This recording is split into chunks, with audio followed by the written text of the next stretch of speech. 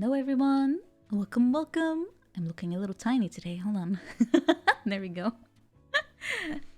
How is everyone? Hope you're all doing good. Good evening, good morning, good afternoon. Time zones, crazy. Welcome Yu Kissy. Welcome Wolfang. Welcome Just a Little Ant. Welcome Elfinkostrel. Welcome Blue Galactus. Welcome Gerich. Welcome Benos. Welcome. You have cake, nice. I'm a little jealous. Borealax, welcome. Desciado, welcome. Harun, welcome. Kanman, welcome. Soul, welcome. The AKBTK, welcome. Spheres, welcome. Zero Sanity, welcome. Teutonic Sorcery, welcome. Mr. J Number, welcome. Carve, welcome. Cyrus, welcome. Welcome to stream, everyone. Don't mind me, I'm gonna have some sips. Ah, my straw is so loud though. I have it. Like, what is this made of? Probably not steel, is it? It's loud. Till Sentinel, guten Abend to you too. Lord Simzao, welcome. The Nukas, welcome to you too. Smith will not welcome. Oh, we have that many viewers right now. Oh yeah, I see. Oh, this stream is going to drain your points, you just know. Well, it's a good thing it's so cheap, right? All the sips and the postures. I thought I should disable everything else because I don't think it's quite appropriate to be singing during a book reading. George Pop Rocks, welcome to you too. And Sir Briven, Sir Brian, welcome. And Ultimate, welcome to you as well.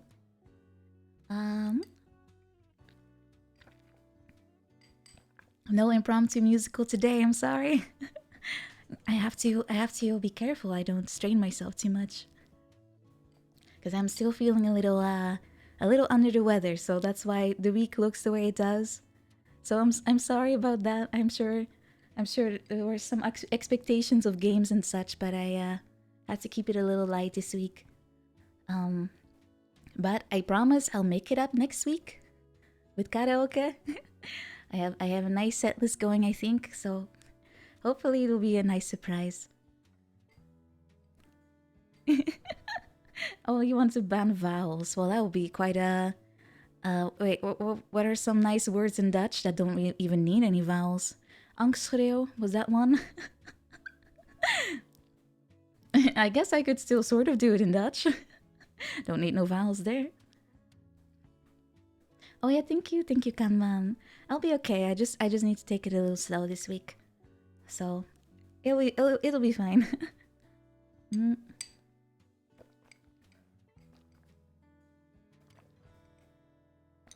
Ah, I was very smart and I was drinking coffee without drinking anything else, so I'm feeling a little parched. Doesn't really help with reading. Thank you for all the sips. Oh, Timo, yeah, welcome.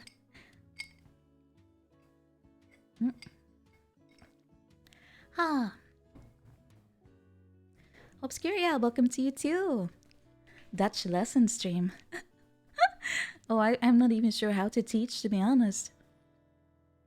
Usually when people learn like a new language, the first thing they learn are the popular naughty words, right?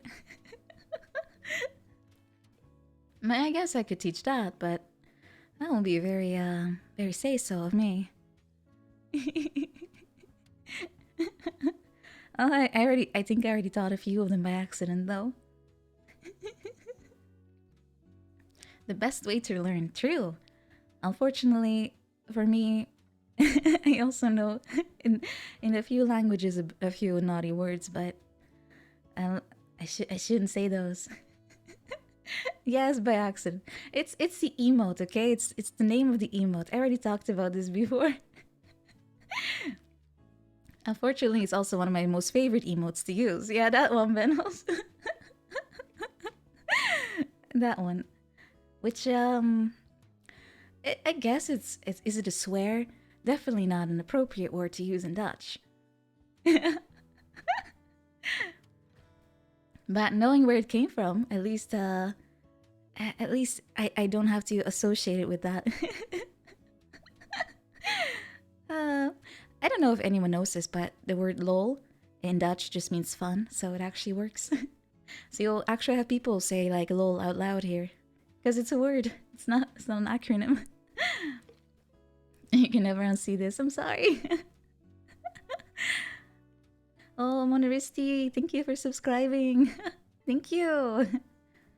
Thank you, thank you, thank you, thank you very much.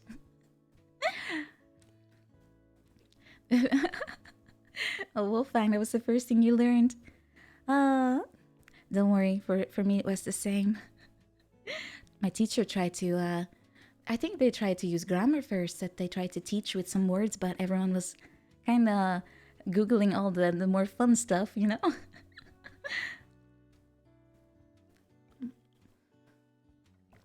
Oh yeah, there are people named that.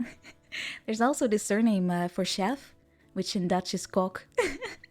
So there's some people walking around that are called Dick Kok.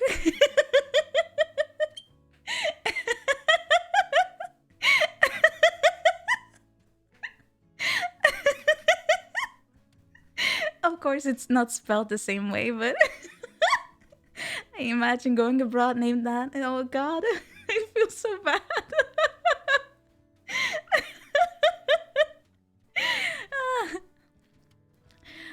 Yeah, that's possible. Yeah, it doesn't mean anything here. It's just chef, really. That's it. But yeah. Oh yeah, there's also a guy called Chef. Yeah, it's a Dutch name, which is spelled SJEF. But it sounds like chef. So there's a guy called Chef Kok. So his parents probably were doing that on purpose. Like there cannot be a coincidence there at all. But the funny part is he actually is a cook. So I it's one of those names where it matches whatever it means, you know? There's a few more examples of that in Dutch, but I find it so funny. It's such a blessed name. It really is. Ah. Yeah, that's not very wasn't very within 3 hours of me to say all those things, was it? But I mean it all like just for fun, you know? Some trivia about Dutch. Apparently his parents knew what he wanted to be before he did. Ah, premonition maybe. Who knows? Could be. But yeah, it's a perfectly normal name here, Chef. Well, you know, I love trivia. Every time I watch a movie, I jump straight into Internet Movie Database to read all about it. All the things I missed, and I don't know, I find that quite fun. And I also often go on Wikipedia and I just go into the rabbit hole and read about all sorts of stuff I never heard about. Things I'll probably also forget quickly, but you know, sometimes it sticks and comes in handy during those what do you call those games? Oh, my coworkers love doing that. It's like a trivia game. It helps sometimes. TV tropes. Yeah, that's also such fun to go through. Mm. Ah. Hi. Oh, Jackbox. Yeah, I've heard about that. I've seen some people play it. I guess I could give it a try. I might be good at it. Who knows? There's a lot of different types of trivia-based games. True. Though I don't know if if I'm specialized in the correct topics though, because usually they ask like music questions, and I'm really not good at that. Because I always forget about names and such. Can't remember. So like, oh, what is this band called? I'm like, I don't know. Your party games, true. Have to find some friends. That's true, that's true. Oh yeah, that was a TV show, wasn't it? I don't think they ever aired that here. Not sure. Omnipotent, hi, welcome. Is it story time? Yes, we're about to start. I'm still trying to sip. I have to make up for my entire day because I kind of forgot to to stay hydrated. Was so distracted by everything else. Have I ever played any Deus Ex games? I've played, what was it called? Mankind Divided? The first 3D, well, no, not 3D. There was definitely one before that. What was it called? There were two, I haven't played the sequel. I own it, but I haven't played it yet. Oh, Human Revolution. That's the one. That's the one. Mankind Divided is the sequel, I think. Which I started and I played for like an hour and then I quit and I never... Oh, it's Deus Ex, right? Not Deus Ex. Sorry, that's my Dutch at work. Deus Ex Machinima, right? Like God's machination, like like you just pull something out of air like a plot armor. It meant something like that, right? Oh, it was an old PC game. Oh, okay, then I definitely never heard about that before. Oh, you also pronounce it that way. Machina. Oh, yeah, right. Like in like those old videos, right? Wasn't that also called that? God in the Machine.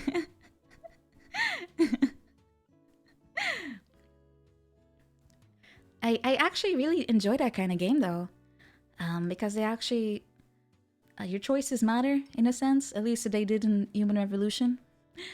And I thought it was quite interesting to see how do people treat like enhanced, is that the right word? Enhanced people.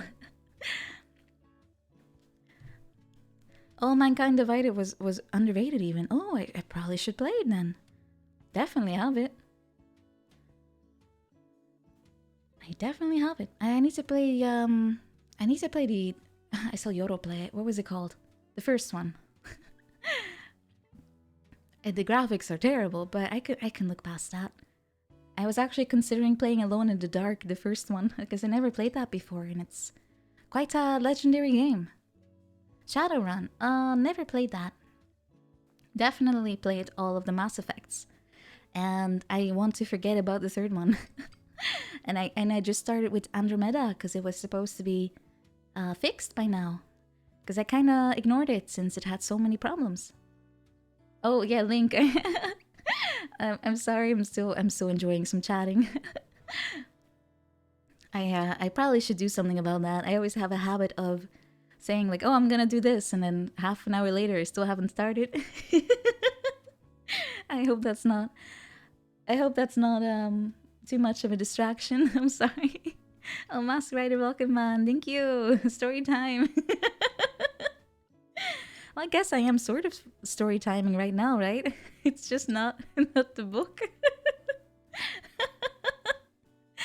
It's just not the book. Ah, it's normal. Oh, I hope so. Oh, Soul Brother Audio, thank you. Sorry, I did get distracted. But thank you so much. It's really generous of you. Thank you. Thank you. Thank you. Thank you. Oh, you can listen to my stories all day. Oh, that's nice of you. I always wonder, like, the things like stories I have to tell, if they're even interesting. Oh, Veselot, welcome to you too. Nina getting distracted, nothing new. I either get distracted by everything or by nothing. It's either or. Comes in handy sometimes, but most of it often it does not. Hello, Big Sun. How am I animated? Well, this is just how I move, right? How are you animated? How are you moving around, huh?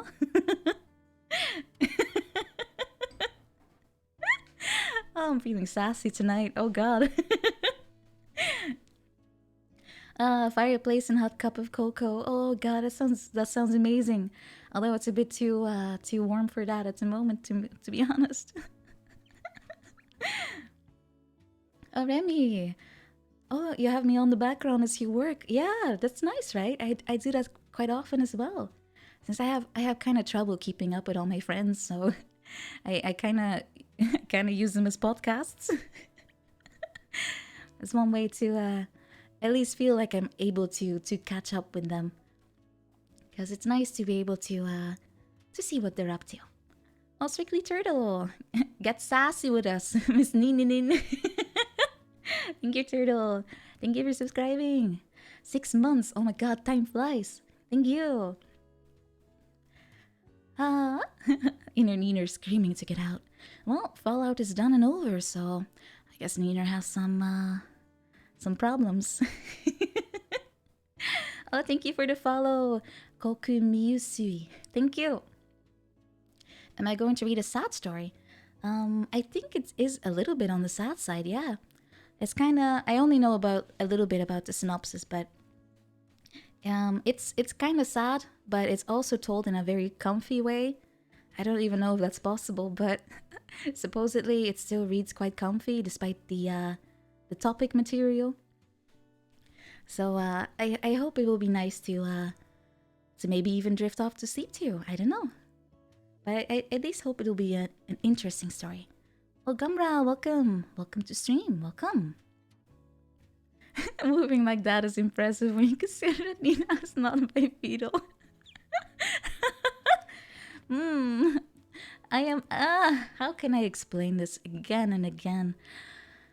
I just cannot show you. A lady does not show her legs to just about anyone. Soon TM, and not Valve time. Not Valve time. Reading Marvel Zombies, comfy edition.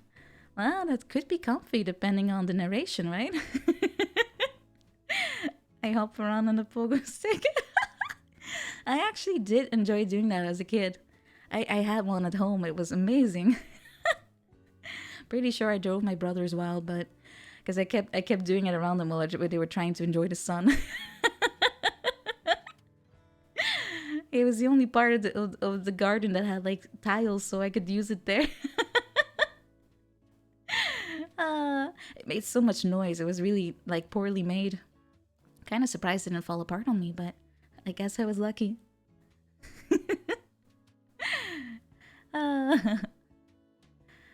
I am 3 kobolds in a trench coat. Why do you think I wear a sweater? I have to hide my kobold somewhere. Oh my god. Chat, what are you doing with me today? You're saving up points for the leg review. I'll make sure to make it a bit more affordable by then. Otherwise, you'll probably have to watch me for like 10 years to get enough points. 3 lemmings. That actually makes more sense.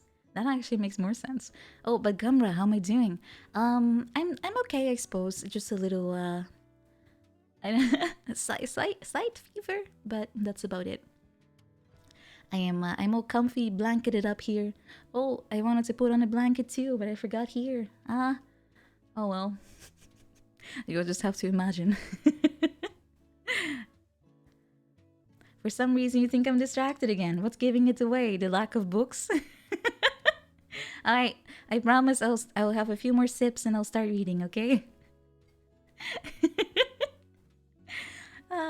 If I could still stream 10 years from now, I'd be quite happy, honestly. I'm having a lot of fun, so...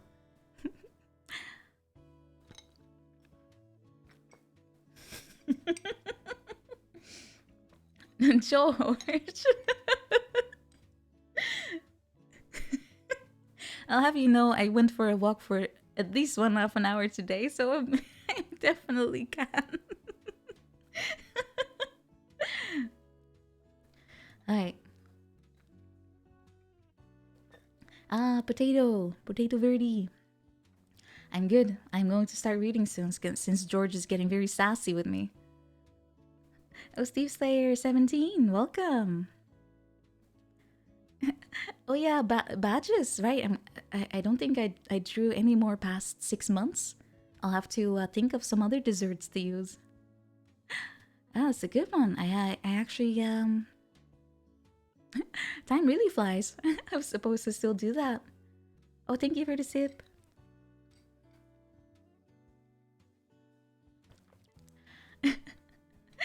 Okay, I'm gonna pull my book. I'm gonna pull my book out. What do you mean, Mono? They're getting more cute, right? They're all my favorite desserts. I love pies and cakes and Swiss rolls. I think those are still coming up too. At least I think so. I don't even know what I did with that. Alright, let's see. Alright, we should probably move to my reading scene. Oh, where are you? Reading scene. Oh, here we are. I have two reading scenes. I have one called Spooky and I have one called Comfy. Maybe we'll do another spooky stream at some point. I definitely want to I want to try more Lovecraft, but it's so hard for me to read it because you know English is not my first language and all, and there's a lot of difficult words in there, a lot of run-on sentences. I get stuck on that. So I want to kind of do that once I get some more experience reading. So I hope that will go well today. Alright, here we go. Reading. Comfy. Here we are. Oh, there's chat here. Maybe I should remove that.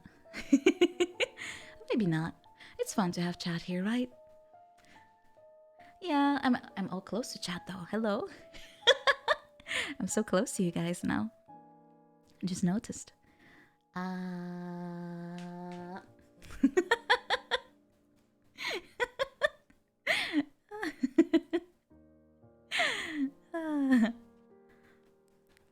Wait, sniff? What have you guys been up to?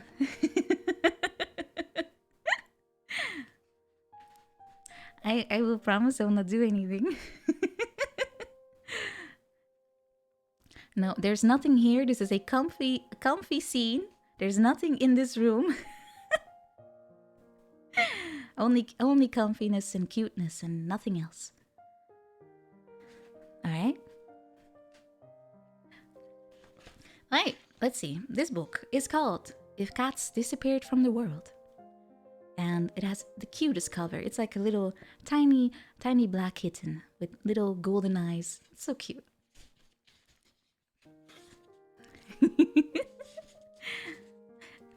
Oh yeah, remind me to do a roast check before I go to bed. Well, and an Obscuria check. A lot of people on my bed lately. Alright. First chapter is called A Short Introduction.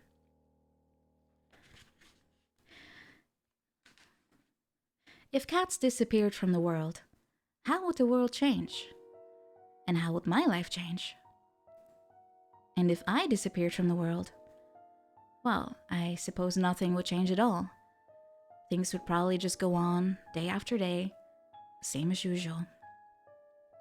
Okay, so you're probably thinking this is all a bit silly, but please believe me. What I'm about to tell you happened over the past 7 days. Now that's what you call a weird week. Oh, and by the way, I'm going to die soon. So how did this all happen? My letter will explain everything. So it will probably be a long letter.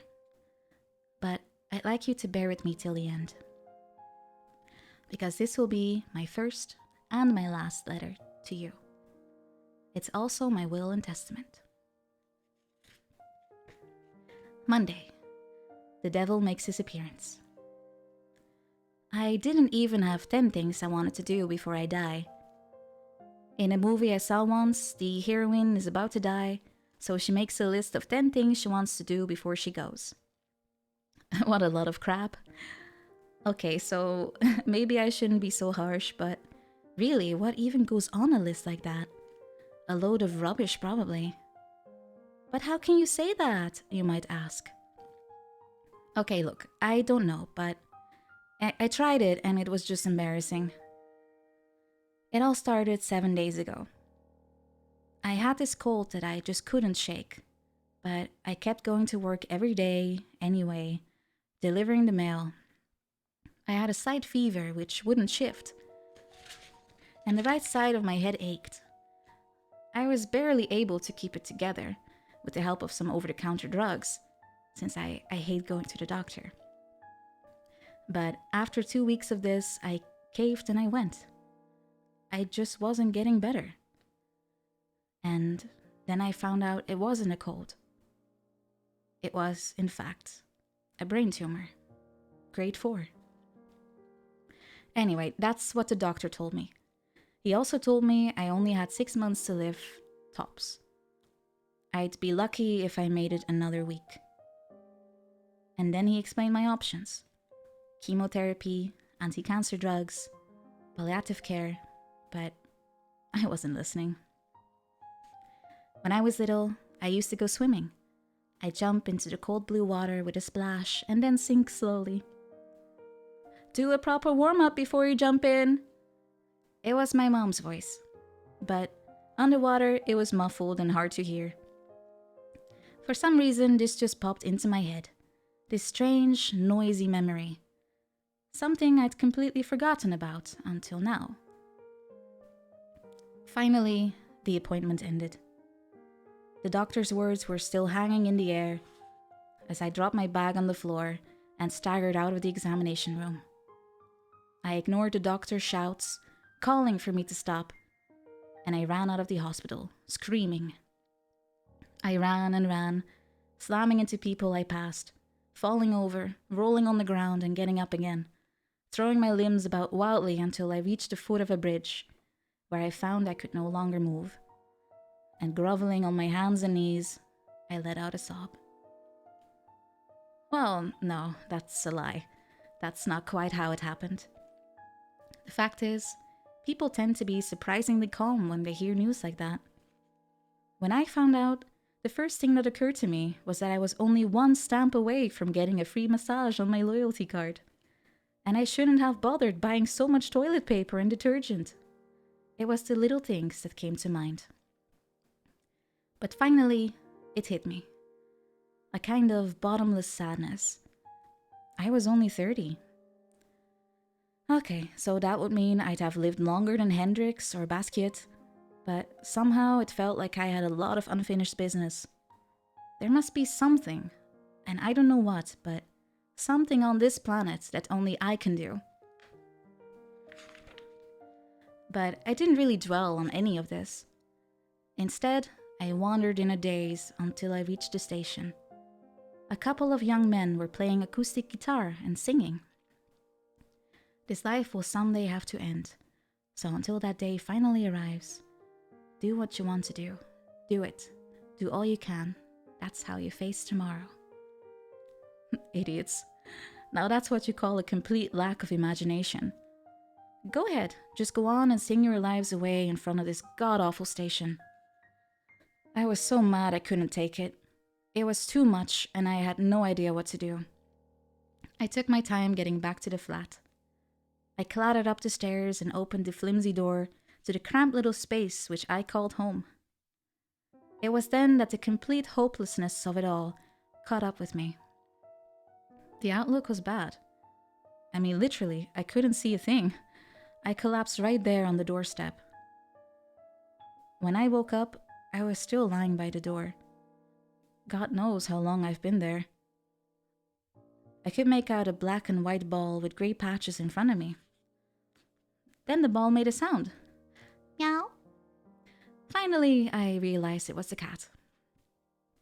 It has been it has been me and him for 4 years now. He came closer and let out another meow. I took this as a sign he was worried about me.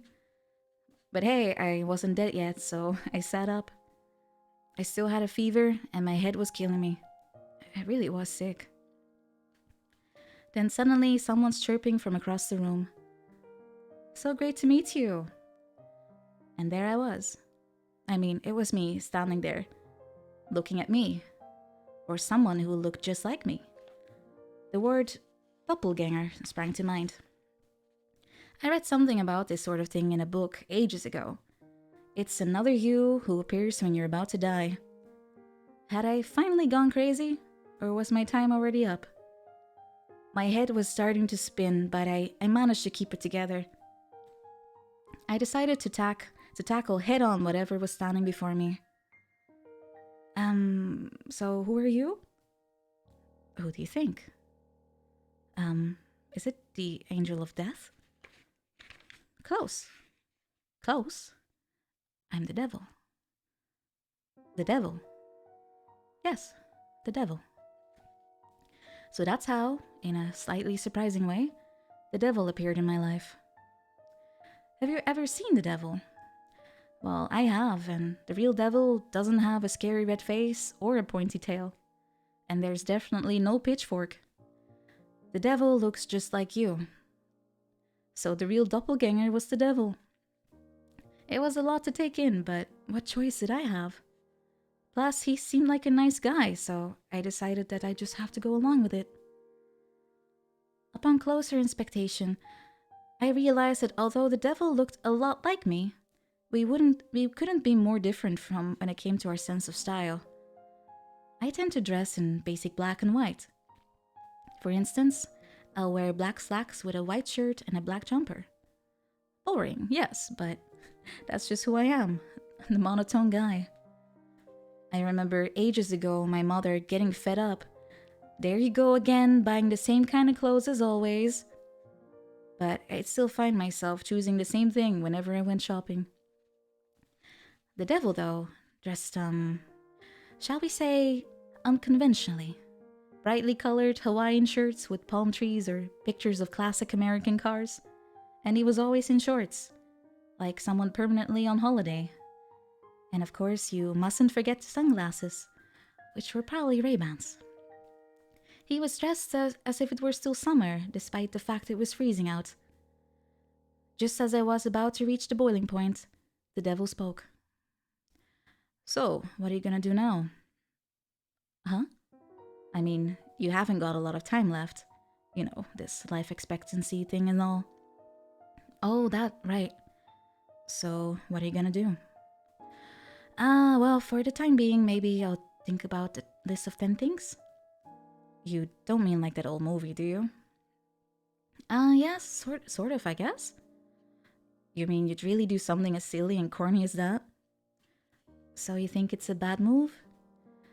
Well, I mean, sure, a lot of people do it, firmly declaring they'll do every last one. You know, those kind of people, right? It's kind of a phase everyone goes through, at least once. Though it's not as if you get a second chance. Holding on to his sides, the devil let out a huge guffaw. Sorry, I just can't see the funny side. Right. Well, I guess you never know until you try, right? Let's draw up a quick list right now. So I pulled out a sheet of blank paper and I wrote the title at the top of the page. 10 things I want to do before I die. I was feeling more depressed already. I'm going to die soon and I'm wasting my time writing lists? You've got to be kidding. As I wrote, I lost the plot even more. But somehow I managed to come up with a list. All the things avoiding the devil. All the time avoiding the devil, who was trying to peek over my shoulder and forcibly removing the cat. Who, like all cats, thinks it's a good idea to sit on whatever you're trying to work on or read. Okay, so here we go. Go skydiving. Climb Mount Everest. Speed along the Autobahn in a Ferrari. Go along to a traditional 3-day-long feast of gourmet Chinese food. Take a ride on a Transformer's back. Find love in these final days of our lives. Go on a date with Princess Leia. Turn a corner just in time to run into a beautiful woman carrying a cup of coffee and watch our passionate love affair unfold from there. Run into the girl I had a crush on in school while sheltering from the rain. Did I mention I like to fall in love just once? What is this? Well, you know. Come on, you're not in school anymore. Frankly, I'm embarrassed for you. Sorry. Yeah, I know I'm pathetic. I racked my brain and this was the best I could come up with. Even the cat looked disgusted. He was keeping his distance. The devil came over and patted me on the shoulder, trying to cheer me up. There now. Okay, tell you what. Let's talk about that skydiving trip. A quick visit to the ATM, and it's off to the airport we go. 2 hours later, I was on a jet plane at an altitude of 3,000 meters. Okay, ready? Geronimo! Cheerful as ever, the devil gave me a shove, and the next thing I knew, I was falling. Yep, that's what I'd always dreamed of, to see the blue sky opening up, the towering clouds, and the Earth's horizon stretching on forever. I'd always thought things would never be the same again after seeing the Earth from so high up.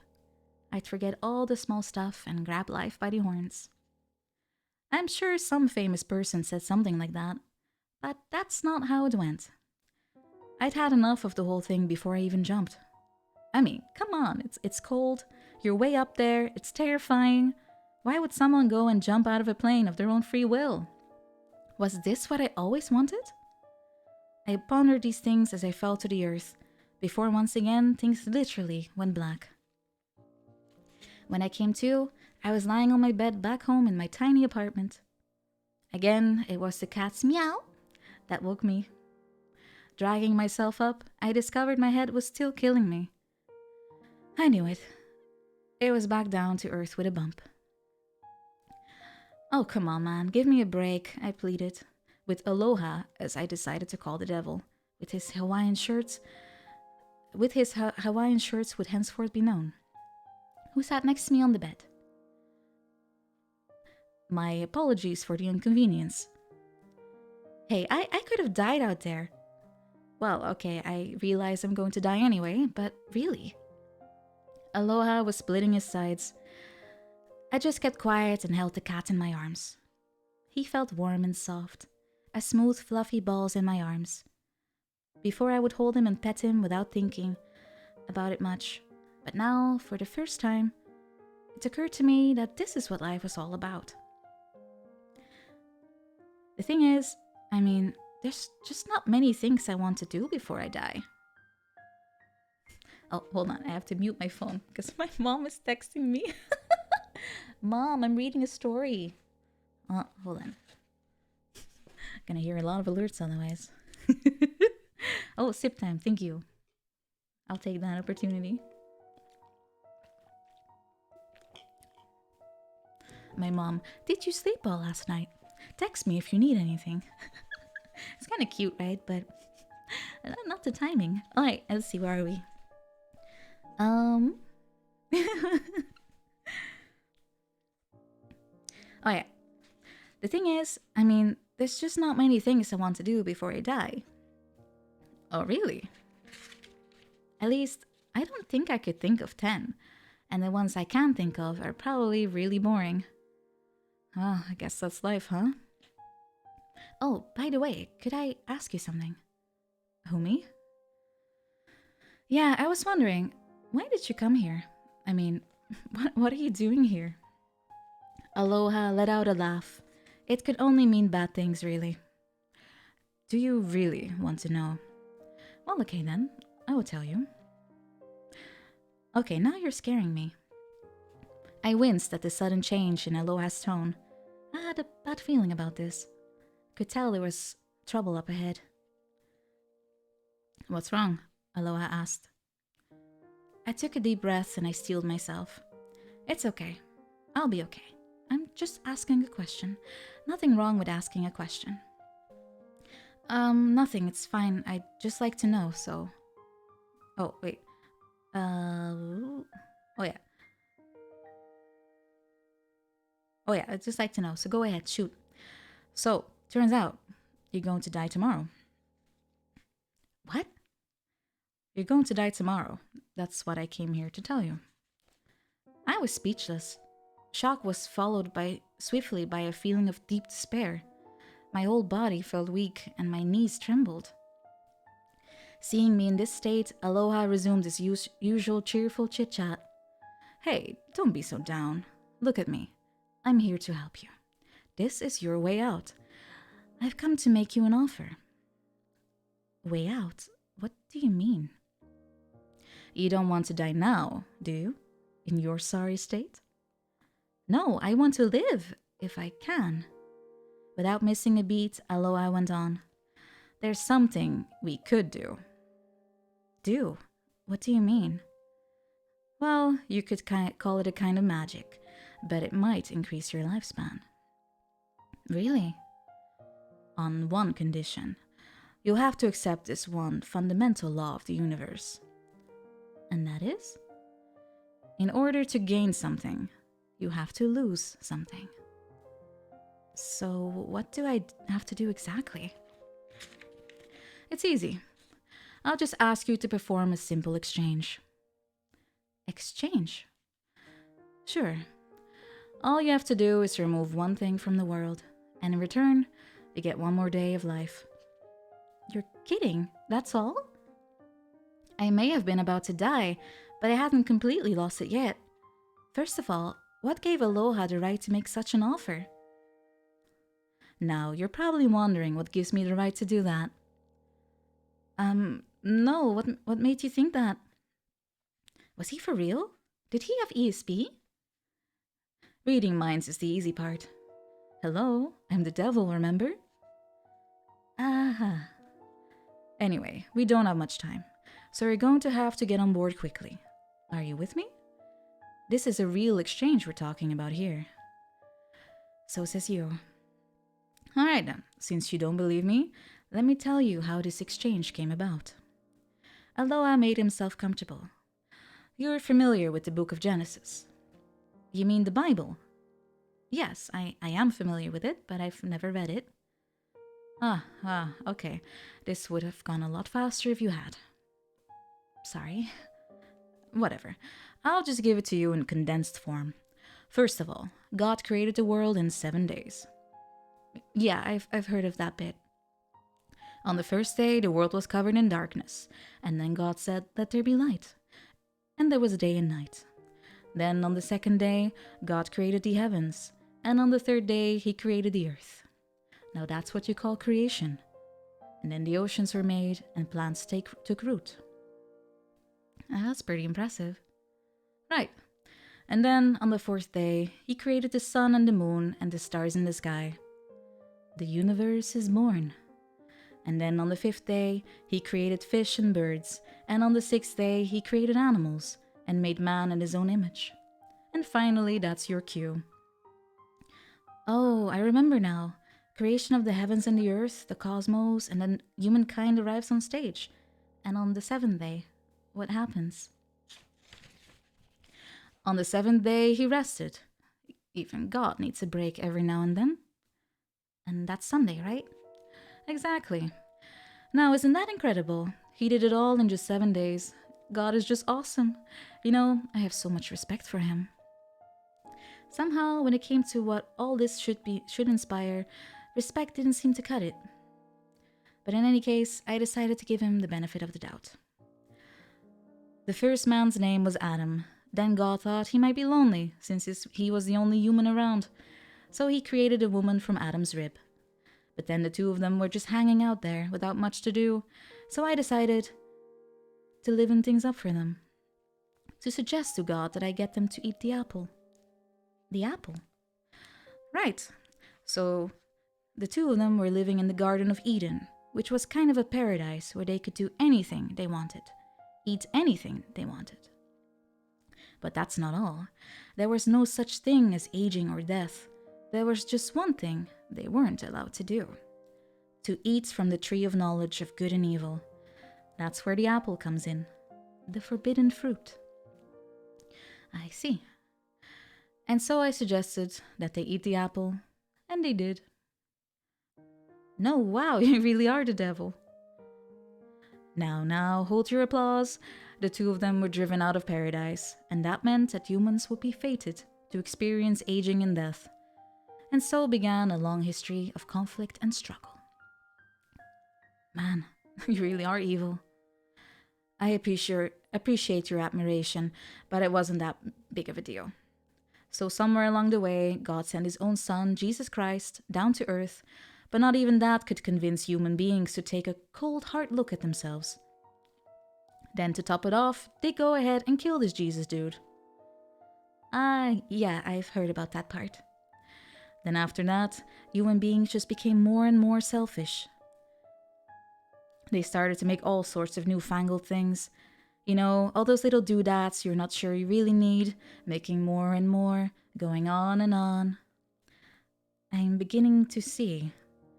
So I made another suggestion, to God. So I say to him, look, how about I go down to Earth and help these humans decide what it is they really need and what they don't need? And then I made a promise to God. I said, whenever those humans decide to get rid of something, as a reward, I extend their life for just one day. I was given the powers to do that. So after that, I did a lot of searching, for people I could do business with. And so that's where you find me. I've made deals with all kinds of people. As a matter of fact, you're number 108. Number 108? That's right. Not that many, huh? Only 108 people in the whole world. You're pretty lucky, really. Simply by making one thing disappear from the world, you can extend your life by a whole day. Isn't that great? It had come out of nowhere and was such a ridiculous offer. He sounded just like a shopping channel on cable TV, desperate to sell you something. How can you extend your life by making such a simple swap? But on the other hand, setting aside for a moment the question of whether I actually believed or not, I wasn't exactly in a position to refuse. Either way, I was going to die, so I had no choice. So, to recap, by making something disappear from the world, I could live another day. Let's see now, that will be 30 items a month, 365 per year. It would be that simple. The world is basically drowning in crap. All those silly, small, useless things like the parsley they put on an omelette, or the promotional packs of tissue they give out in front of the train station. Oh, for context, this is originally a Japanese story. So that's why it is like this. Or how about those lengthy user manuals that come with your new fridge or washing machine? Or watermelon seeds. When you think about it, all kinds of unnecessary things spring to mind. When you weigh it up, there must be at least 1 or 2 million things the world could do without. If I was supposed to live to 70, that would mean I have 40 more years left on the clock. So if I get rid of 14,600 items, I could make it to 70 after all. And if I kept going, I might be even able to reach 100 or even 200 years old. Just like Aloha said, for thousands of years, humankind has done nothing but make useless things, so if something were to disappear, no one would notice. In fact, the world would be a simpler place. People will thank me for this. And besides, just take a look at what I do for a living. A postman, a letter carrier. Pretty soon, postmen will be extinct. Because the day will come when letters and postcards disappear. They've been made redundant. When you think about it, there must be all kinds of things cluttering up the world, which are borderline unnecessary. Maybe the entire human race is unnecessary. The world we live in has no meaning at all. Okay, fine. I agree to the exchange. Go ahead and make something disappear. I want to live longer. I accepted the terms. And once I made the decision to give up some of the things in my life, I suddenly felt a lot bolder. Oh wow, really? Great, now you're talking. Aloha seemed bowled over by my decision. Well, you're the one who came up with... whatever. So what should I erase? Let's see. First of all, how about we get rid of those stains on the wall? Aloha just stared blankly at me and said nothing. Okay, how about the dust on top of the bookshelves? Again, silence. I know. Let's get rid of the mold growing on the bathroom tiles. Come now, what do you think I am? The maid? Let's not forget that it's the devil you're working with. Oh, am I not thinking along the right lines? What did you expect? I'm the one who gets to decide. And how do you do that? How?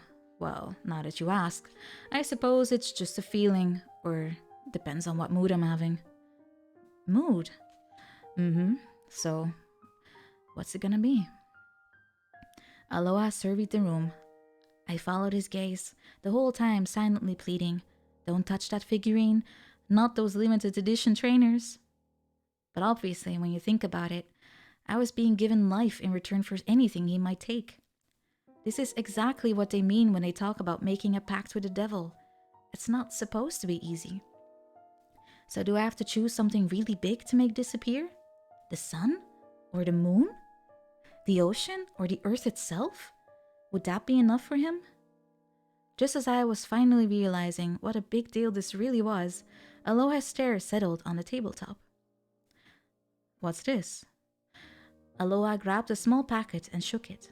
A rattling sound escaped from the box. "Those are chocolate biscuits, you know? Mountain mushrooms?" "Mushrooms?" No, mountain mushrooms." This didn't seem to make any sense to Aloha, who tilted his head and looked puzzled. "Okay, then what's that?" Aloha picked up a similar-looking box, which was sitting next to the first one, and gave it a shake. It made the same rattling sounds. "They're bamboo shoot village biscuits." "Bamboo shoots?" No, not bamboo shoots. Bamboo shoot village." That makes no sense. Sorry, they're chocolate treats." "Chocolate?" "Yeah, that's right." I had won the boxes of chocolates in a raffle in the local shopping center a few days earlier. More like compensation for not winning the big prize. And they had sat out there on the table ever since. When you think about it, it's kind of a weird concept for a brand of chocolate biscuits. It's no wonder the devil was confused. Yeah, I've heard about how humans love chocolate, but I didn't realize they'd take it this far. Why in the shape of mushrooms and bamboo shoots?" Good question. I never thought about that before." "Okay, well then, shall we do the chocolates?" "Huh?" "We're deciding what's going to disappear from the world. Don't you remember?" Isn't that kind of a random choice? Well, it is your first go at this. If chocolates disappeared from the world, how would the world change? Try to imagine what it would be like. Let's see, chocolate addicts around the world would grieve and cry and scream and be overcome with loss. Then their blood sugar levels would fall and they would live out the rest of their lives in a state of lethargy. In a world without chocolate, would marshmallows and caramel just take its place? Probably not. I don't think they have the same appeal as chocolate. And besides, people would get right to work on coming up with a new kind of sweet thing to replace chocolate. It just goes to show how insatiable we are when it comes to food. The cat sat next to me, eating the leftovers with rice that I just fed him. In Japanese, there's a whole other word for the food pets eat. It's just not the same as human food. We humans are way fussier. Human beings put a lot of time and effort into what we eat, finding the right flavors, cooking, even making food into beautiful shapes. And chocolate is part of that too. Some chocolate has nuts in it, or comes in the form of a kind of biscuit or wafer. And in this case, we've made it look like mushrooms or bamboo shoots. Chocolate seems to have really inspired us humans to come up with new ideas. Maybe that's what's driven all human progress. An insatiable desire. Insatiable? Desire for new things. Something about this all made me feel like I've been lucky to have lived after all. Now, you would have to be crazy to stand up and declare, "I would gladly give up my life for chocolate." Oh, I would gladly give my life for chocolate. I don't think there's anybody in this entire world who's that stupid. But if giving up chocolates can save my life, then why not? This is a stroke of luck. If that's all it takes, then let's do it. There must be loads of similar things that I can easily give up to buy me more time. Just as I was beginning to feel my dealings with the devil might really be offering me a speck of hope, Aloha spoke. "So, does this stuff taste good?" he said, gazing at the 2 boxes of chocolate biscuits. "Oh, not bad," I answered. "Right. Have you ever tried it?" "Nope." "Oh, well, have one." "No thanks. Human food just doesn't agree with me. It just all tastes... I don't know." "Oh, really? Wow." I was about to ask him more about what devils eat, but I decided to keep my curiosity in check.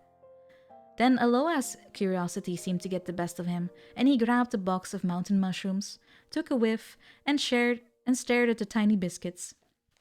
He smelled them again.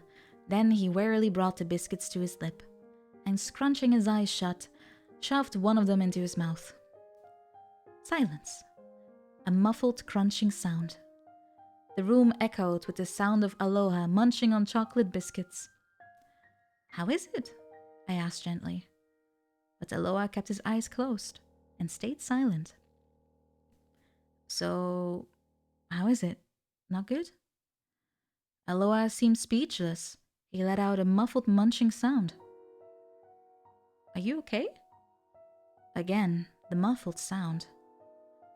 Should I call an ambulance or something? Wow, that was really good. Really? What did they put in these things? They're just too good. Are you sure you want to get rid of them? What a waste. Wait a minute, I thought you said I should make them disappear. Well, I don't know about that. If I did, it must have been a mistake. I hadn't realized how delicious these things would be. But if I don't do something, I'll die. Isn't that what you said? Well, you could put it like that. Okay, then, we'll get rid of it. Really? Aloha seemed genuinely sad as he spoke. As he spoke, his shoulders sagged. Yes, really. I was beginning to feel sorry for him, but my answer was final. Okay, but just one more, Aloha burst out. What? Can I have one more? This will be the last one, I swear. Aloha looked so pathetic, pleading as he was. His eyes began to well up with tears. It looked like he'd really taken a shine to chocolate. Stealthily, while he thought I wasn't looking, he grabbed a few more of the chocolates and stuffed them into his mouth, savoring the taste. When he was done, he spoke again. Yeah, I just can't do it. What? It would be a crime to get rid of such a delicious thing. What the? How could he change his mind so easily? I mean, it's my life we're talking about here. I thought I'd come to terms with the fact that I was going to die soon, but now that I had been offered a way out, I found myself willing to try anything, no matter how ridiculous it seemed. When I do finally die, I like to go quietly, peacefully, and with dignity. That's how I always thought it would happen. But when you're suddenly faced with death, you find yourself willing to accept a helping hand from just about anyone, even the devil, in order to stay alive. It's a basic human instinct. Dignity and respectability have gone out of the window at that point. I'm not entirely okay with that. What's this now? Not having a crisis of conscience, are we? What do you mean? Of course I'm having a crisis. It's my life, and you think you can decide whether I live or die based on what you happen to fancy? Why not? I mean, I am the devil. This was too much.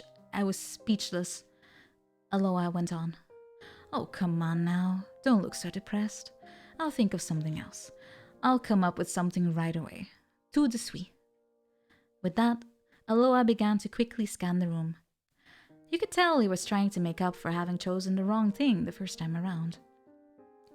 Not that impressive for the devil, I thought. I gave him an icy stare as he continued his work.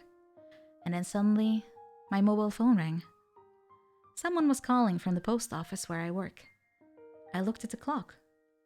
It was well past my time for my usual shift to begin. The voice on the other end of the line belonged to my boss, the postmaster. He sounded annoyed and pointed out that I was late. The day before, I'd left early to go to the clinic because I didn't feel well. Actually, he sounded kind of worried about me. I'm okay. I could use some more time off to recover. Could I have the rest of the week off? So I managed to get the week off and I hung up. That's it. What? That's it, right there. Finally, I twigged that Aloha was pointing at the phone. Now that looks like something you don't need. You mean my phone? Right, let's get rid of it. Aloha laughed. So, how about it? One day of life in exchange for your phone? If phones disappeared from the world, what would I gain and what would I lose? Just as my imagination was kicking into overdrive, Aloha came in uncomfortably close. So, what are you going to do? I waited up. One day of life. Or the phone. I wonder. Use it or lose it. Just a minute. You've got 20 seconds. Now 10 seconds. 9, 8, 7. Okay, you can cut it out with the mission control thing. Just go ahead and make it disappear. Get rid of it. It was just hard to be convinced I was doing the right thing. Not that I was in the position to be dithering. My life or my phone? Obviously, I'll take life. Alright, here we go. The devil sounded like he was having a good time, as usual. Then I suddenly remembered. I hadn't got around to calling my father for a while. Oh well, that's just the way it goes, I guess. I hadn't called my father since Mom died 4 years ago. And I hadn't been able to see him either. I heard he was still running the little clock repair shop in the old neighborhood not far from here. But I never thought about visiting, not even once. But I admit, it is kind of odd not bothering to drop your own father a line, even when you expect to die soon. I don't know if Aloha sensed my ambivalence or what, but he came over with that big grin of his. There, I understand. It's the same with everyone. When it comes to actually erasing things from your life, you start to think. That's why I always include a special offer. Offer? Yeah, you have the right to use the thing you're about to erase one last time. Ah, I see. So, you're allowed to make one last phone call. You can call anyone you want. That's only made me more confused. Of course, the first person who came to mind was my father, but when I pictured his face, I couldn't help remembering what happened 4 years ago. And now that it's been like this for so long, what would we have to talk about? I just couldn't call him. So who will it be? Who gets my last phone call? Maybe a close friend like Kay? He was definitely a great guy, and if only we could find the time to hang out again after all these years, I'm sure we would still get along great. But on the other hand, we never had any deep or meaningful or serious conversations. How would Kay react if I suddenly called him to tell him that I'm dying and that my phone is about to disappear? Which is why I thought it would be best to call him now. He'd think I'd lost it. He'd assume it was a joke and the call would be wasted. Not the way to use your last phone call. Hi, back to the drawing board. So how about a close friend at work like W? He was always easygoing and helped me out a lot. He was a bit older than me, always willing to give me some advice, whether it was work-related or general life advice. He was like my work big brother, but I don't know, it's the middle of the working day and all. I don't really want to bother him. The fact that I'm worrying about bothering W with no warning gives me the feeling that maybe it's a different sort of person I should be using my last phone call on. Thinking about it, W and I never really talked about anything important. When I was drunk and having a good time out with the guys I work with, I get drunk on just one beer, so I'm a cheap date. I might have thought we were really confiding in each other. But when you really get down to it, we weren't. We might both have thought that we were talking about the stuff that mattered, but in the end, I don't think either of us gave away all that much. So there I was, absolutely screwed and approaching the bitter end. I scrolled through my phone's list of contacts as fast as I could. Names of friends and acquaintances appeared and then disappeared, one after each other. Each of the names seemed to carry a hidden meaning. Countless people who I seemed to have some kind of relationship with. But when push came to shove, I didn't really share much with them after all. My contacts list was filled with people like that. My life was over, and I had no one who mattered enough for me to call. I had lived alongside people and created so many links, but they were ultimately all so tenuous. It's really depressing, too depressing, to realize something like that at the end of your life. I wasn't keen to talk to Aloha about how I was feeling, so I left the room and sat on the stairs. I held on my phone tightly, and suddenly a number began to float up from the back of my brain. It was her number. Somehow I had forgotten it, but it was as if it had been etched on my body. Her number wasn't even in my contact list. Oh, sips. Slowly I began to dial. Thank you. I could use some sips.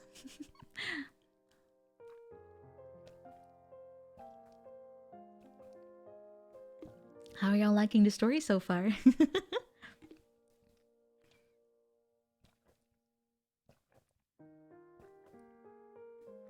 Oh, that's a lot of sips I'm doing. It's immersive. I'm happy to hear that.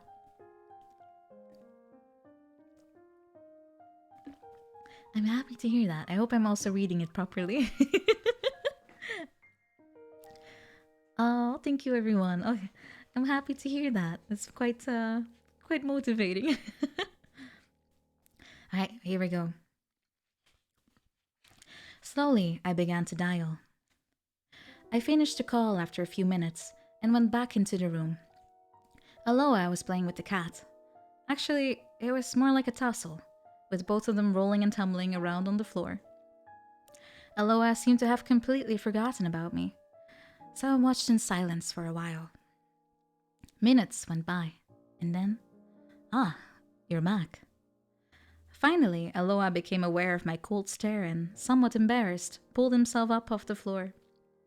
He turned to face me, taking pains to put on a serious face. Are you done? Oh, come on, you're telling me the devil likes cats? No use acting all cool and pretending nothing happened. I didn't say anything, but I took a good swipe at him in my mind. And when I finally got over it, I answered him calmly. Yes, quite finished. Alright, let's go. Make that phone disappear. Aloha looked delighted and he gave me a wink. Kind of a pathetic wink since he didn't seem to be able to close, just one eye at a time. Suddenly the phone, which had been in my hand just a minute ago, was nowhere to be seen. Alright, done. See you tomorrow. When I looked up, the devil was gone. Yeah? The cat's meow echoed sadly in the apartment. I had to go and see her, the person I had just phoned. Her. But then, just as his thoughts passed through my brain, I fell into a deep sleep. And so, my 7-day odyssey had begun.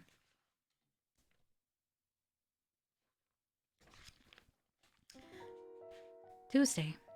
If phones disappeared from the world. My roommate is a cat. You know that old story by Soseki Natsume? I am a cat? Something like that. Not quite. The cat's name is Cabbage.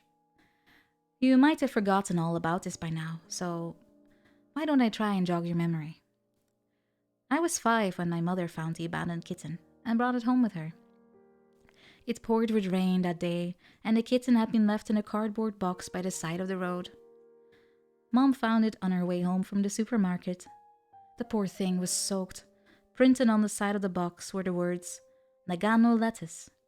And so, after my mother had got the kitten home and dried it off with a towel, she announced, "This little boy's name is Lettuce." This was pretty unusual. My mom had never liked animals. It took her a while to get used to stroking Lettuce, and at first, she was a bit clumsy. So in the early days, I helped her to take care of the cat, until she got used to him. To make matters worse, Mom found out that she was allergic to cats. The sneezing just wouldn't stop.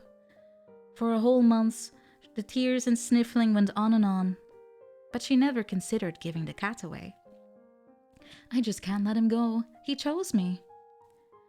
Then she'd wipe her flushed, puffy face and carry on caring for the cat. And then one day, about a month later, Mom's cat allergy suddenly disappeared. It was a miracle. Or maybe her body just got used to it. In any case, one day it was suddenly gone, and Mom was free of all of the symptoms, the sneezes, the tears, and the runny nose. I remember that day really clearly. Lettuce wouldn't leave her side for a minute, constantly snuggling up to her. In order to gain something, you have to lose something. Mom said it was just obvious. People are always trying to get something for nothing, but that's just theft. If you've gained something, it means that someone, somewhere, has lost something. Even happiness is built on someone else's misfortune. Mom often told me this. She considered it one of the laws of the universe. Lettuce lived for 11 years. He developed a tumor and lost a lot of weight. And towards the end, he just slept a lot and died peacefully in his sleep. The day after Lettuce died, Mom wouldn't move. She had always been bright and cheerful, and actually liked cooking and cleaning. But now, suddenly, she was no longer in the mood to do anything. She just stayed at home and cried. So I did the laundry, and then I dragged Mom out for dinner at the local chain restaurant. Over time, I think we tried out every single item on the menu. A month went by like that, and then one day, suddenly and unexpectedly, Mom arrived home with another rescued kitten in her arms, as if it happened every day. The kitten looked just like Lettuce. It was round, black, and a white mass with a mixture of grey. A beautiful cat. It looked so much like Lettuce, we decided to call him Cabbage. Looking at him all curled up, and Mom laughed and said, "He really does look just like Lettuce." It was the first time she had smiled in months. Seeing her laugh again after such a long time made me all teary. Or maybe just well up a bit. I guess I was worried that Mom might just fade away, disappear off to some faraway place and never come back. And then 4 years ago, she really did leave us. "What a coincidence! I have the thing that Lettuce had," said Mom, laughing faintly. Just like Lettuce, the weight dropped off Mom, and in the end, she went to sleep and simply never woke up again. She died peacefully. "Take care of Cabbage," she implored me before she died. Fate, it seems, has a sense of humor. I'll end up dying before Cabbage, just like my mom. She'd be pretty unimpressed with me, I'm sure. I can just imagine her saying she should have left Cabbage with someone else. Next thing I knew, it was morning. For the first time in a while, I had dreamt about my mother. Cabbage meowed nearby. I pulled him close to me and gave the soft furry ball a squeeze. His silky, fluffy, and warm body was life-giving. And then I remembered. I had gained 1 extra day of life. I was wondering how many of the previous day's events I had imagined. Maybe it all really happened. But on the other hand, it could have been a dream. But my phone, which I normally would have left on the bedside table, was nowhere to be found. And the fever, which I had had for so long, had gone, along with my headache. Maybe that meant that the deal I made with the devil was also real. Telephones had disappeared from the world. When you think about it, that's not such a bad thing, especially when it comes to mobile phones. Lately, it seems like I was messing around on my stupid phone all the time, from morning till night, just before bed. I didn't read many books anymore. I'm feeling called out. Or read newspapers. DVDs I borrowed just piled up in my room unwatched. On the train on the way to work, I was always looking at my phone, even when I was watching a movie. I checked my phone regularly. And when I was eating, when my lunch break came around, I got this terrible urge to look at my phone. Even when I was with Cabbage, I'd end up looking at the phone instead of playing with him. Being such a slave to it made me hate everything. Mobile phones have been around for only 20 years, but in that short time, they've managed to take complete control of us. In just 20 short years, something that we don't really need has come to rule our lives, making us believe that we can't do without it. When human beings invented the mobile phone, they also invented the anxiety of not having one. But who knows? Maybe we went through the same thing when people first started sending letters. It's the same with the internet. Throughout human history, we've given birth to new things, only to lose the old.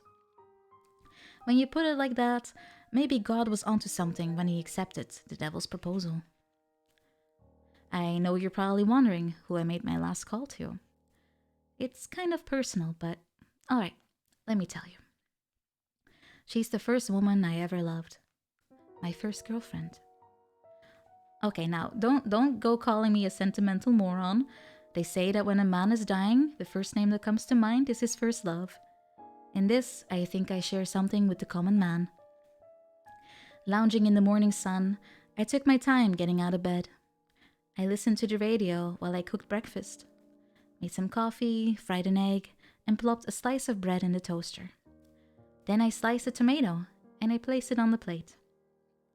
After breakfast, I had another cup of coffee, and leisurely read a book. Life without a phone, it was so good. It seemed as if time had suddenly lengthened, while the space opened up and spread out. Midday approached. I slammed the book shut and headed for the bathroom. I took a nice hot shower and then put on my clothes, the usual black and white, which lay neatly folded nearby, and then I headed out to see her. The first place I went after leaving the apartment was the barbershop, my usual place. I realized it was absurd taking the time to get a haircut when I was about to die, but I wanted to look good for my ex-girlfriend, so don't laugh. After fixing my hair, I stopped by the opticians across the street to get new glasses, and then went to catch the tram. One was arriving as I got there, so I ran and jumped onto one of the green carriages. It was a weekday, so it was packed. Normally, all of the passengers would be looking at their phone, but today was different.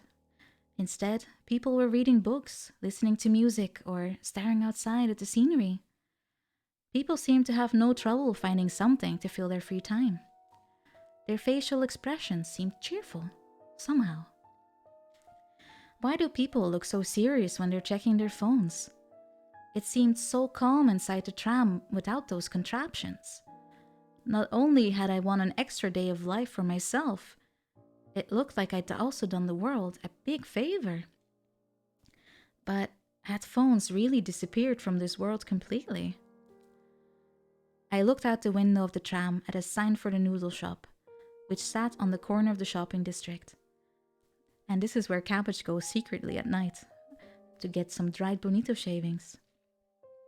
The shop's phone number appeared on the sign as always, and when I looked around the side of the tram, I could see that there were still posters advertising mobile phones, but no one on the tram was on their phone. What did this all mean? And then I suddenly remembered. Something similar happened in an old comic book series I used to read as a kid. Doraemon. Tentamushi Comics Volume 4. That's the one, that's the time one of Doraemon, I don't even know how to say that, Secret Gadgets, the Pebble Hat, was introduced. The story goes like this. As usual, Nobita Nobi, the kid who's the main character in the series, has been told off by his parents, and Nobita goes to Doraemon for comfort, complaining. They don't need to watch me so carefully all the time. They just want to be left alone. Then, Doraemon pulls a gadget out of the fourth dimensional pocket of his, the Pebble Hat. Doraemon. I feel bad for not knowing how to say that properly. When you wear this hat, you'll be like a pebble on the ground, unnoticed. In other words, you'll still exist, but no one will notice. Nobita has thrilled and puts on the hat. For a while, he enjoys being left alone. But then he gets lonely. And when he tries to take off the hat, he cannot. It's stuck to his head, so he starts to cry. It's his tears that make the hat come off, and Mama and Papa start to notice him again. And then Nobita says, I'm glad people care about me. And that's the end of the story. Well, I went on quite a tangent there, but to get back to what I was saying, I guess that the system Aloha had made worked something similar like Doraemon's Pebble Hat. In other words, phones hadn't really disappeared from the world. It's just that nobody noticed them anymore. People had fallen into a collective trance. The devil was, in fact, pulling at Doraemon. As the long months and years go by, phones will gradually cease to exist completely. Like pebbles on the roadside, they will start by going unnoticed until they disappear completely. When you think about it, the 107 people who met Aloha before me must have made something disappear. But the thing is, the rest of us hadn't noticed. It's as if, without you realizing, things you use in your everyday life, like your favorite coffee cup or the new socks you just bought, could disappear. And if you did realize, however much you looked for them, you wouldn't be able to find them. For all we know, there may be all sorts of things that have already disappeared without our notice of it. Things that we'd assumed would always be around.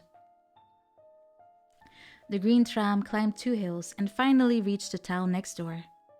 The station I got off at opened out onto a large square.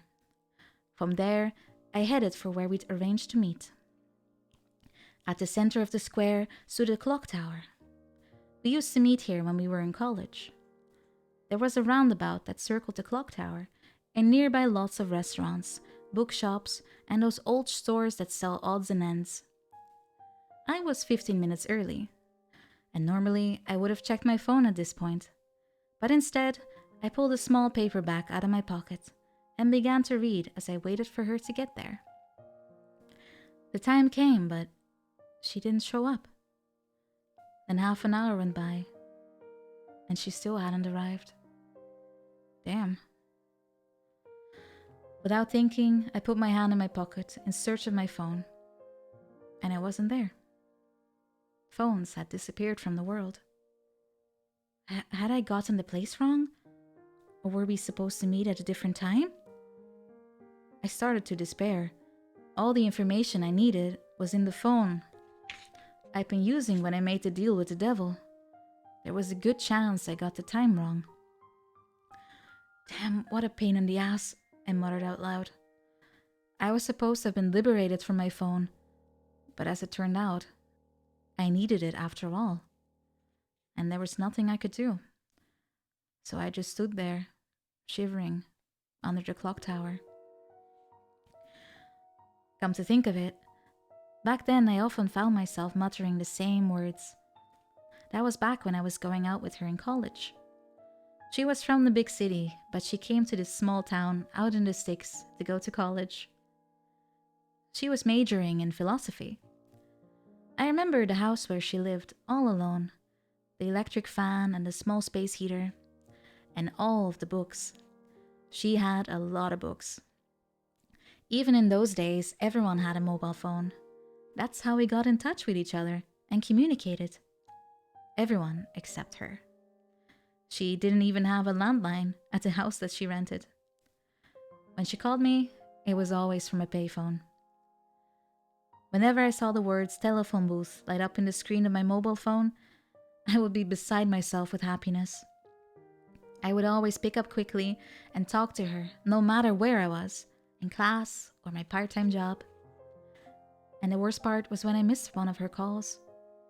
All I could do was stare helplessly at the incoming call history.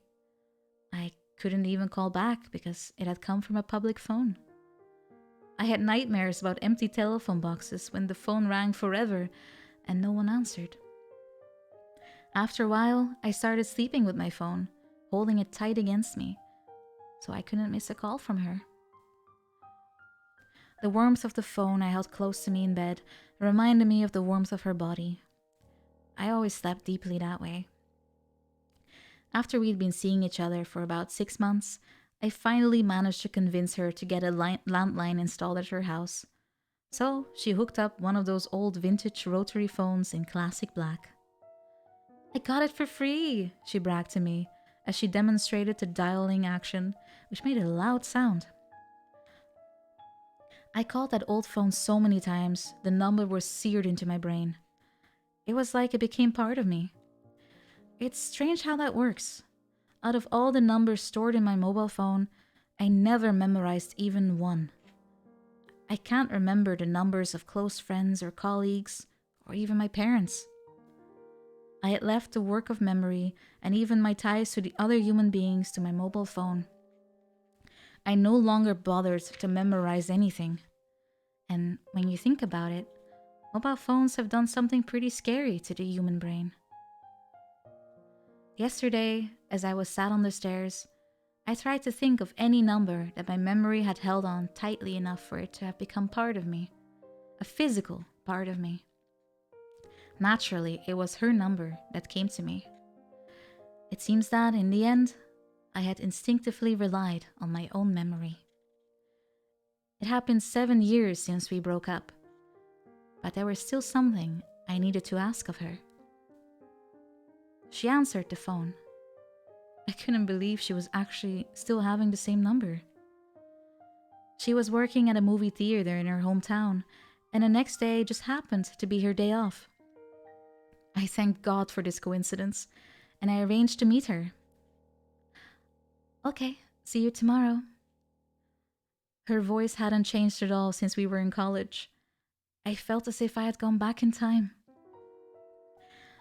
I waited for an hour before the clock tower under my feet got cold. I waited for an hour below the clock tower until my feet got so cold I thought they had become a part of the pavement. Then she finally arrived, marching towards me. She hadn't changed a bit. How she dressed, her walk, it was all the same. The only thing that was different was that she had cut her shoulder-length hair and now wore it short. She noticed how pale my face was, and she seemed worried. What's wrong? Are you okay? It was kind of disappointing being asked if I was okay, instead of something like, how have you been? Or long time no see, having not seen each other for such a long time. We talked a bit, and it turned out that I had arrived an hour early. When I said, damn, what a pain in the ass, she replied, oh really? Why? I'm probably going to die soon. I told her about my predicament in a nearby cafe. She remained silent for a while, sipping leisurely on her cocoa. Then looking up at me, and she said, is that so? This took me by surprise. Her response seemed a little glib, to say the least. I had imagined 3 possible responses. In order of preference, they go like this. Why? What happened? Is there anything I can do? Just say it. I'll do anything. Remained silent for a moment and then burst into tears. Her reaction left something to be desired. On the other hand, when I think about it, even I acted pretty calm when I was told I didn't have much longer to live. The whole thing seemed kind of surreal, even to me. So why should I be surprised if other people don't seem shocked, disappointed, or sad either? I wonder why people always expect things from others that they themselves can't or won't do. Did I want her to be shocked? Or sad? But why so sudden? I just found out it's cancer. Oh, that's terrible. But you don't seem upset at all. So I guess people are pretty calm when they hear that they might die soon. Of course, I couldn't exactly tell her that the devil was helping me buy more time. I don't think there's anyone who would want his first love to think he's lost his mind when he's on the brink of death. And besides, that was not what I came here to speak about with her. And so, since I might die soon, I feel the need to find out about myself, to reach some kind of understanding. Is that so? I mean, I guess I need to know if my life had any meaning. Yeah, I guess you'd wonder about that. Well, yeah, so that's why I wanted to talk about us. I mean, our history. I remember all sorts of things about us, but I wanted to ask you what you remember. Even the little things. I realized I had been talking very fast, and then discovering that my coffee had gone cold. I downed the rest of it in one go. She didn't seem pleased. Well, if that was the case, you should have given me an advance warning. She stopped and looked deep into thought. Suddenly, I felt really awkward, so I went to the bathroom and took my time getting back to my seat. Now that's something I do remember. What? You always went to the bathroom a lot. That was her first offering. And you always took a really long time for a man. That was it? No warm up, straight to it? And besides, she'd never mentioned that before. But now that I think about it, I do go pretty often and take quite a long time. That's because I start to think about things while I'm in the bathroom, to the point where I sort of drift off. And then I take a long time washing my hands afterwards, and walking back from the bathroom and so on. It seems like she hardly ever went to the bathroom, and whenever we used public toilets at the same time, she'd always be out first and waiting for me. Oh, and you always sighed a lot. I was always thinking how awful life must be for you. Was it really like that? And you weren't much of a drinker, couldn't take your liquor. Gee, sorry. Oh yeah, and whenever we went to a restaurant, you could never decide on what to order, even though you're supposed to be a man. And then you'd always end up ordering the same thing anyway. Curry rice. And whenever I got angry, you'd sulk and take a really long time to get over it. After blurting out all of this, she looked pretty pleased with herself and went back to casually sipping from her cocoa. Wow, so this is what I have to listen to as I approach my own end. Did my life have any meaning? Was it worth the effort? This seemed pretty harsh, so this is what you remember about the man you once loved. Or maybe it's not so strange.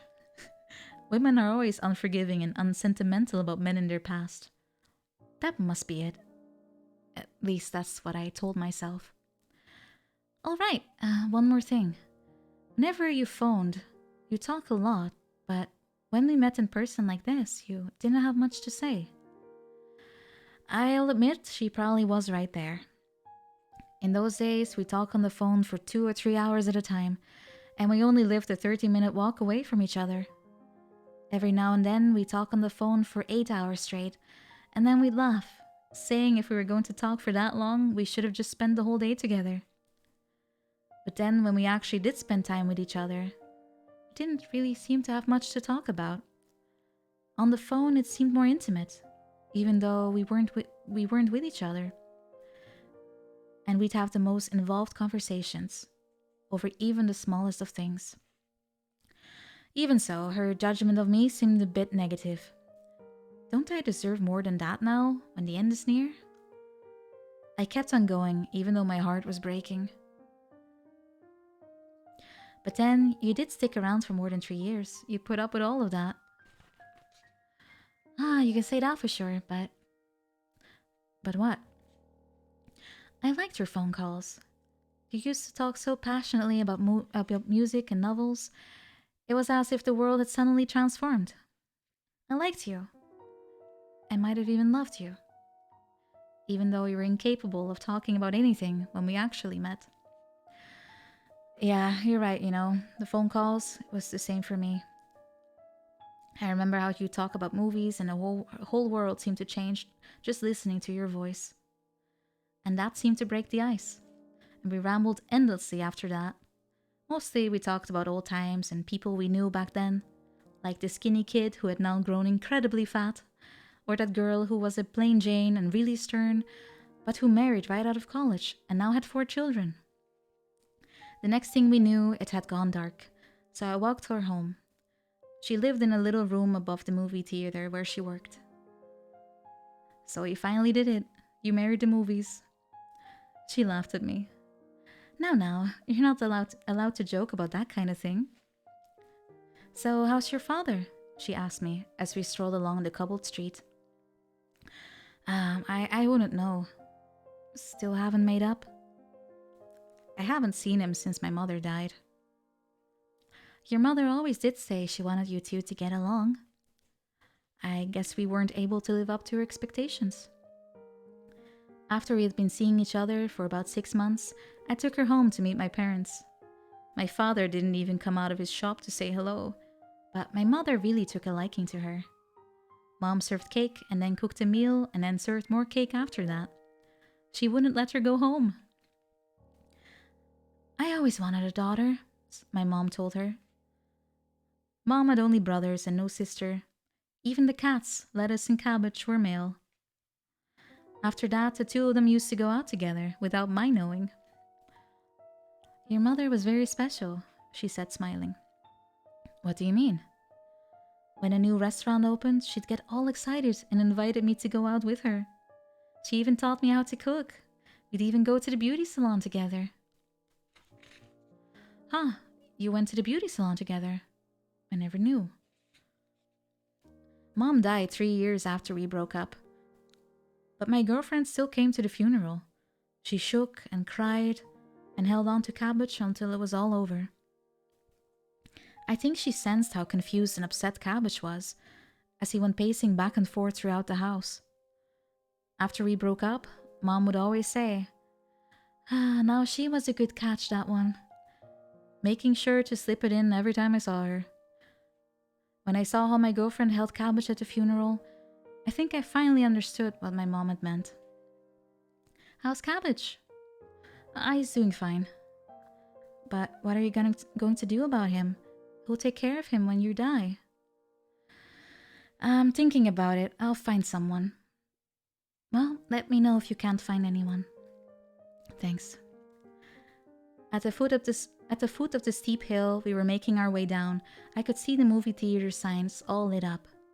Years had gone by since I last saw the place, and now it seemed so small. I first saw it as a student, and it seemed huge, colorful. It was the same with the clock tower in the square. The neighborhood remained for the most part unchanged. The real estate office, restaurants, the prep school, the flower shop, the only difference was that the supermarket had been done up. But now, the town I used to know felt like a miniature model, as if it had shrunk in size. Or was it the way I saw things? Or was it that way because the things I saw had become bigger? You know, there was something I wanted to ask you. I trailed off. What? Why do you think we broke up? What made you want to know all of a sudden? I guess there must have been a specific reason, but I can't seem to remember now.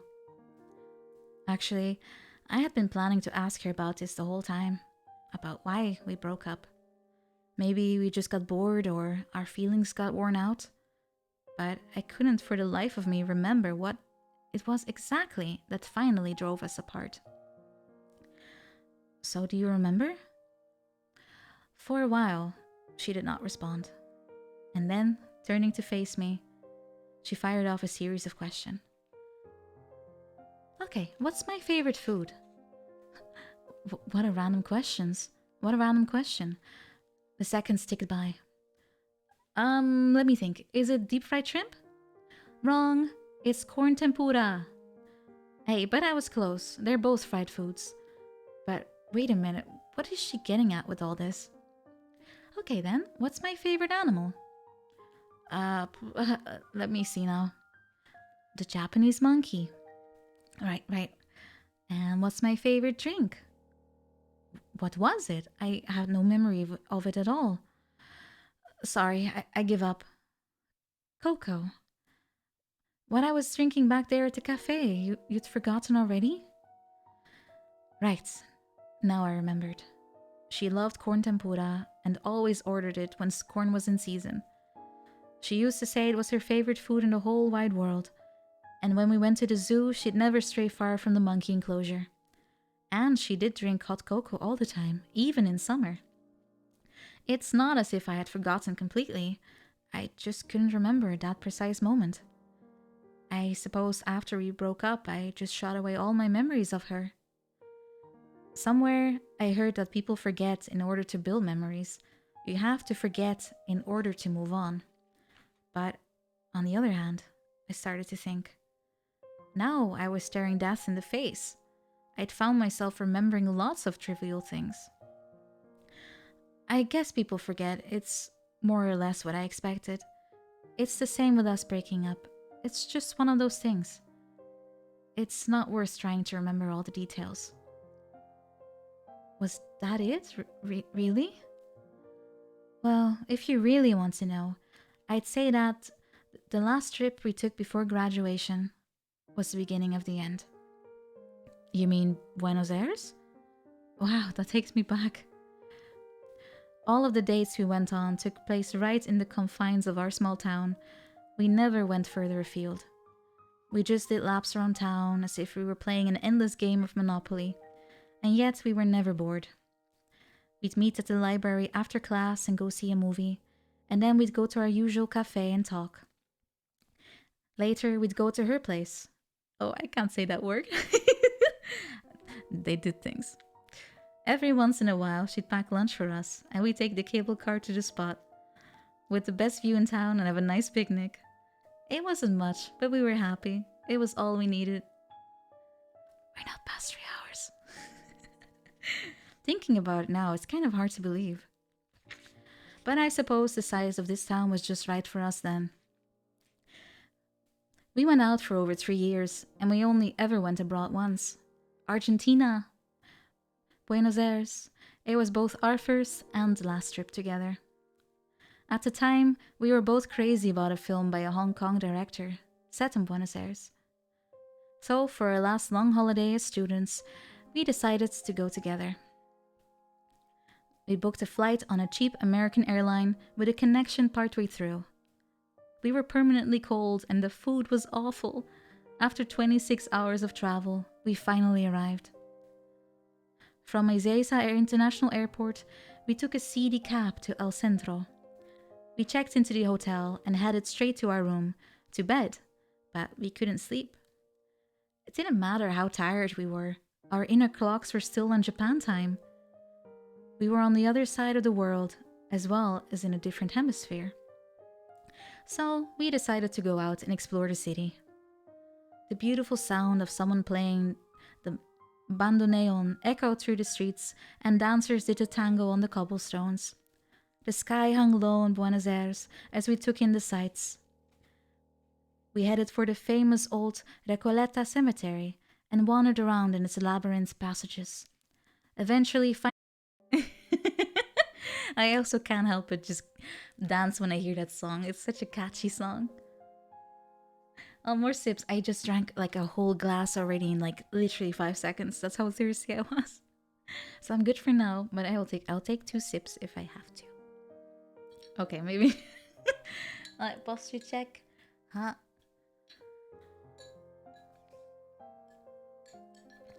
Oh, Wolfgang, yeah, thank you for listening. I hope you had a comfy time.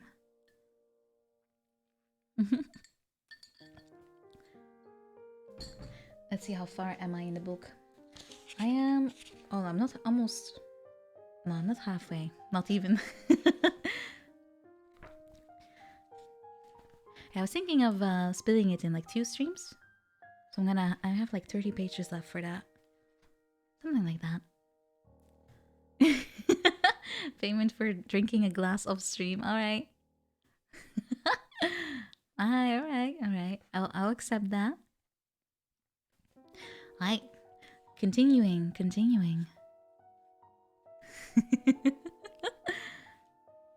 I'm sorry. Let's pretend I didn't do that off stream, okay? Let's pretend I didn't have a glass. A whole glass. Alright, here we go. Tom told us stories from his travels. He told us about the sacred cows in India, little boy Buddhist monks of Tibet, the blue mosque in Istanbul, and the white knights of Helsinki. He told us of seeing the ocean strand endlessly in Lisbon. Tom didn't hold back on the Argentine red wine and was soon stinking drunk, but he could still go on talking. There are so many cruel things in the world, but there are also just so many beautiful things. For us, after life in a small town, doing the same thing day after day, it was all so new and fascinating. It was impossible to picture the things he described. But even so, Tom had no trouble relating to us, sometimes laughing, sometimes with tears in his eyes. There we were, the 3 of us on the other side of the world, talking on and on. And finally, it was time for us to say goodbye and return to Japan. But Tom had suddenly disappeared. He hadn't turned up at the hotel after heading out for a day of sightseeing, as usual. We drank wine as we always did, and we waited for him, but he never came. The next day, we found out that Tom was dead. He had taken a trip to the border between Argentina and Chile to see a historical site with the statue of Christ, and the bus he was on drove off a cliff. It was like a dream. It didn't feel real. And I could still see Tom coming into the dining room with a bottle of wine in one hand, saying, "Come on, it's time for a drink." But now Tom wasn't coming back. We spent the day feeling stunned. On our last day, we visited Iguazu Falls, making the 30-minute journey from the nearest airport. We walked 2 hours until we got to a narrow crack in the Earth's surface that they call the Devil's Throat. We'd seen it in the Hong Kong movies. That made us want to visit Argentina in the first place. It sits at the top of the largest waterfall in the world. Water rushes over the falls with such unimaginable force. The magnificence of that place, its scale, it gave me a sense of the sheer violence nature is capable of. And then I noticed that my girlfriend was crying next to me. She raised her voice and screamed and cried. And no matter how loudly she yelled, her voice was drowned out by the deafening sound of the falls. It was then that it all hit me. The real, tangible feeling that someone had died, of having lost someone that had grown close to me. Tom, he was dead. We would never see him again. No more talking into the night, drinking red wine and enjoying meals together. It was the first time the reality of death had really hit home for either of us.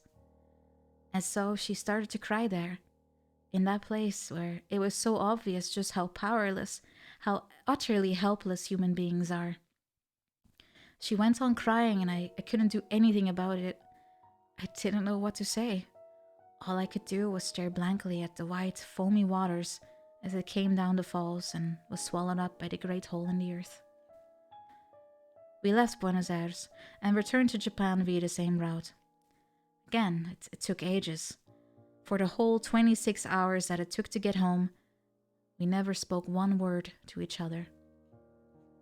Had we talked too much while we were in Buenos Aires? No, that's not what it was. We could just no longer find the words. It wasn't that we wouldn't talk. We just couldn't. We sat there right next to each other and couldn't explain what we were thinking or feeling. We couldn't speak. We were both in pain because a friend had died, but now we were at a loss for words. And as we sat there in silence for 26 hours, I think we both realized that this was the end. I mean, of us. We were so very over. How strange. We had both felt like we were meant to be together, and both of us had seen the end coming. I couldn't take the long hours of silence, so I started to read back through the travel guide. There were photographs of massive mountain ranges. There was Mount Aconcagua, located on the border between Argentina and Chile, the highest peak in South America. I turned the page and there was the figure of Christ, the Redeemer. Of the Andes on top of a mountain, towering over the surrounding area. And I wondered if Tom ever made it there, or whether he died before getting a chance to see it. I imagined Tom getting off the bus and gazing at the beautiful earth spread out below the mountain peaks. As he turns around, he notices the huge shadow of the cross and looks up to see the figure of Christ, arms open in a welcoming gesture. The sun hangs in the sky behind the statue at shoulder height, silhouetting it brightly against the clear sky, and Tom squints as he stares up at this vision of light. I began to well up. It was too much, so I turned to look out the window of the plane. Outside, I could see the ocean filled with icebergs, stretching on and on, into the distance. The setting sun gave the endless sea of ice a purple hue. It was so beautiful, it was almost cruel. 26 hours later, we were back in our little monopoly town. I see you tomorrow. She shouted over. Oh, that was not a shout. See you tomorrow. She shouted over her shoulder as she got off at her station and headed down the steep hill, just as she always did. I saw her off, silently watching the figure with perfect posture move gradually into the distance. And a week later, we broke up. One short 5-minute phone call, and it was done. Just like that. It was like filling out a change of address form or something at the local council office. A short, business-like conversation, and it was all over.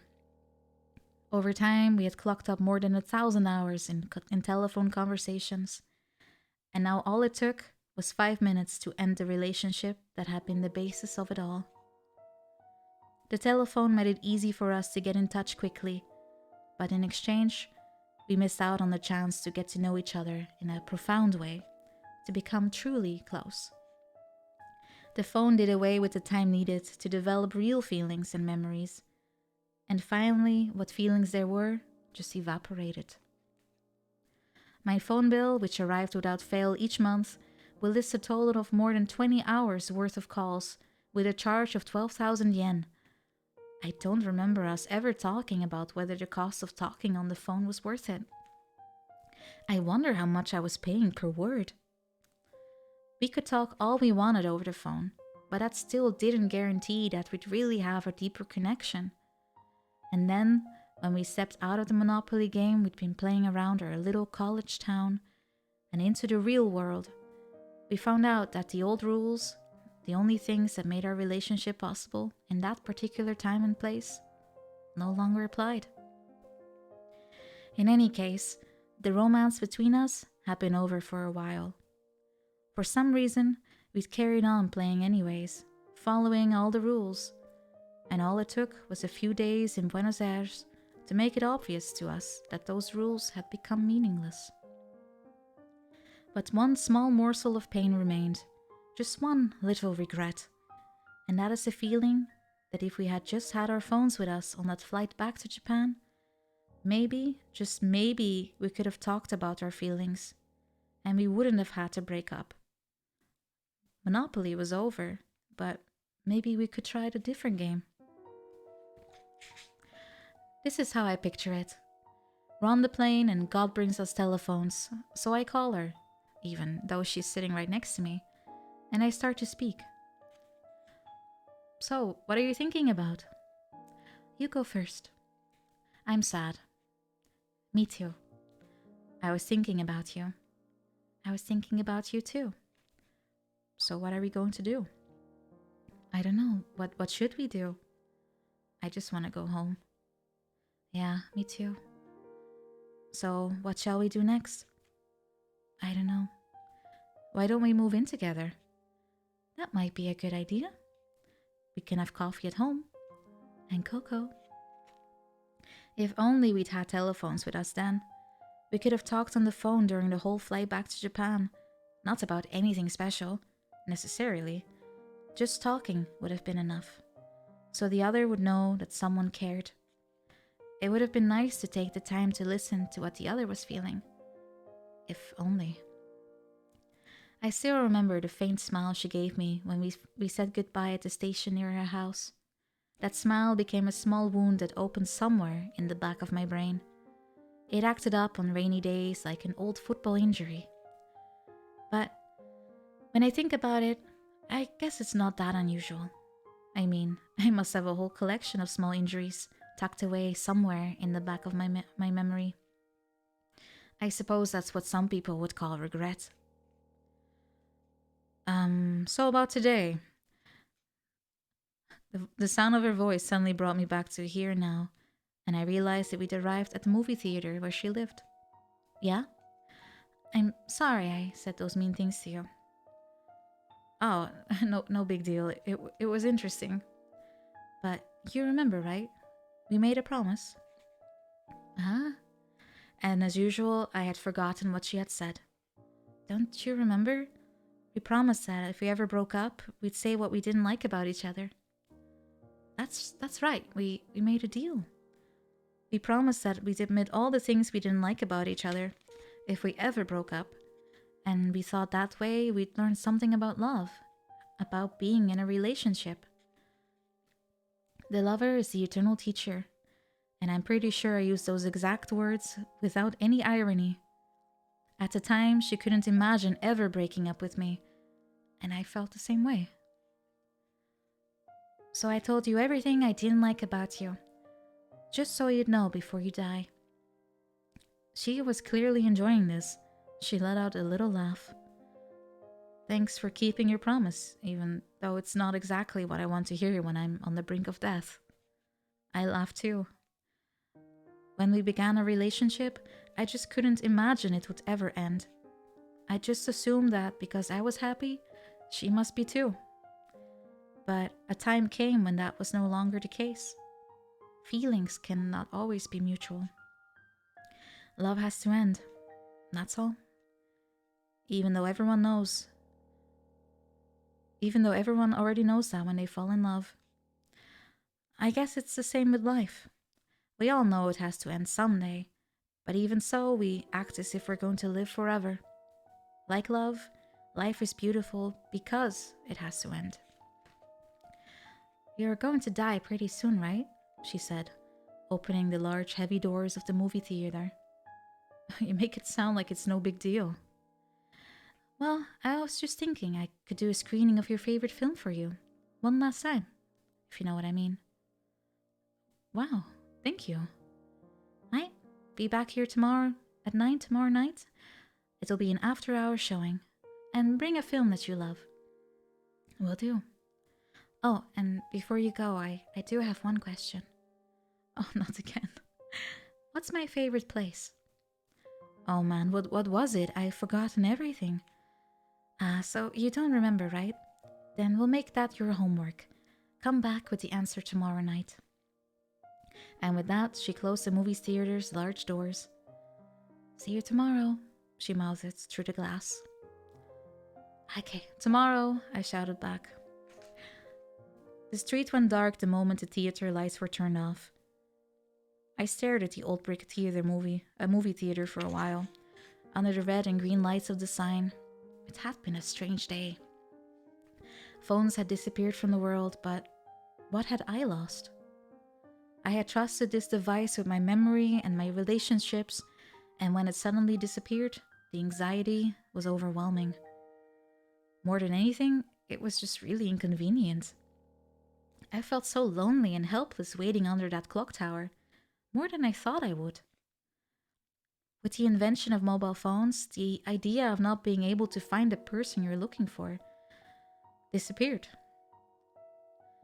People forgot what it meant to be kept waiting, but the feeling of impatience at not being able to get a hold of her, the warm feeling of hope, and the shivering cold were all still fresh in my mind. And then suddenly I remembered, of course. That's it, her favorite place. This is her favorite place, right here. The movie theater. That's what she always said back then.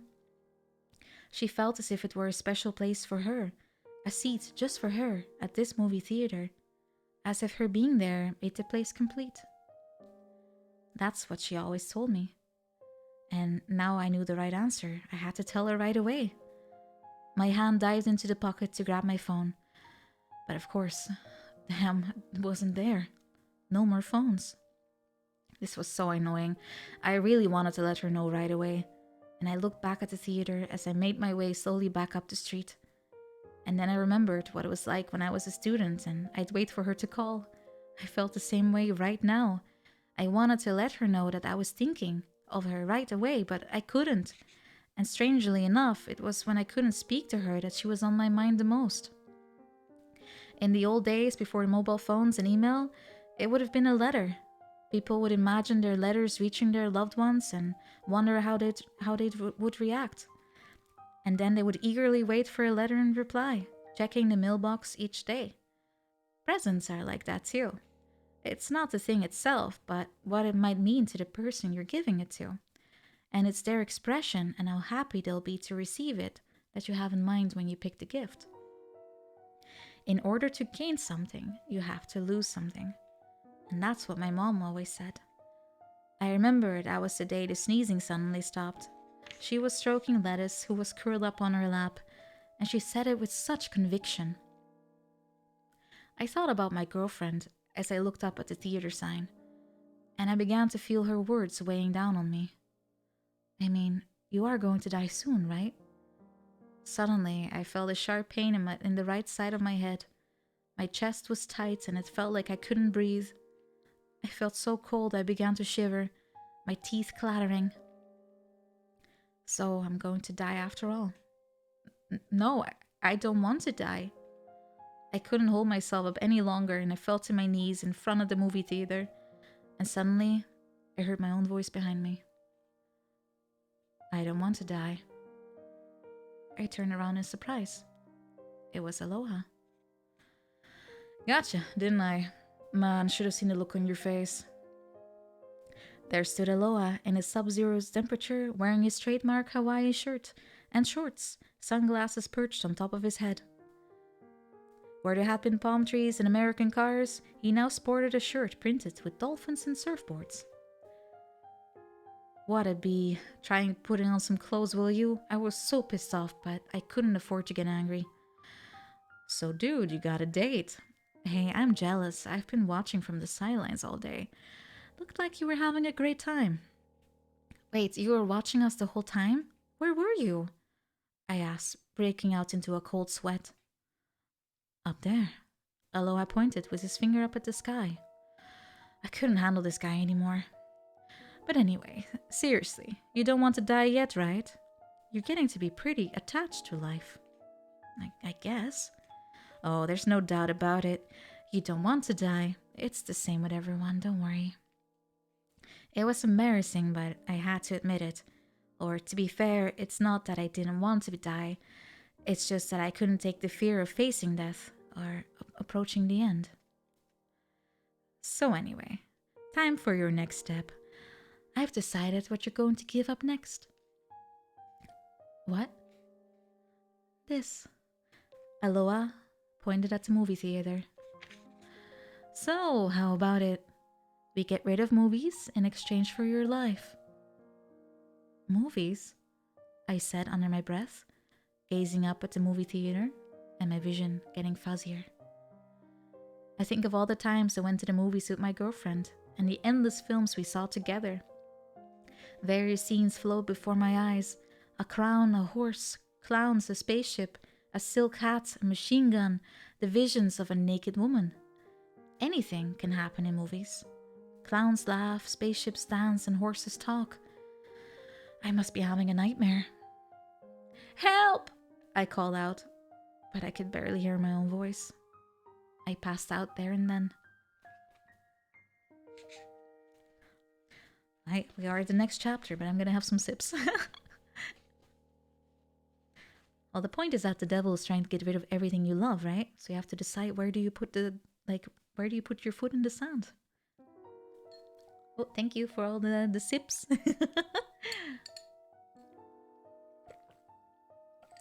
Ah. Yeah, the MC is not having a good time.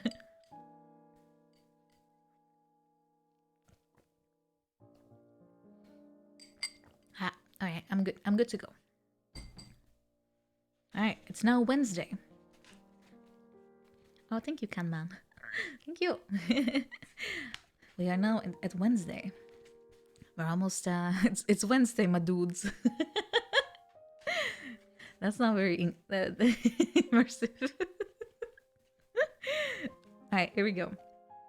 Wednesday. If movies disappeared from the world. In my dream, the man says, life is a tragedy when seen up close, but a comedy in a long shot. The little tramp wears a silk hat and an oversized suit, twirling his walking stick as he approaches.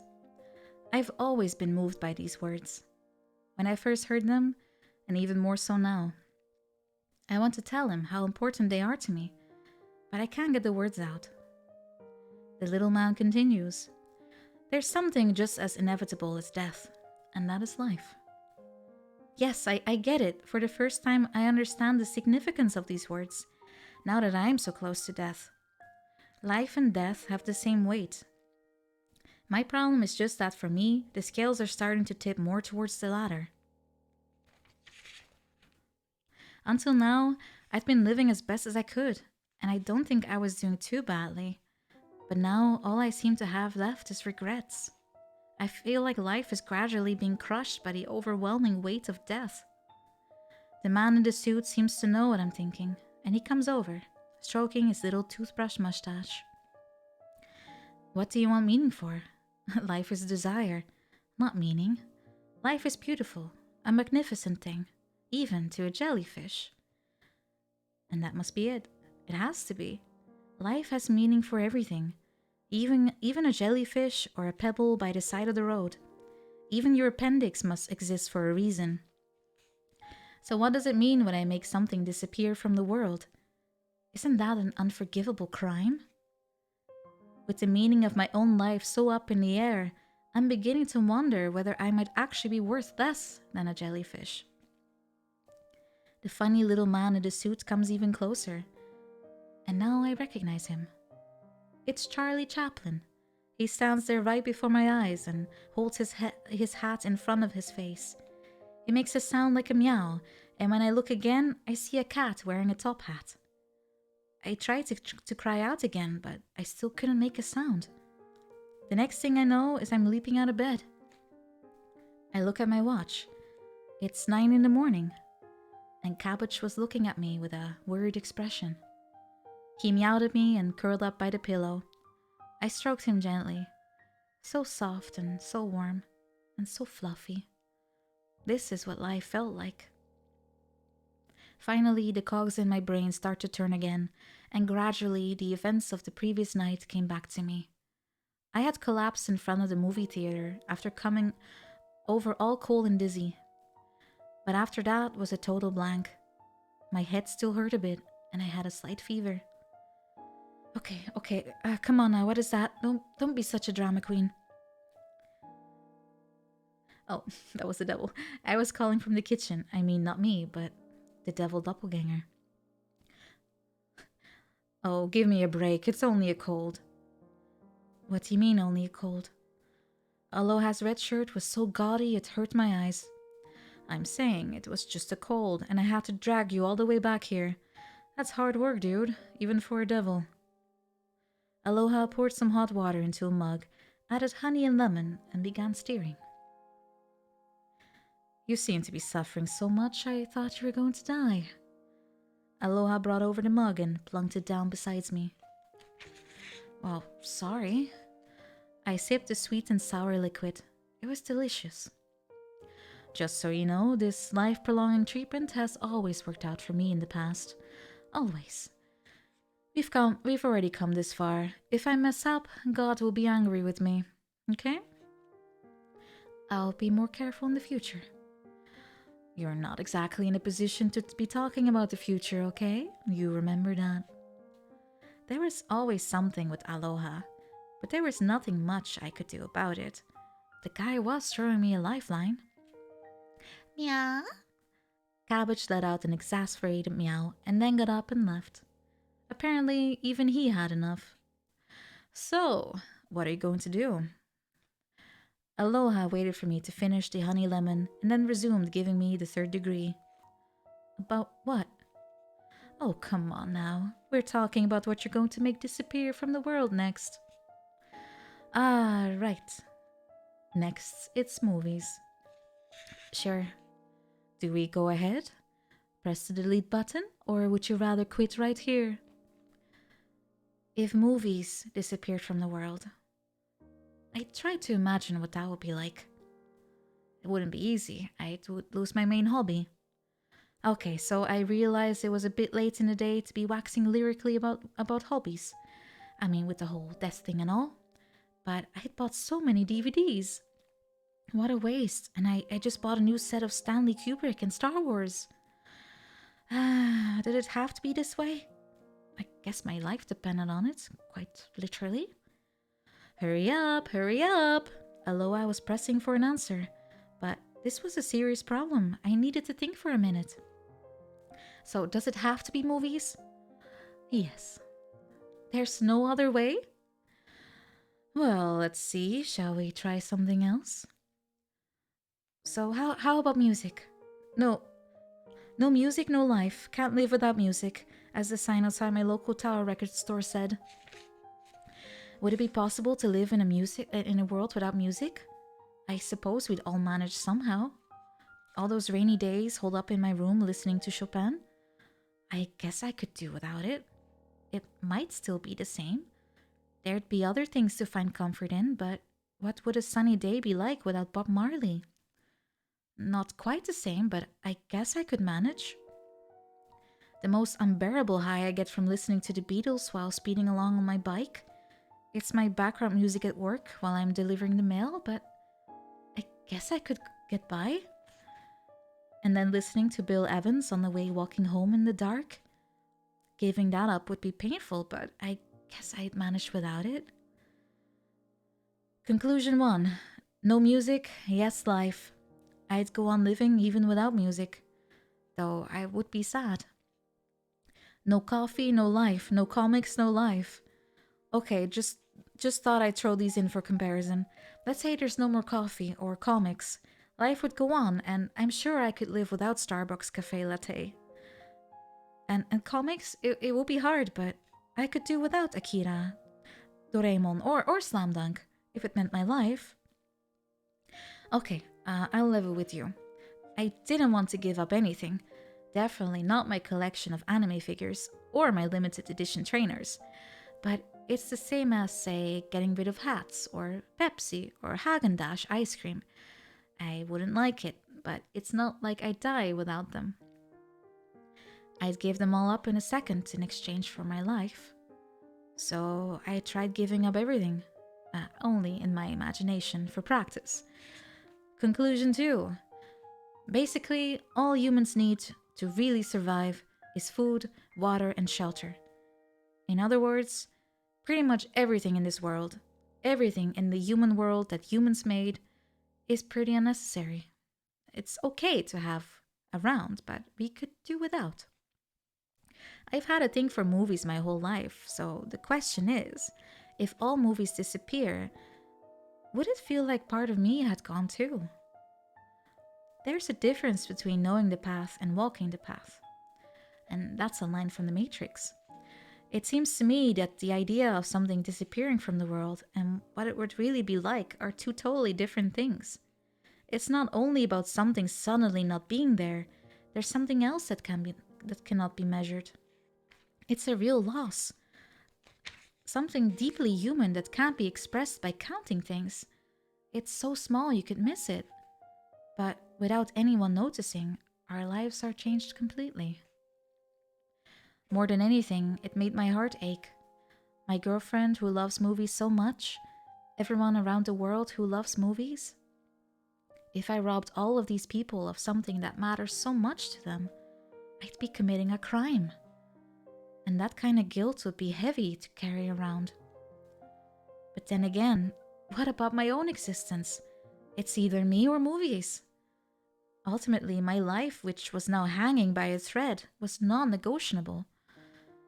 If I was dead, I wouldn't be able to enjoy movies anymore, and I wouldn't be able to appreciate my girlfriend's love of movies, or how much they mean to so many people. So, I made the decision. Make movies disappear. The main character in the movie I saw put it this way. There are lots of people in this world who want to sell their soul to the devil. And the problem is, there isn't a devil around who's willing to buy. But actually, they got it wrong. In my case, a devil who wanted to buy my soul really did appear before me. Obviously, I never dreamed the devil himself could actually appear. So it looks like you've made your decision. He seemed pretty cheerful. At least Aloha, who I could only assume was the real devil, was grinning as he spoke. Yes. Aye, you know the rules. You get to see one last film. Just one now. Take your pick. Right. I got to choose one last film. But there's so many. It was too much for me. I couldn't choose. I'll give you one last showing of your favorite film right there. I'll even watch it with you. I remembered my girlfriend's parting words from last night. It's almost as if she knew what was coming. Anyway, out of all the movies I loved, I had to pick which one would be the last I ever saw. And that's not an easy thing to do. Should I choose from all the films I've seen before, or something I haven't seen yet? I had read magazine articles and seen TV shows where someone is faced with a question like that. Like, what would you have for your last meal? Or what would you take with you to a deserted island? But I never imagined that someday I would be faced with the same kind of choice. It felt impossible. But in my case, turning Aloha down wasn't really an option. I mean, it was do or die. Can't decide, huh? I get that. And I'm not surprised. You really do like movies, don't you? I really do. Well, if that's the case, I'll give you half a day to decide. The last movie of your life. I was at a complete loss. So I decided to visit Tsutaya. Yes, I know that's the name of a store, but it's also the name of a guy I know. Okay, I know that's weird. Let me explain. I was at a complete loss, so I decided to visit the local video rental store, which, by the way, is not a Tsutaya store. The guy who works there is an old friend of mine from junior high. He's like the regular walking encyclopedia when it comes to movies, so we gave him the nickname Tsutaya. I decided to visit him and get some help with making my decision. Tsutaya had worked in a rental shop for over 10 years, and when you add it up, he's probably spent half his life there. And he spent the other half of his life watching movies. To put it bluntly, other than when he's asleep, his entire life is devoted to movies. He's made of movies, the biggest movie geek on earth. Tsutaya and I met each other in spring, the year we both started junior high, and we were in the same class. For the first 2 weeks of school, Tsutaya just sat alone in the corner and spoke to no one, not during class or during recess. So I went over and I talked to him. And we became close friends, just like that. I don't remember what made me finally break the silence. I guess I believe this happens maybe 3 times tops in someone's life. That you meet and are attracted to someone whose personality is so very different from your own. Either you become lovers, which would happen in my case if the person was a woman, or you become best friends. There was something about Tsutaya that really drove me to him. So I just started talking to him and we became close friends. But even when we'd grown really close, Tsutaya didn't talk much and he was too shy to look you in the eye. Our eyes can't have met more than 2 or 3 times. But I liked him anyway. Normally he wouldn't say much at all, but if we talked about movies, suddenly the words would start pouring out of his mouth. He'd get a glint in his eyes and he'd just go on and on and on. I realized that when a person talks about something they really love, there's a kind of thrill to it. In junior high, I learned a lot about movies from Tsutaya, and I watched everything he recommended. He knew about all kinds of films, from Japanese samurai movies to Hollywood science fiction and French new wave, even Asian indie films. His movie geekdom knew no bounds. What's good is good, Tsutaya would always say. He was unsurpassed in his knowledge of movie trivia. He could tell you what genre the film belonged to, when it was made and where, the cast and the director. It didn't matter what era or nationality you were talking about. It was all the same to him. Ultimately, what's good is all that mattered. And as luck would have it, we were also in the same class in high school.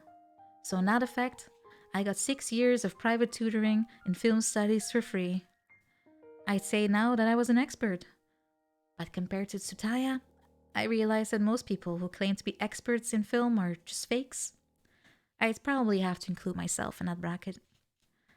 In this day and age, when people lay claim to expert status without having done more than dip the toe in the subject, Tsutaya was the real thing. He was an authentic, natural-born geek. Hardcore. Although that didn't necessarily mean I wanted to be just like him. I mean, all geeky and stuff. No offense, of course. It was an 8-minute walk to the video rental store. And as usual, Tsutaya was there behind the counter.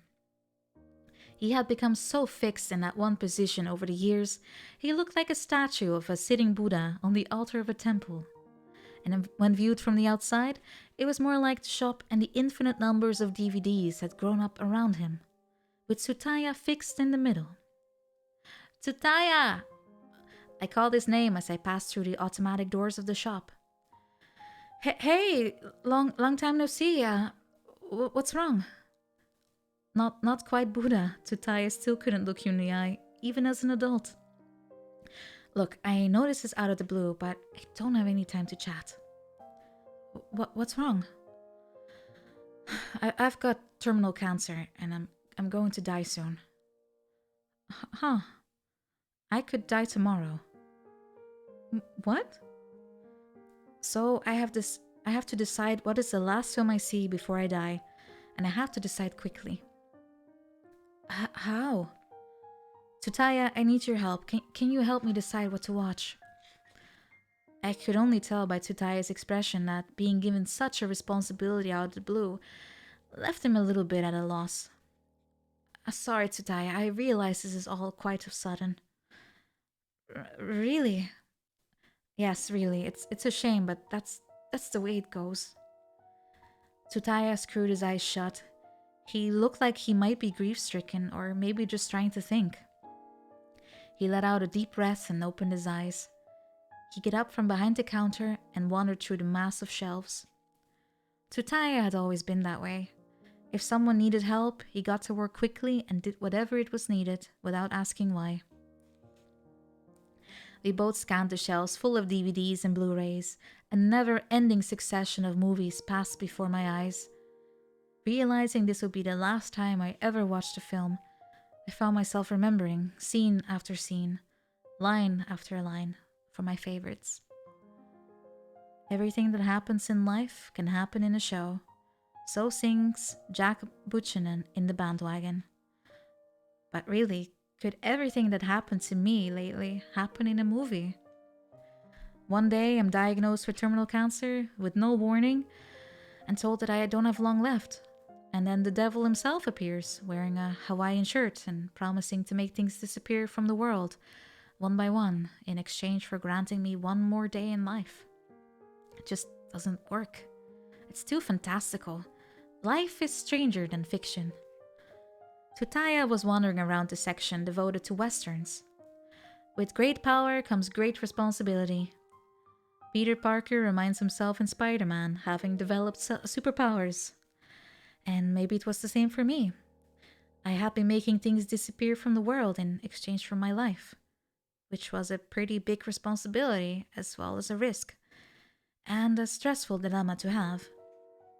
Come to think of it, having signed on the dotted line with the devil, I was beginning to understand just what Spider-Man must have gone through. What should I do? I was none the wiser, but maybe movies could offer some moral support. May the Force be with you. Thank you, Star Wars. And to you, the Jedi Knights. Or Jedi Knights. I'll be back. I'll be back. The Terminator. I know how you feel. I want to come back too. I'm the king of the world. Oh, DiCaprio, come on, man. Calm down. Life is beautiful. Now that's a load of rubbish. Suddenly, a voice behind me. Don't think, feel. I'd become completely absorbed by my own miserable thoughts when suddenly Tsutaya turned to me and he spoke. In his hands, he held a copy of Enter the Dragon. Don't think, feel. Tsutaya cried out again. Thank you, Tsutaya. Bruce Lee is great, but somehow it doesn't seem like a good candidate for the last movie you want to watch before you die. I laughed at his suggestion. When I buy a new book, I read the last page first. That way, in case I die before I finish, I know how it will end. So says Billy Crystal in When Harry Met Sally. Standing there looking at the shelves just made it impossible to ignore the fact that I was going to die before I had the chance to see all of them.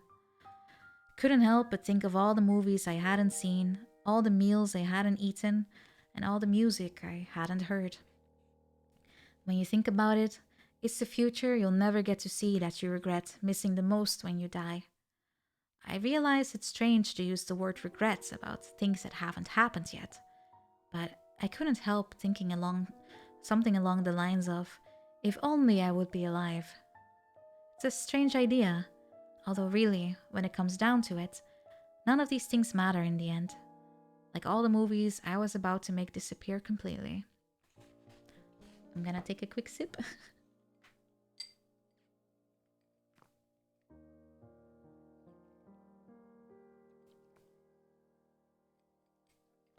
Thank you, everyone.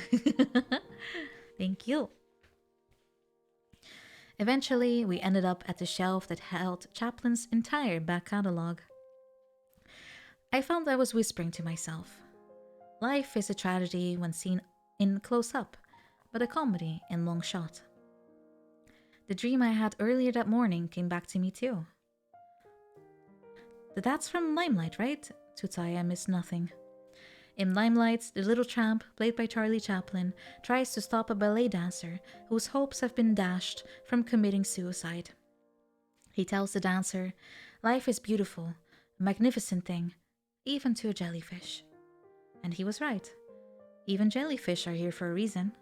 They have meaning. And if that's the case, the movies and music, coffee, and pretty much everything else must have some kind of meaning too. Once you start going down that path, then even all those unnecessary things turn out to be important for some reason or another. If you're trying to separate out the countless meaningless things in the world from everyone else, you'll eventually have to make a judgment about human beings, about our existence. In my case, I suppose it's all the movies I've seen and the memories I have of them that give my life meaning. They've made me who I am. To live means to cry and shout, to love, to do silly things, to feel sadness and joy, and to even experience horrible, frightening things, and to laugh. Beautiful songs, beautiful scenery, feeling nauseous, people singing, planes flying across the sky, the thundering hooves of horses, mouth-watering pancakes, the endless darkness of space, cowboys firing their pistols at dawn. And next to all the movies that play on a loop inside of me, sit the images of friends, lovers, the family who were with me when I watched them. Then there are the countless films that I've recorded in my own imagination, the memories that run through my head, which are so beautiful, they bring tears to my eyes. I've been stringing together the movies I've seen like rosary beads. All hope and disappointment is held together by one thread. It doesn't take much to see that all of life's coincidences eventually add up to one big inevitability. So I guess that's all, right? Tsutaya put Limelight in a bag and he handed it to me. Thanks. I don't know what's going to happen now, but Tsutaya started to choke up and couldn't get any more out. What's wrong? Tsutaya hung his head and began to cry. He cried like a baby, tears flowing down his cheeks. I was reminded of when Tsutaya would sit on the window edge at school and he looked so lonely. But as I watched him sitting on his own there by the window, it actually felt like I was drawing strength from him. He would never do anything other than what felt most important to him, and he had no problem doing that alone, at his own speed, without needing validation from the people around him.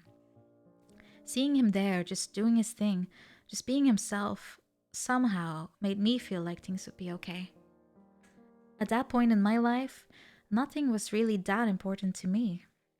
Looking back, it wasn't him who needed me. It was really me who needed him. All the feelings I'd been bottling up suddenly came pouring out and I began to cry too. Thank you. I managed somehow to get the words out. I just wanted you to stay alive, Tsutaya said between sobs. Don't cry, Tsutaya. It's not all bad. I've got a good story and someone to tell it to. You remember what they said in the Legend of 1900? And right now, Tsutaya, that's what you mean to me. It's because you're here that I'm not completely done for. Thank you. Having said the words, Tutaya just stood there and carried on crying. So, how did it go? Did you decide? I made it to the movie theater at last, where my girlfriend was waiting. Well, this is it. I handed her the package. Limelight, huh? That's interesting. Good choice. She opened the DVD box and then looked a little stunned. There was no disc inside. The packet was empty. The store always rented out DVDs in their boxes, so every once in a while there would be a screw up like that, but how about that for timing? Tsutaya, this was a pretty crucial error. On the other hand, as Forrest Gump said, life is like a box of chocolates. You're never gonna know what you're gonna get. So true, you never know what you're gonna get. It's pretty much the story of my life. Life is a tragedy when seen in close up, but a comedy in the long shot. What do you want to do? We've got a few films on my hand here. I thought for a moment and then came to a conclusion. If we're being honest, I had reached it quite some time ago. What's the last film you'd want to watch? The answer was quite simple, really. I walked into the theater and I sat down. 4th row from the back, 3rd seat from the right. This was our spot, all through our college years. Okay, roll them. Her voice rings out from the projection room. The show begins. Light is projected onto the screen. But there's nothing there but a blank space, a rectangle of white light illuminating the screen. I had chosen nothing. As I gazed at the blank screen, I remember a photograph I once saw. It was a picture of the inside of a movie theater.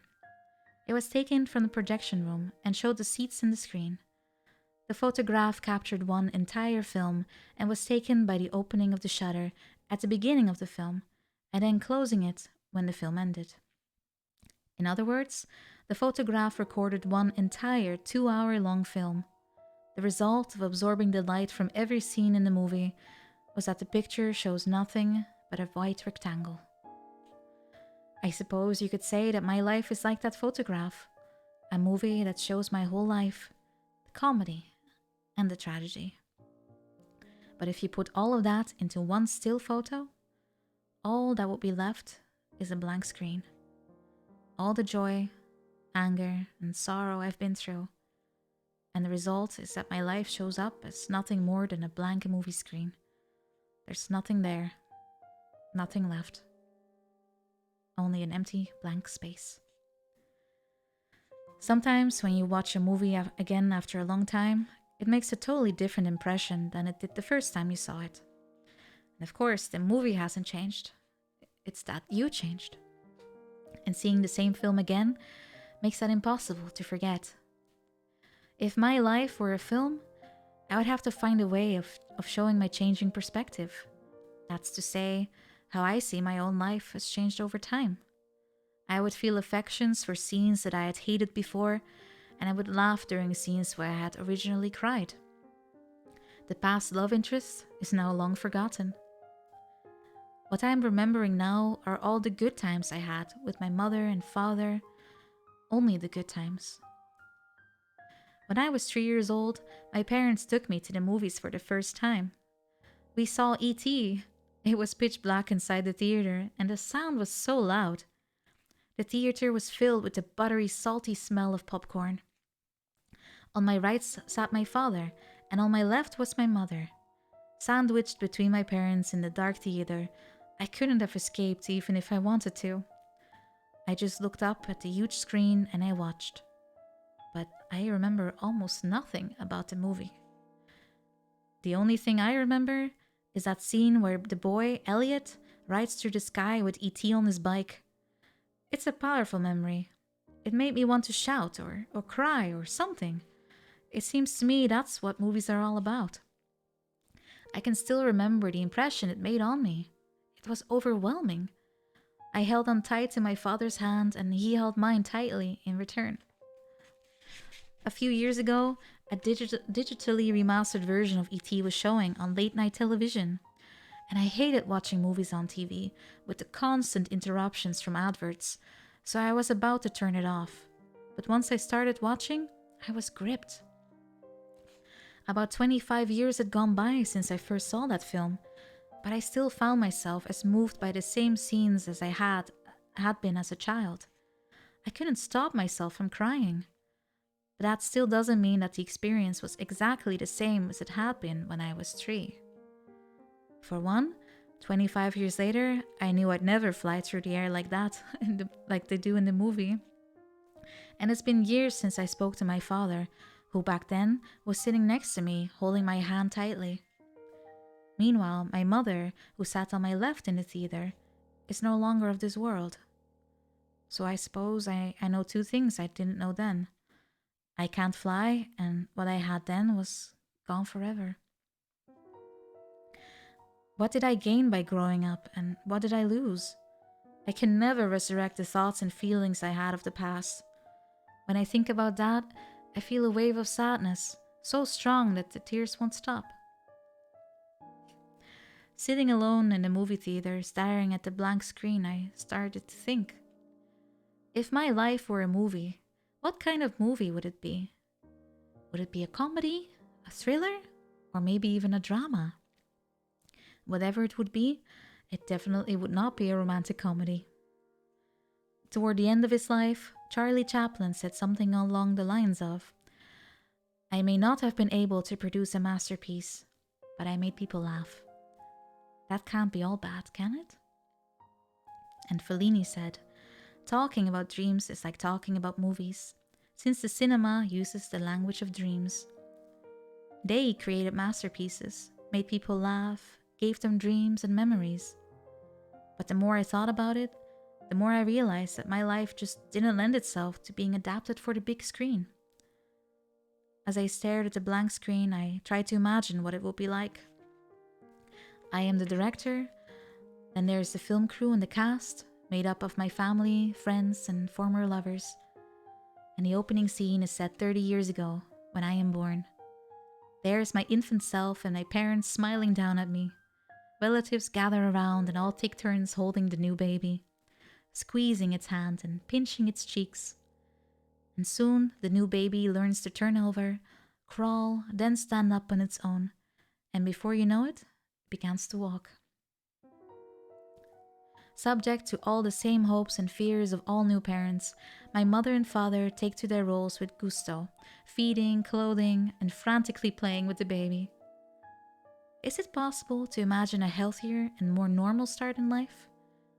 Our opening scene couldn't be happier. Then, as anger, tears, and laughter flit across the screen, I gradually grow up. I talk less and less with my father. Who knows why, after all the time we'd spent together? I will never figure it out. Then one day a cat arrives in our home. Its name is Lettuce, and there are lots of happy times between Mom, Lettuce, and me. But Lettuce eventually grows old and he dies. And then my mother dies. Cut to the most tragic part of the film. So Cabbage and I are left behind. We decide to go on living together. My father is out of the picture at this point. I start working as a postman, and normal everyday life goes on. Could this be more boring? Scene after scene of mundane detail, line after line of trivial dialogue. What a low-budget movie. And on top of all of that, the star of the show, me, doesn't show any sign of having a goal in life or values of any kind.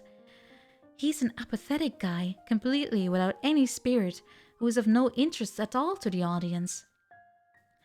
Obviously, the film would never work if it showed my life exactly as it is. The script would have to be rewritten into a hyper-real, in-your-face kind of style with more sense of a theater, a dramatization. Sets can be simple, pared back, but they'd have to have a certain flavor to them. Props are picked out to add to the sense of atmosphere, and costumes would come out in black and white. And what about the editing? The scenes are all pretty boring, so they'll need fairly major editing. But if it goes too far, we'll only be left with like 5 minutes of film. That's not good. It would be a good idea to start taking a careful look back through the script. Completely unnecessary scenes run way too long, and the scenes we really want to see are cut right at the point where they're getting good. But that's pretty much what my life has been like. And what about the soundtrack? Let's see. Maybe a nice melody played on the piano? Or, on the other hand, perhaps something grand and stately with a full orchestra? No, let's try something more relaxed, like an acoustic guitar. But whatever we go for, I have only one request. That during the sad scenes, upbeat music should play in the background. Now work on the film is done. It's a quiet, low-key production and probably will not be a box office hit. Its release will be pretty subdued and it's likely to go mostly unnoticed. It will probably be the kind of movie that goes to video quickly and it's left in the corner of the rental shop, the colors on the box fading. The last scene ends and the screen goes dark, and then the credits roll. If my life were a movie, I'd want it to be memorable, in one way, no matter how modest the production was. I hope it would mean something to someone, somehow, that I would give them a boost and spur them on. And after the credits, life goes on. My hope is that my life would go on in someone's memory. The 2-hour screening ends. I step outside the theater and the quiet and the darkness envelops me. "Do you feel sad?" she said as we left the theater. "I don't know. I guess it must be rough on you." "I don't know, sorry. I really don't know how to feel right now." And I really didn't know.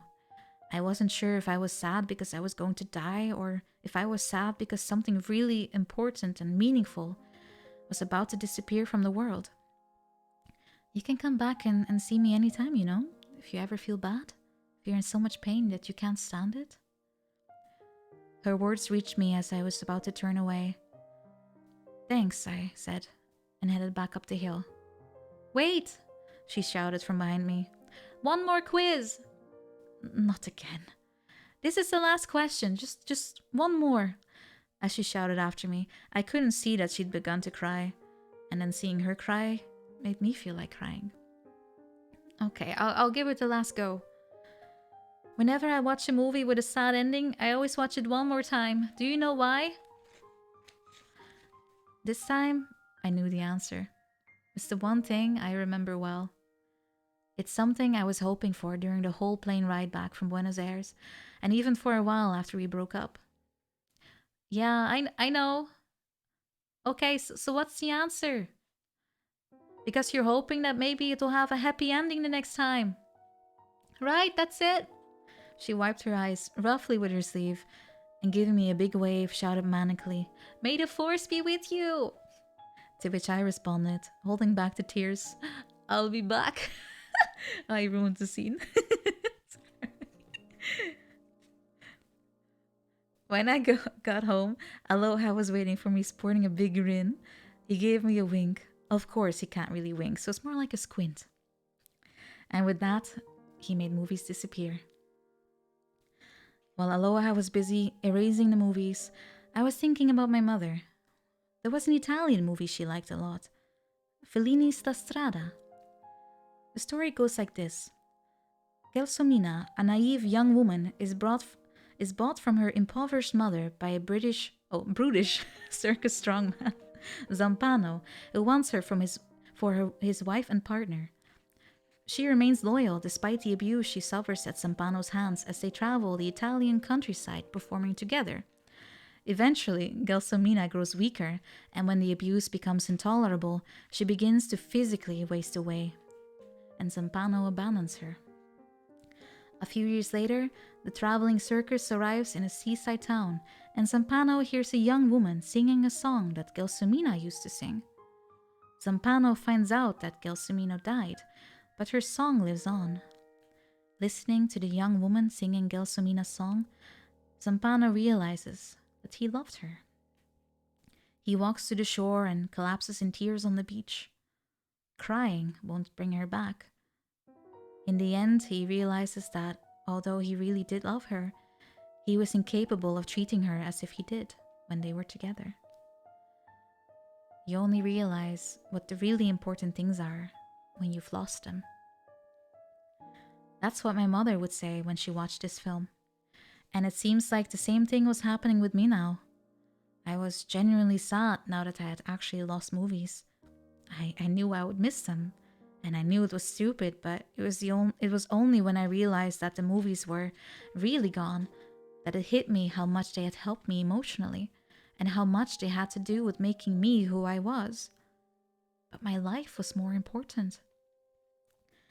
The devil picked that moment to announce in his usual cheerful manner that the next item he did make disappear. And I couldn't think about anything anymore, so I said yes, just like that. At that point, the thought that it could happen to cabbage had never crossed my mind.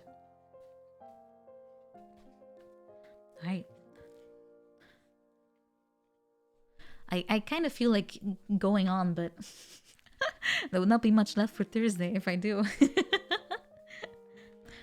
We can decide maybe in a poll or something. What should I do? Because we don't want it to it's a bit of a cliffhanger now, right?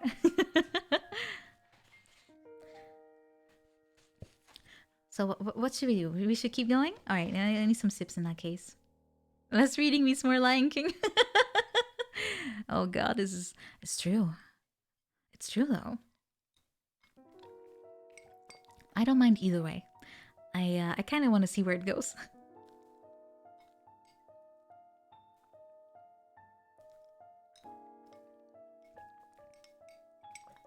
I just wanna tell you how I'm feeling. Gotta make you understand. Never gonna give you up, never gonna let you down. Rick Astley is amazing. You will never change my mind on that one.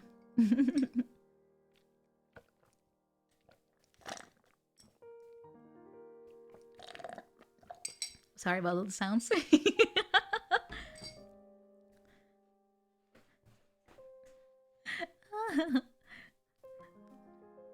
Alright, what are we gonna do? What are we doing? Oh, it's a stalemate. It's a stalemate.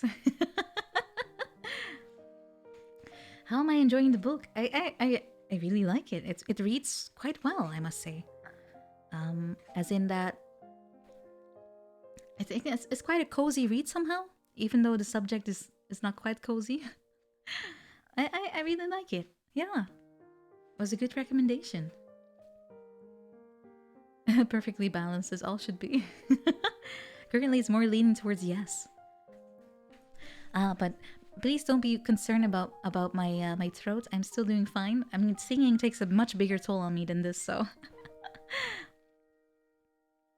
But I can understand if it would take a bit too long to listen to the whole thing, because we probably would still have about 2 hours left.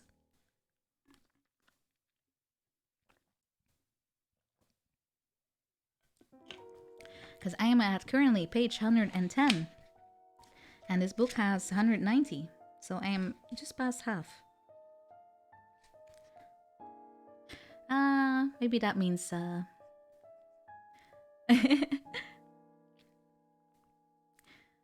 I'm getting the urge to read novels again. Oh, nice. Book of Malazan. Super duper long.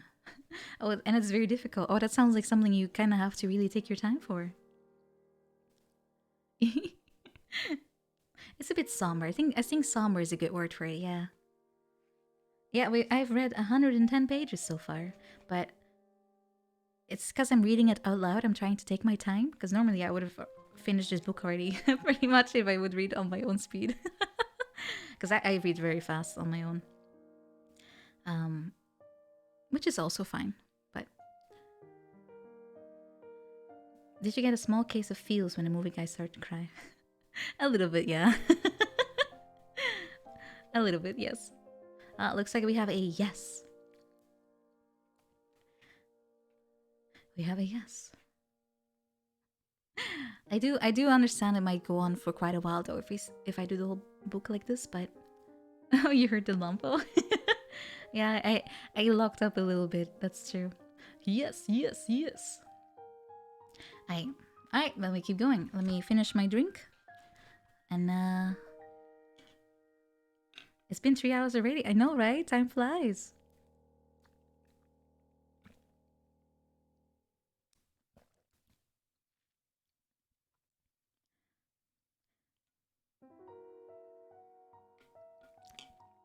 Yeah, you can always listen back to the vault. That's true. So please don't feel like you have to stay here and and listen to the whole thing if you feel like tired or something. There's always the ability to look back. So please don't don't feel like you're being pressured or anything. Alright, here we go. It's Thursday now. If clocks disappeared from the world, we're going after clocks now. It's funny how one strange thing is often followed by another. Like when you lose your keys and you invariably end up losing your wallet. Or in a baseball game when your team hits one home run after another. Or how a whole series of major manga artists just happen to end up living in the same cheap apartment building, the Tokiwaso, in the early 60s. As for me, I end up with terminal cancer. The devil appears, phones and movies disappear from the world, and the next thing I know, the cat is talking. Why are you still sleeping, sir? I had to be dreaming. By George, you will get up this instant. It had to be a dream. Come now, up with you. But no, it wasn't a dream. He was actually talking, and the he was speaking was definitely Cabbage. And for some reason, he sounded so refined. It was hard to know exactly what was going on. A bit confused, are we? Aloha appeared with that big grin on his face. Today, he wore a sky blue Hawaiian shirt. Again, I felt like telling him to put on some real clothes. In keeping with the flamboyant style I'd come to expect from him, the brightly colored shirt featured parakeets and huge, swirly lollipops. It was so bright it made my eyes hurt. Not exactly the easiest thing to wake up to. Aloha was getting to be a pain in the ass. And I snapped. Come on, man, you're always doing this to me. Now I wake up and the cat's not meowing, it's talking. And like a member of the landed gentry. Seriously, what's going on here? My, aren't we witty this morning? Well, that's just a little something extra from me to you. Something extra? That's right. After all, there are no more phones. The movies that you were so attached to are gone. So I thought you might need a little something to cheer you up, like someone to talk to, or a new hobby or something. So I thought, why not make the cat talk? I just happened to dabble in magic, you didn't know? After all, I am the devil. But having the cat suddenly start to talk is a bit, disconcerting, I guess. Can you get it to stop? Oh? Suddenly, Aloha felt silent. Did I say something wrong? Aloha remained tight-lipped. I hope this isn't something you can't fix, like you can't put things back to normal. Well, no, that's not it. I mean, I can put things back, or should I say, it will all go back to normal eventually. It's just a question of timing, you might say. I mean, God knows, but anyway, I don't really know. I mean, I'm not God, you know, I'm just the devil. How about I just smack your head against the wall, is what I was thinking. But I swallowed my words and burrowed deeper under covers. A world with no movies and where cats talk was not a world I wanted to wake up in. And then Cabbage began to walk on my face. He'd always do that to wake me up, and I was never a morning person. I once heard that the origin of the Japanese word for cat, neko, is actually sleeping child. Same sound, different choice of kanji characters. But I think that's a load of rubbish. Cabbage never sleeps late. He always wakes up early and starts harassing me. I shall be most put out if you don't get up soon. Should I make him British? I shall be most put out if you don't get up soon. cabbage rattled on, letting out a loud moan that sounded distinctly cat-like. That's it, I can't take it anymore. Reality, it seemed, would not leave me alone. I gathered what energy I had and jumped out of the bed. Oh, and just to check, you do remember, do you? Aloha thrust his face close to mine as he spoke. What do you mean? What I'm erasing today, of course. I had no memory at all of what was supposed to be erased. What did he make disappear? What was next on the list?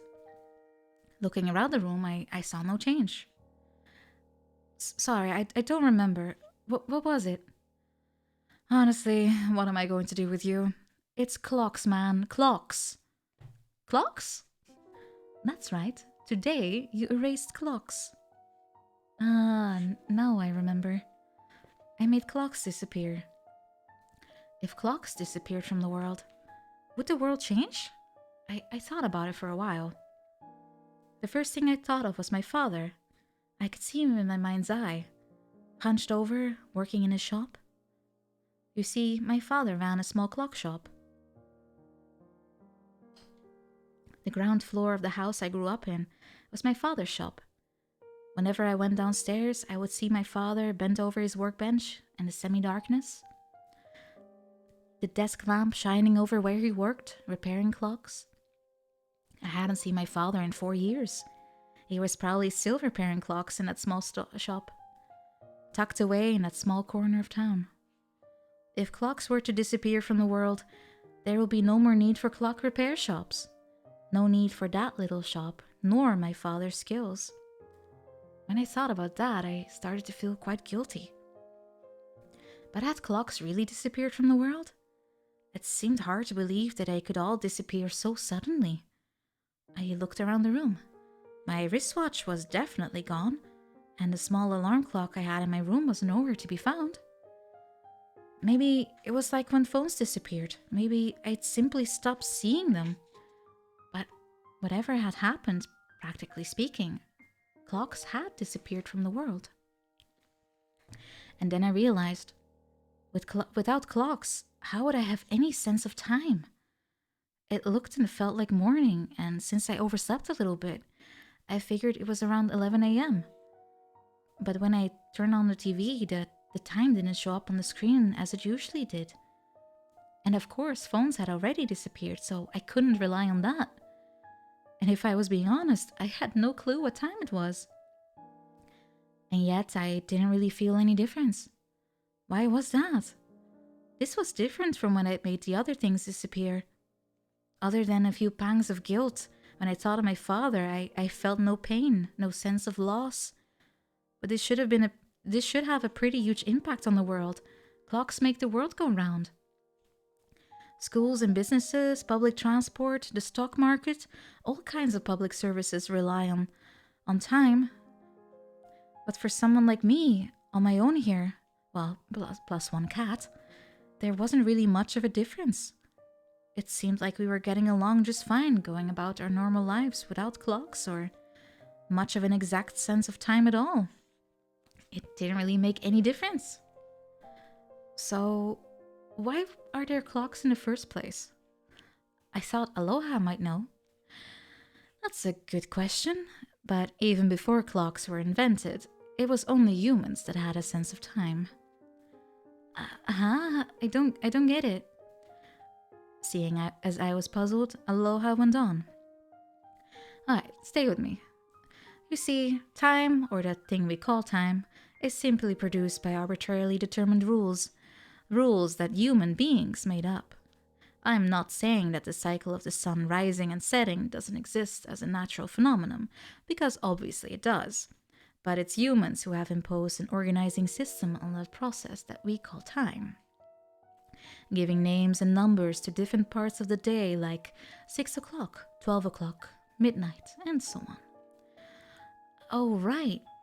So human beings may think that they're looking at the world as it is, but they've got it all wrong. In actual fact, they've just imposed a meaning on things, come up with a definition of what the world is all about, which happens to suit them.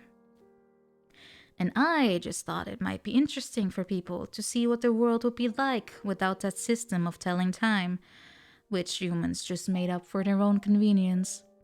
You know, just to mix things up a little bit. Oh, so just like that, huh? Just because you were in the mood? Yeah, well, that's what this all is about, right? So listen, have a great day. Oh, right, there's no such thing as a day anymore. And then Aloha disappeared, his glib parting words still hanging in the air. The story of the last 100 years could probably be made to fit one page of a history book, or maybe only one line would do it. When I found out that I didn't have much time left, I decided I'd try thinking of an hour not just as 60 minutes, but 3,600 seconds, just to make myself feel better. But since clocks had now disappeared, counting seconds didn't mean anything anymore. Even the meaning of words like today or Sunday had become dubious.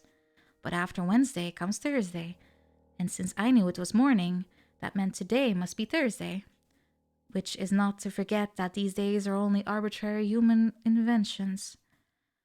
But anyway, I didn't have anything in particular to do, so I thought I'd just kill some time. Although there was no time to kill, and even if I decided to waste time, there was no time to waste either. This really left me with very little to go on. How many minutes had passed since I woke up? I usually glance at the alarm clock by my bed when I woke up, but now there were no clocks. A world without clocks. I was being pulled along in an endless undercurrent of time. I couldn't see it, but I could feel myself being dragged out to who knows where. And after a while, it felt as I was being drawn back to the past. When you think about it, people sleep, wake up, work, and eat according to an established set of rules we call time. In other words, we set our lives by the clock. Human beings went to the trouble of inventing rules that imposed limits on their lives, boxing them up into hours, days, and years, and then they invented clocks to make time's rule over us even more precise. And the fact that there are rules means that we've given up some of our freedom. And yet humans have reminders of that loss of freedom everywhere, hanging clocks on the walls, dotting them around their houses. But as if that weren't enough, they made sure there's clocks wherever they go, whatever they're doing, by going so far as to wrap them around their wrists. Humans have ever felt the need to wrap their bodies in time. But now I think I get it. With freedom comes uncertainty, insecurity, and anxiety. Human beings exchange their freedom for the sense of security that comes from living by rules and routines, despite knowing that cost them their freedom. While I was thinking this over, Cabbage sided up with me. Usually when Cabbage comes over and shows me any affection, it's because he wants something. What's wrong, Cabbage? Are you hungry? That's usually what he wants in the morning. No, that's not at all what I want. Oh? I was still struggling to believe that the cat was talking back to me, and Cabbage let out a big sigh. Sir, you have once again completely failed to understand correctly. Sir, what's all that about? Apparently he meant me, so how far is he going to take this gentleman thing? If you'll permit me to explain, when I want to take a stroll, you think I want to eat. When I do in fact want to eat, you think it's a moment's rest, a nap, if you will, that I won't, and when it is a nap that I require, you believe I wish to play with you. Your judgment is always, if I may say so, just a touch off. Oh, really? Is that so? The cat nodded and continued. Yes, it is so. You behave as if you have an understanding of my kind, when in fact you do not understand me at all. You ask me if I'm sad when I'm not sad, and you see fit to approach me with that purringly sweet voice. I do wish you would stop that. Oh well, in truth, you're not the only one. All humans are that way. I was shocked. I had lived with Cabbage for 4 years, and I thought we understood each other. It can be brutal when cats start to speak your language. I'm sorry, Cabbage. What is it what you do want me to do? I would like to go for a walk. Cabbage had loved taking walks since he was a kitten. This cat is just like a dog, Mom would laugh as she talked about Cabbage. I remember how she would often take him out for walks.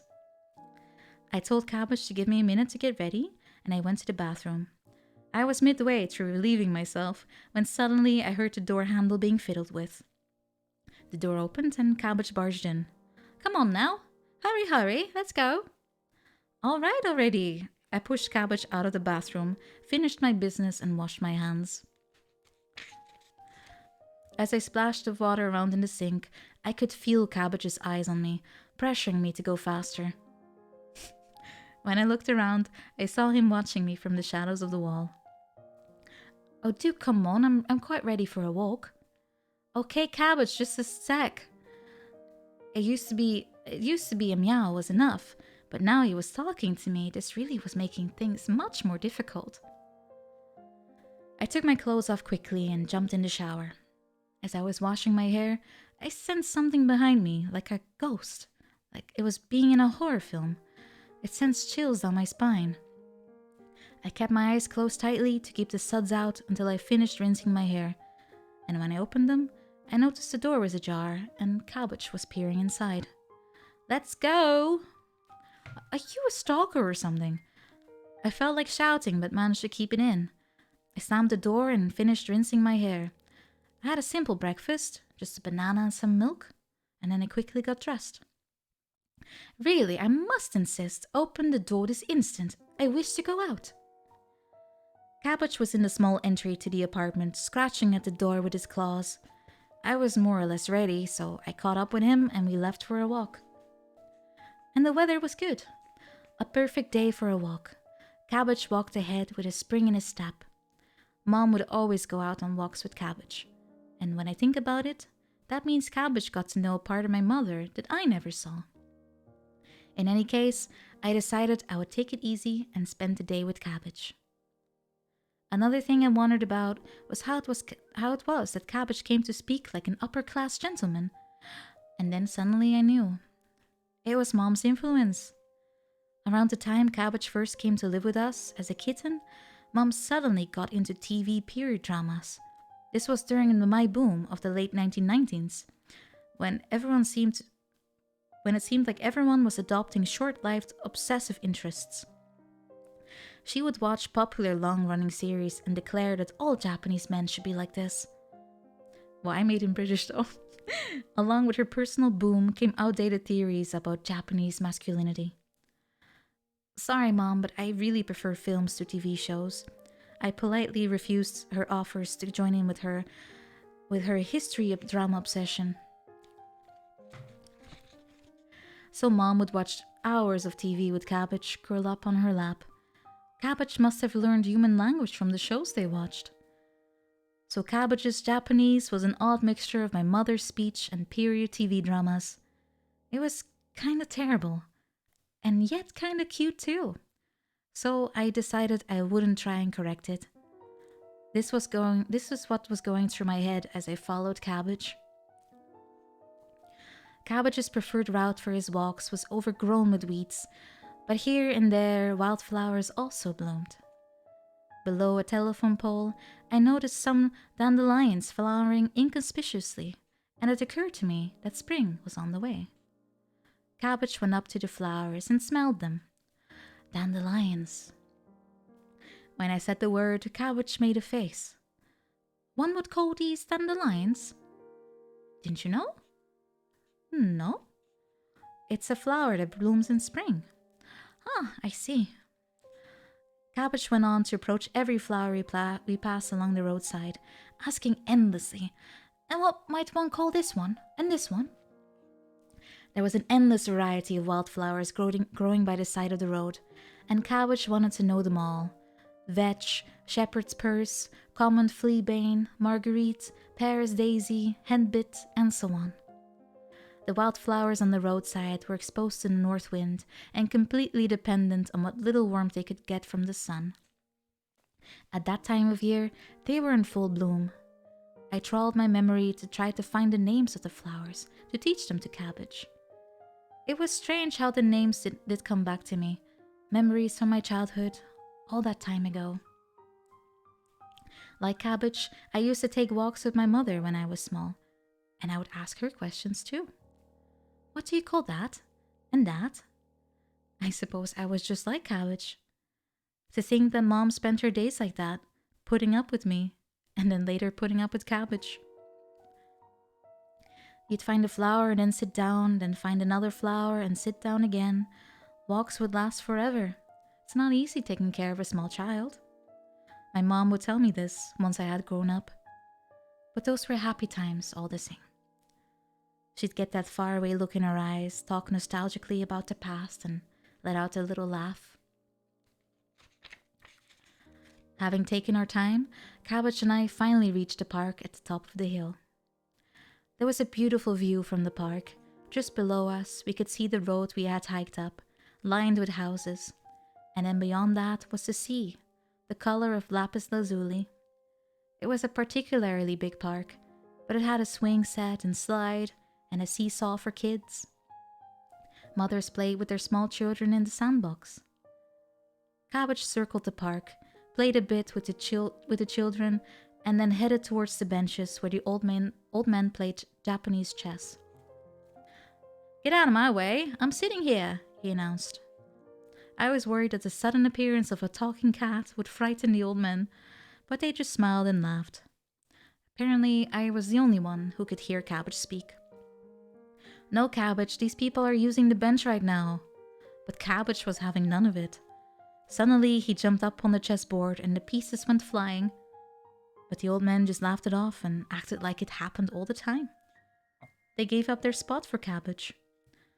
I hung my head up apologetically as the old men got up and left. Cabbage gave me a side glance and positioned himself on the wooden bench, from which ribbons of blue paint were peeling off, and he started licking his paws. It looked like he was not going anywhere for a while, so I sat down beside him and gazed absent-mindedly at the ocean that extended for as far as the eye could see. It seemed possible that this peaceful moment might last forever. I looked over at the park's clock tower as I tended to do, and as I suspected, there was no clock. Was the disappearance of time responsible for this calm? Or had it always been that way? I couldn't tell. But now that I had finally come to terms with the fact that clocks were no more, I felt light and free. Humans are strange creatures. Cabbage must have finished grooming himself, and he looked in my direction as he spoke. "What's that? Why do humans give flowers names?" "That's because there's so many different kinds. Without names, you wouldn't be able to differentiate between them." "Just because there are different kinds doesn't mean you have to name every single one. Why not just call them all flowers? Isn't that good enough?" I suppose he was right. Why do people name flowers anyway? And flowers are not the only thing. We give names to all kinds of objects. Colors have names, and so do people. Why do we need names? It's the same with time. The sun comes up and it goes down. Humans went and imposed their own system of months and years and hours and minutes on what was a natural phenomenon. And then we gave all of those things names, and that's all that time is. Cabbage existed in a world without time. No clocks, no schedules, no being late. And no such thing as categorizing people according to age or what year they are in school. No vacations, because there's nothing to have a vacation from in the first place. There's just the changes brought about by natural phenomena and our physical response, like when you're hungry or sleepy. In a world without clocks, I could take my time and think about things. It seems to me that there are all kinds of rules made up by human beings, rules that begin to fall apart when you look at them closely. I find myself coming to the realization that the ways we have been measuring things, like, say, temperature, or the reflection of light that produces color, they're all artificial human creations, just like time. Basically, humans just applied labels to the things they sensed. From the perspective of the non-human world, hours, minutes, and seconds don't exist. Nor do colors like red, yellow, or blue. And temperatures don't exist. But on the other hand, if yellow and red don't exist, Does that mean Cabbage doesn't think dandelions are pretty? Or that roses are beautiful? But you know, Cabbage, it was really sweet of Mom to go alongside walks with you. How so? Spending all this time with you was a big deal for her. Mom was really fond of you. Mom, you say? My mom. I guess she was kind of your mother too. Exactly who is this person you're referring to as mother? I was speechless. Cabbage must have forgotten about Mom. But that's not possible. Or, on the other hand, maybe he had made himself forget about her. I remembered my mother's face the day she rescued Cabbage. She looked a little sad and yet also so happy. She would watch TV with Cabbage curled up on her lap, stroking him until he fell asleep. And then she would fall asleep too, tucked up with Cabbage on the sofa. And she looked so peaceful. I got choked up thinking about it. Don't you remember Mother? Who is it that you speak of? Cabbage had the look of someone who was wondering what the hell I was talking about. He really must have forgotten about her. And it suddenly hit me how sad that was. Cabbage's complete innocence just made me feel worse. I guess somewhere deep down I always believed these stories about animals that never forget their masters. Like in the story of Hachiko, who for years waited at the station for his master to come home, without realizing that his master had died. But I wonder if that's just wishful thinking on the part of humans. Would Cabbage forget about me too? Would there become a day when I disappear from Cabbage's world? All the moments I'd lived through, more or less without thinking about it, began to feel very important. How many more walks would I be able to take Cabbage on? With the amount of time I have left, how many more times would I be able to listen to my favorite music? To enjoy a cup of coffee or a good meal? To say good morning or sneeze or laugh? I never thought about life this way before. It hadn't crossed my mind during any of my visits to my mom. If I'd realized that someday it would all have to end, I would have appreciated the time I spent with her more. And before I knew it, Mom was gone. She died before any of these things had occurred to me. Had I done anything significant during my 30-year existence? Had I spent time with people I really wanted to spend time with? Had I said all that needed to be said to the people that mattered? There was a time when I could have called my mom, but my mind was always on my mobile's recent call history. I was so busy dealing with what happened to come up with any given moment that I left all the important things for later. I got so caught up with all the little everyday things that I ended up wasting the time I could have spent on more important things. But the scariest thing is that I never even noticed that I was wasting my precious time. If only I had stopped for a moment to get some perspective, away from all the busy running around, it would have been obvious what the most important thing was, and which one of those calls, if any, actually mattered.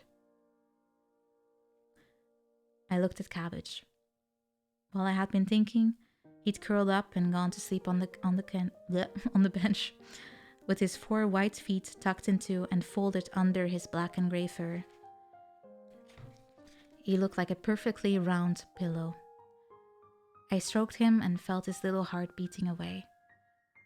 It was almost unbelievable that such a life force flowed through this small creature as he lay there so still, sleeping peacefully. I've heard it said that a mammal's heart beats around 2 billion times during its lifetime. The life expectancy of, for example, an elephant is about 50 years, and for horses it's 20 years, and cats 10 years, while a mouse will last only 1 or 2 years. But whatever the average lifespan, all of their hearts beat around 2 billion times. The life of an average human is about 70 years. I wondered if my heart had beaten 2 billion times. My whole life up to this point, I'd faced what I thought was an infinite tomorrow. But once I discovered that my life would indeed end, it felt more like the future was coming to meet me. Now I found myself heading towards a future that was set in stone. At least, that's how I felt. How ironic.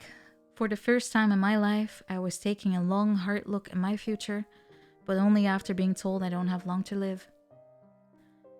The right side of my brain began to hurt, and I was finding it difficult to breathe.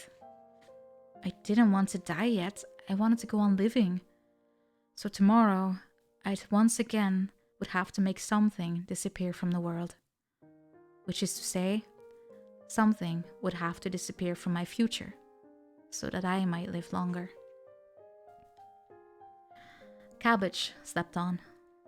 The park had emptied of children, and the sun had moved further and further towards the west. And Cabbage finally woke up. He stretched as far as he could without falling off the bench and let out a great yawn, which he seemed to take his time recovering from. Cabbage stared at me lazily. I say, shall we go now? Cabbage, still groggy from just having woken up, spoke in a pretty condescending tone, addressing no one in particular. He jumped down from the bench and sauntered off with his usual jaunty stride. Cabbage headed towards the street that led to the station, through the shopping district. He stopped in front of a soba shop and gave out a loud meow. The shop owner emerged with a handful of bonito flakes left over from the day's batch of soup stock, which they served with the noodles. And once he had polished off his winnings, Cabbage licked his chops and walked off, muttering "excellent" under his breath as he went. With this kind of behavior, it was difficult to tell who was the master and who was the pet. I need to go for another break. So much water. Oh, Gerrit, yes. Welterusten, welterusten. I'll be right back. No, not more. I'll be right back. I'll just mute myself instead of putting it on be right back. So you won't have to be taken out of the comfort zone. I'll just mute myself, okay?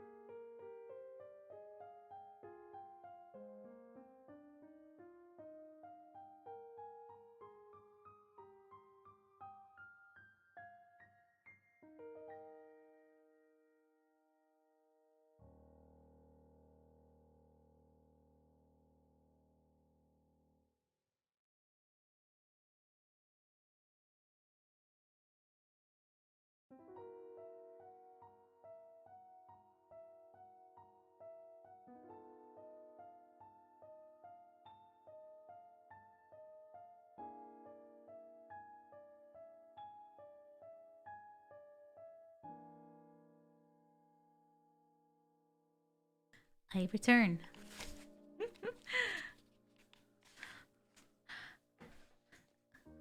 I brought cat with me.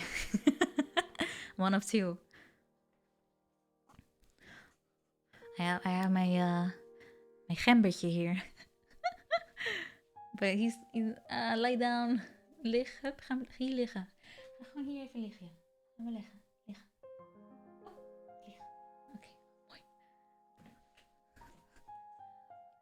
Cat is on desk. But yeah. Alright, let's see. I have drinks again. I bought some more drinks.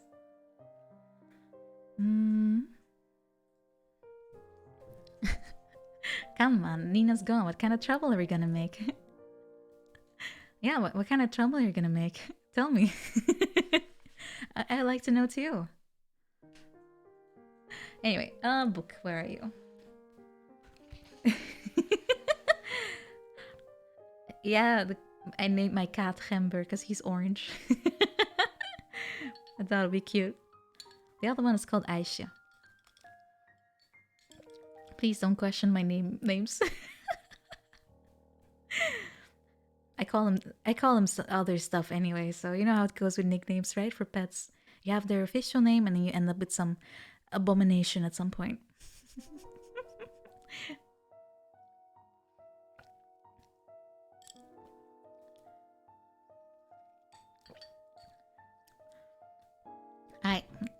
I have my sips. Thank you for the redeems.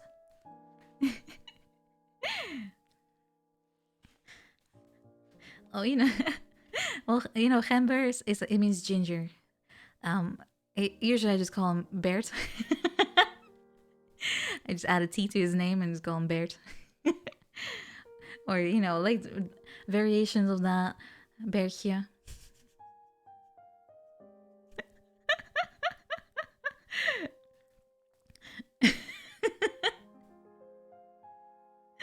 And I call the other one. I call her a truck because she's just really huge. I call her a big truck. It's not even remotely related to Aisha, but it doesn't matter.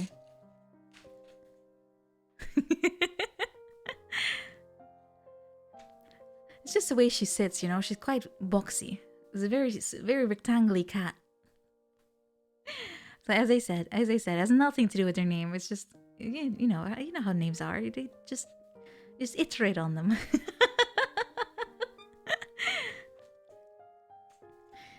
She's protecting me from trucks. She is the truck. Anyway, that's not the official name. If I go to the vet, I always use their official names. Although I use their actual name so little that sometimes I'm like, oh yeah, that one. She's an ice cream truck. Exactly, you got it. Anyway, story. Where are we? Oh yeah.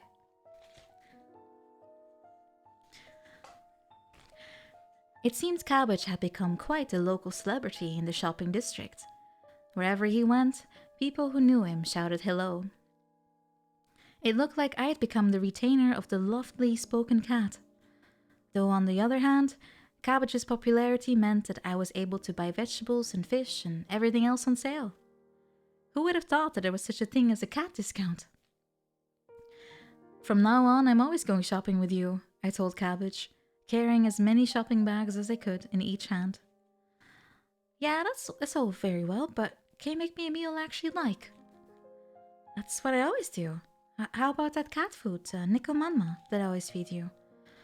Cabbage skipped a little ahead of me and then suddenly stopped in his tracks.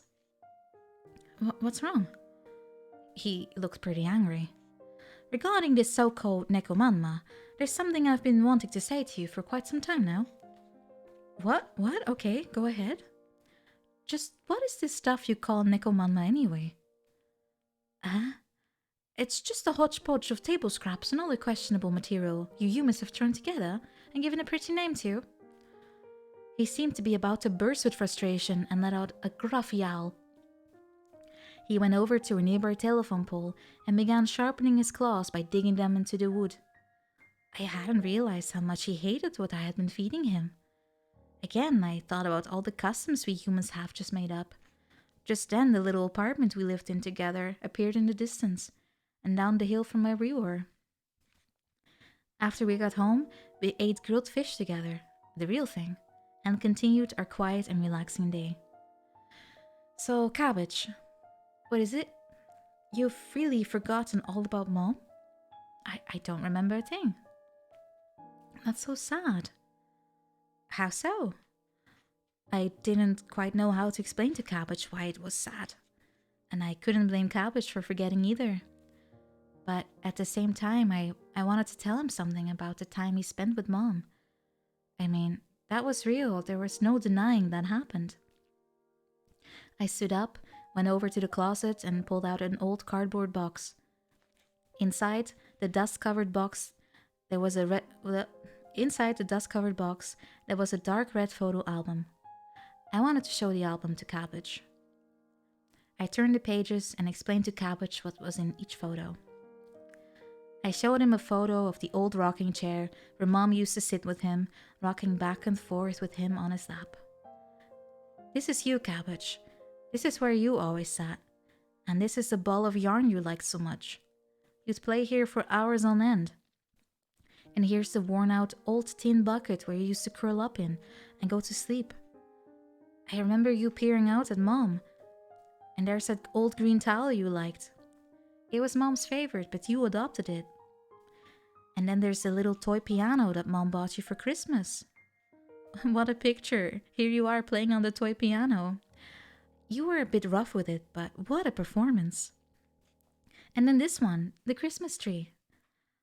I remember when Mom decorated the tree each year and you'd get so excited. You'd tear everything down as soon as Mom got it up. So she always had a hard time. Oh, and this one. This is you jumping out at the Christmas tree. What a mess. You're really something else, Cabbage.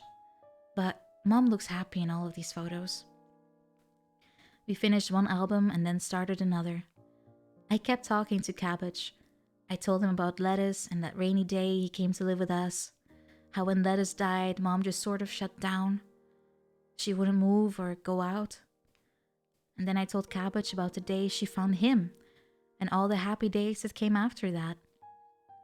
And I told him about how Mom got sick. Cabbage sat quietly and listened to every word I said. Every once in a while, I'd ask Cabbage if he remembered any of those things, but he seemed to have forgotten everything. Then suddenly, looking at one photo, his eyes lit up. It was early in the morning at a beautiful spot on the coast. In the picture, I'm wearing a yukata, an informal summer kimono. And Mom and Dad are in the photo too. We're pushing Mom in a wheelchair, and on her lap sits Cabbage with a grumpy look on his face.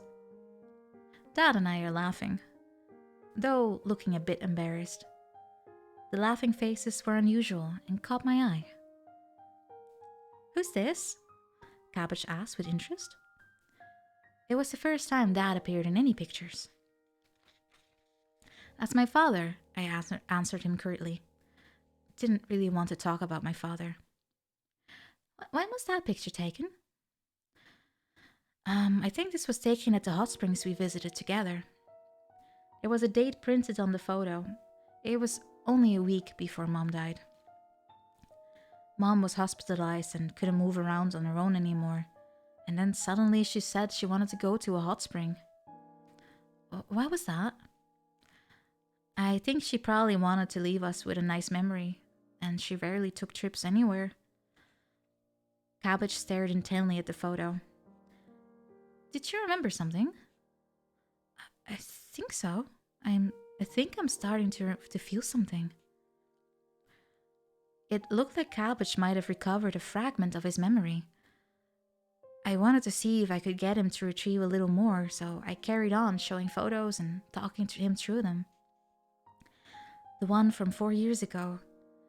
Mom's condition had become hopeless. She was throwing up in pain every day. She couldn't sleep. But then one morning, she woke up and suddenly called me into her room. She said she wanted to go to a hot spring somewhere, and somewhere where she could see the ocean. I was bewildered by this sudden request, and I asked her again and again if she was sure she wanted to take that trip. And I couldn't tell whether she really meant it or not, but Mom really wanted to go.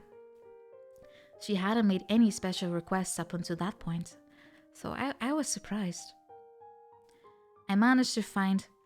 Where am I? Oh, I managed to convince the doctor to let her out just a day or two. But then she revealed her plan. I want the whole family to come. You and your father and Cabbage. That's what mattered to her. To have the whole family together. And despite my mother's condition, I hadn't exchanged one word with my father during the whole time she had been ill. I don't think I'd even made eye contact with him. Our relationship, or lack thereof, had hardened the years. Once we'd established that we never spoke, then that was just the way it was. It had gone on for so long, so you can imagine I balked at the idea of going on a trip to a hot spring with him, or even talking to him about it.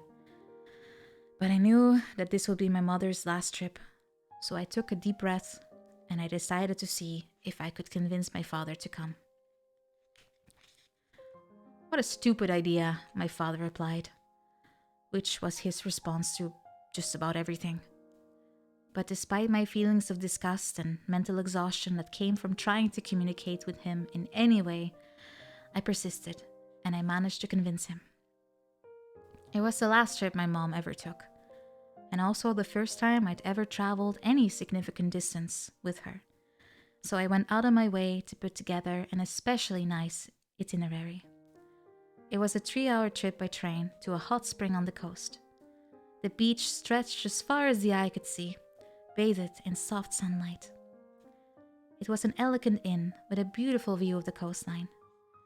My mom had seen the place in a photo in a magazine. It was somewhere where she had always wanted to go.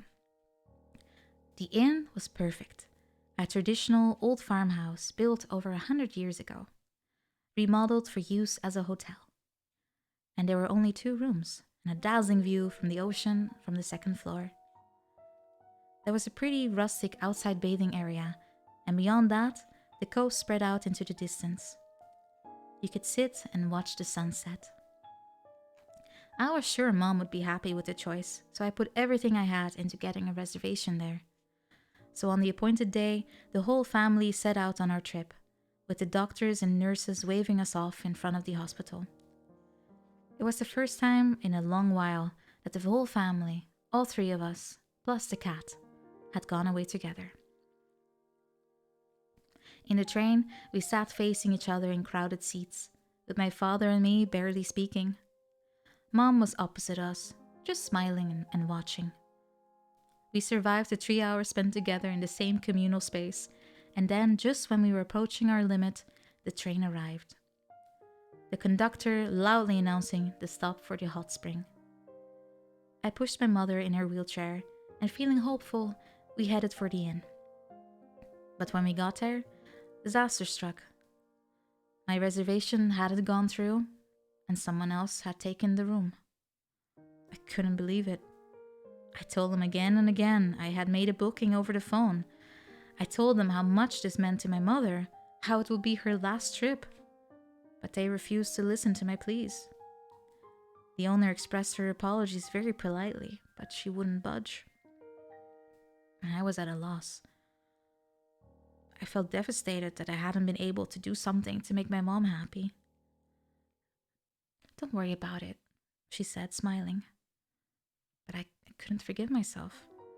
I was so frustrated and disappointed, I thought I might cry. Not knowing what to do, I just stood there in stunned silence. And then my father patted me on the shoulder with one of those large, firm hands of his. "Well, we can't have your mom camping out here in her condition, so I'll go find something." And then Dad ran out of the door of the inn. I had never seen him move that fast in my life, so I ran after him. Dad raced between the nearby inns, checking whether they had any rooms available. Growing up, I only ever saw my father in his shop, silently sitting and still repairing clocks. I couldn't believe he could move at such a speed. Even when he came to watch me play sports at school, he would always sit absolutely still, like a rock. And this was the first time in my life I'd ever seen him run for any reason. Your father was actually pretty fast on his feet back in the old days. I remembered what my mom had said as I dashed around, trying to keep up with my father, who, despite his compact, muscular frame, ran around the hot springs resort with a surprising grace. It was high season and all of the inns were full. We ran around trying everywhere, but were turned away time and time again. And some places, only one of us would try. Others we went together, pleading with the innkeepers. We just couldn't leave. We just couldn't leave Mom without a decent place to stay. We wanted to make this trip special for her. This was the first time, and maybe the only time, since becoming an adult, that my father's feelings and my own were in sync. After scouring the inns lining the beach, running backwards and forwards, we finally found a vacancy. It was dark and the outside looked a little shabby, and it looked a bit older than the other inns and was a bit run down. Our first impressions were confirmed when we went inside and the floorboards creaked as we walked up to the front desk. "It's a pretty good inn," Mother said, beaming as we brought her in, but I felt awful having her stay in a place like that. But as Dad said, it couldn't be helped. Mom couldn't exactly camp out in her condition, so lacking any alternative, that's where we stayed. The state of the place may not have been great, but the innkeeper was warm and friendly. The meal wasn't exactly extravagant, but the cook had obviously put his heart into it, and it was delicious. Mom exclaimed over and over again how good it was there, and how good the food was. Seeing her smile made me feel a little better. Now, I'm gonna have a quick sip.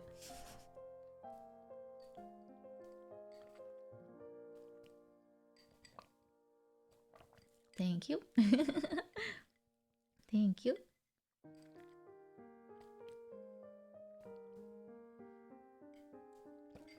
Oh, and a posture check too. Thank you. There we go. Hi. That night, we all slept in one big tatami room. Our futons lined up all in a row. It was the first time in 10 years that we've been together like that. Staring up at the old wooden ceiling, I was reminded of the house we lived in when I was in elementary school. It didn't have many rooms, and the entire family slept together upstairs in the only bedroom, futons next to one another. Now, 20 years later, we found ourselves doing the same thing. It was a strange feeling, and it would be the last time we were together like that. With all these thoughts running through my head, I couldn't sleep. I wonder if Mom and Dad felt the same way. It was quiet, and the only sound I could hear in the small, dark room was Cabbage's breathing, blending in with, but just detectable, above the rhythmic sound of the ocean waves. Finally, it began to get lighter outside. It was maybe 4 or 5 in the morning. I got up off my futon and sat in the window seat. I opened the curtain and I looked outside. To my surprise, the old inn sat so close to the beach that the sea occupied most of the view that I saw before me. It had already been dark by the time we found the inn, so I hadn't noticed how close we were. For a while, I sat there and I gazed out at the ocean, which, wrapped in pale morning light, looked something from a dream. Then I noticed that my parents were both awake. They both had circles under their eyes. I guess they weren't able to sleep either. Mother, still wearing her bedtime yukata, looked out at the window at the panoramic view of the sea and suggested that we all go for a walk on the beach. "Let's take some pictures. I love walking on the beach in the morning." Cabbage was still sleeping, so Mom grabbed him and put him on her lap. She adjusted her yukata and was ready to go. Once she was ready in her wheelchair, off we went to the beach. The early morning light was still dim and it was a bit chilly, and Mom wanted to go closer to the water, but it was difficult pushing the wheelchair in wet sand. After a while, I couldn't get it to move at all. And then the sun began to rise, its rays falling on the surface of the ocean, creating a sparkling effect.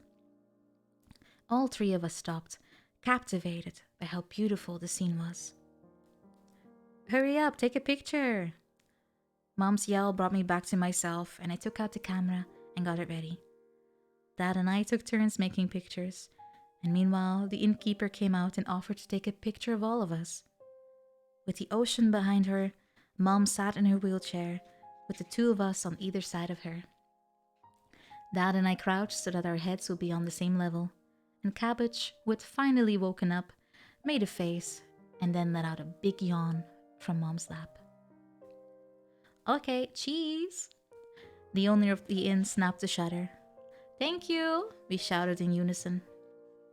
And then the innkeeper said, one more, and we lined up again, this time standing.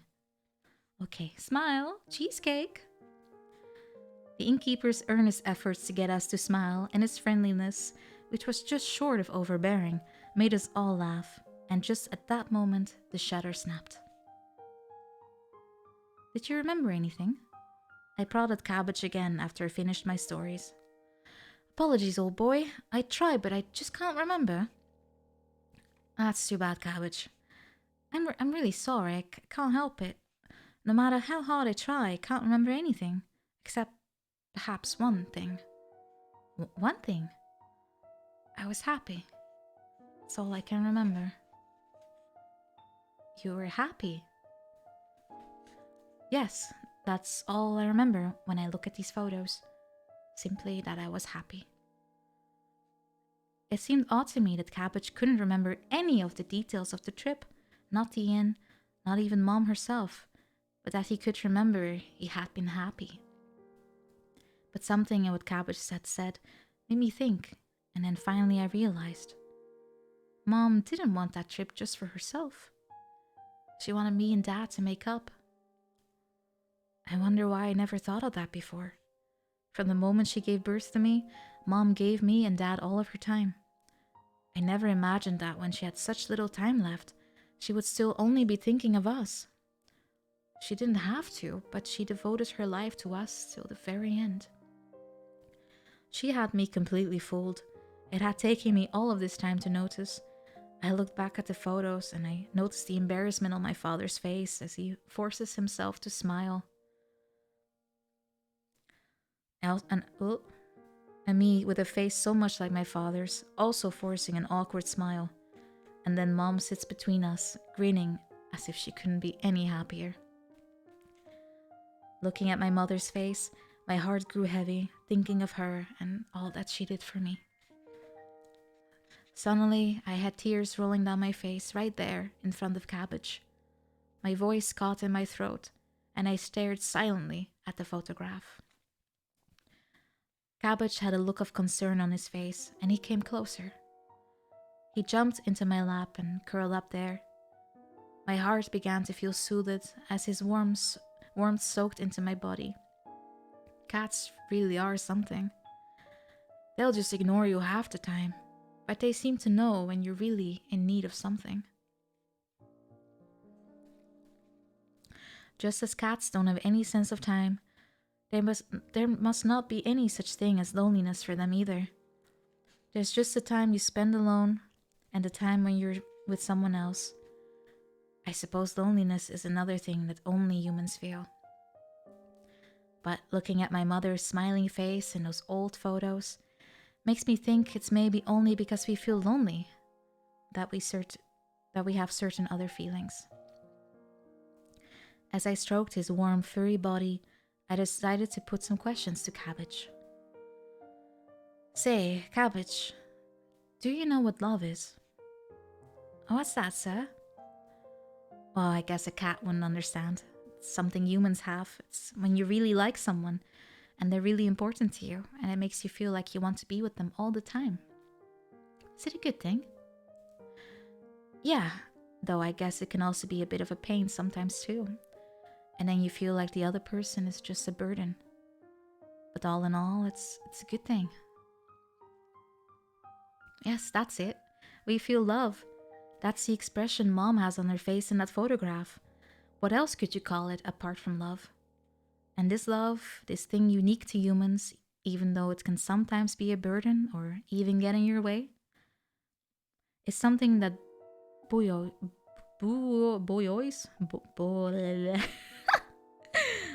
Buoys. Ah, I know the word, can't pronounce it.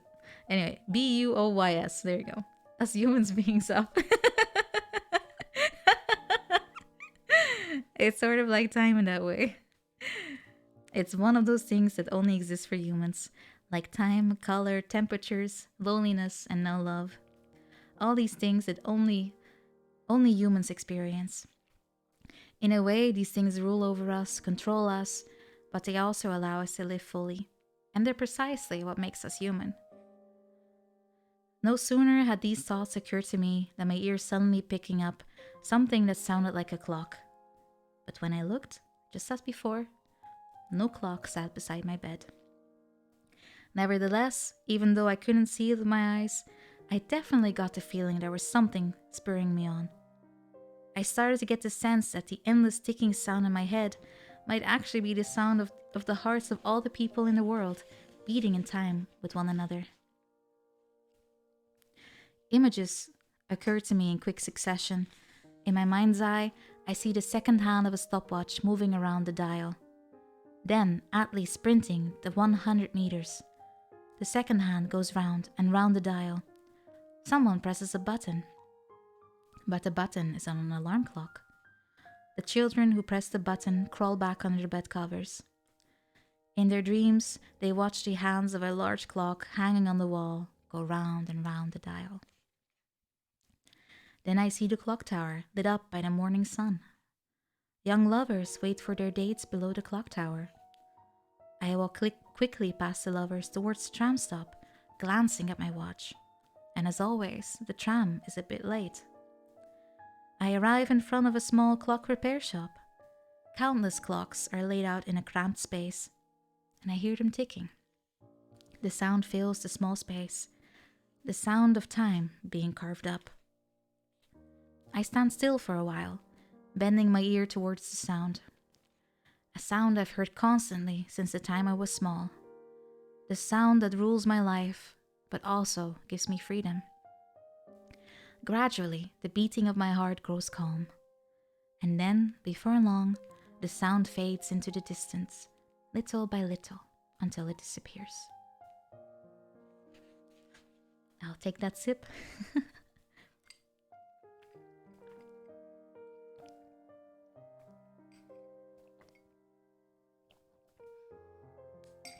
I've never drank so much in my life.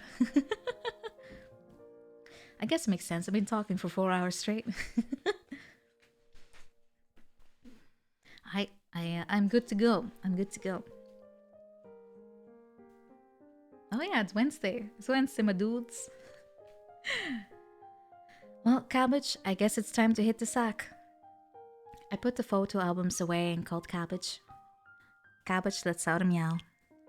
Cabbage, what happens? Now you're acting like a cat again. No sarcastic comments came back in the now familiar, outdated way of speaking. Cabbage simply meowed.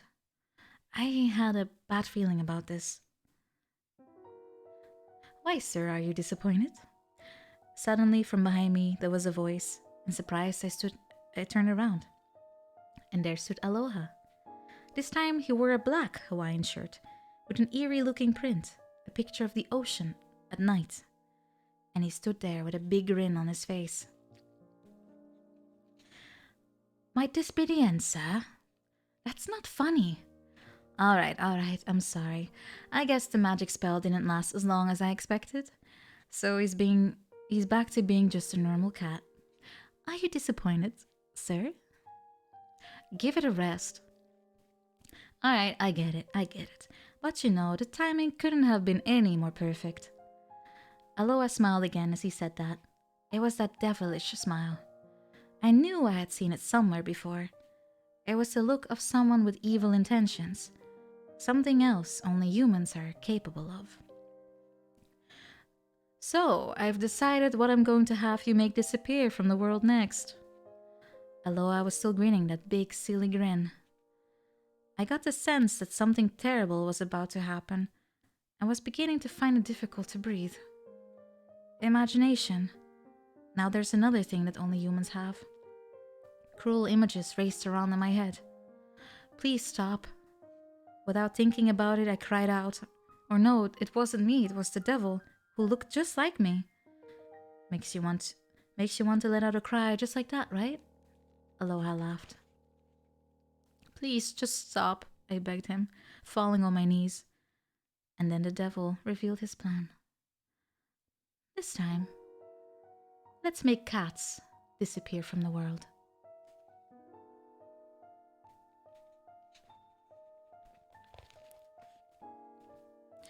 Friday, if cats disappeared from the world. His small body shook and he let out a painful meow. He wanted me to save him, but I could do nothing but watch him. Time and time again, Lettuce tried to stand on his own, but he instantly collapsed. I guess this is it, I whispered. I guess so. There was a note of sad acceptance in Mom's quiet reply. 5 days had passed and Lettuce had been laid down, as if he was going to sleep. He couldn't eat anymore. Even presenting him with his favorite fresh tuna got no response out of him. Nor would he drink water. He slept for unusually long periods, and gradually we saw that he couldn't stand. And even so, Lettuce tried over and over to stand up on his own. I had to give him water with an eyedropper because he couldn't drink on his own. And with his strength slightly restored, he would immediately try to stand, but he was still a bit shaky on his feet and he would soon lay down again. He always tried his hardest to stand on his own, despite the fact that he didn't have the strength for it. Once he was just about to managed to be picked on his feet and walk unsteadily right up to Mom, and then collapsed in front of her. Lettuce! I shouted, and I rushed to pick him up. His body was warm, and he had become so thin he weighed practically nothing. His small body, with little strength left now, trembled ever so slightly, and Lettuce hovered between life and death, and you could tell he was scared. He couldn't understand what was happening to him. He didn't know that he was dying. And after a while, my arm started to ache, so I set him down on my mom's lap. And now that he was comfortable, Lettuce began to purr. He let out as much of a meow as he was capable of producing, as if to announce that this was his spot now. And Mom was happy to have him there and stroked him gently. Gradually, he closed his eyes and the trembling stopped. He seemed revived and raised his head for a moment, looking at both of us with wide eyes. And finally, he took a deep breath and laid his head down on Mom's lap. He became completely still, and he didn't move again.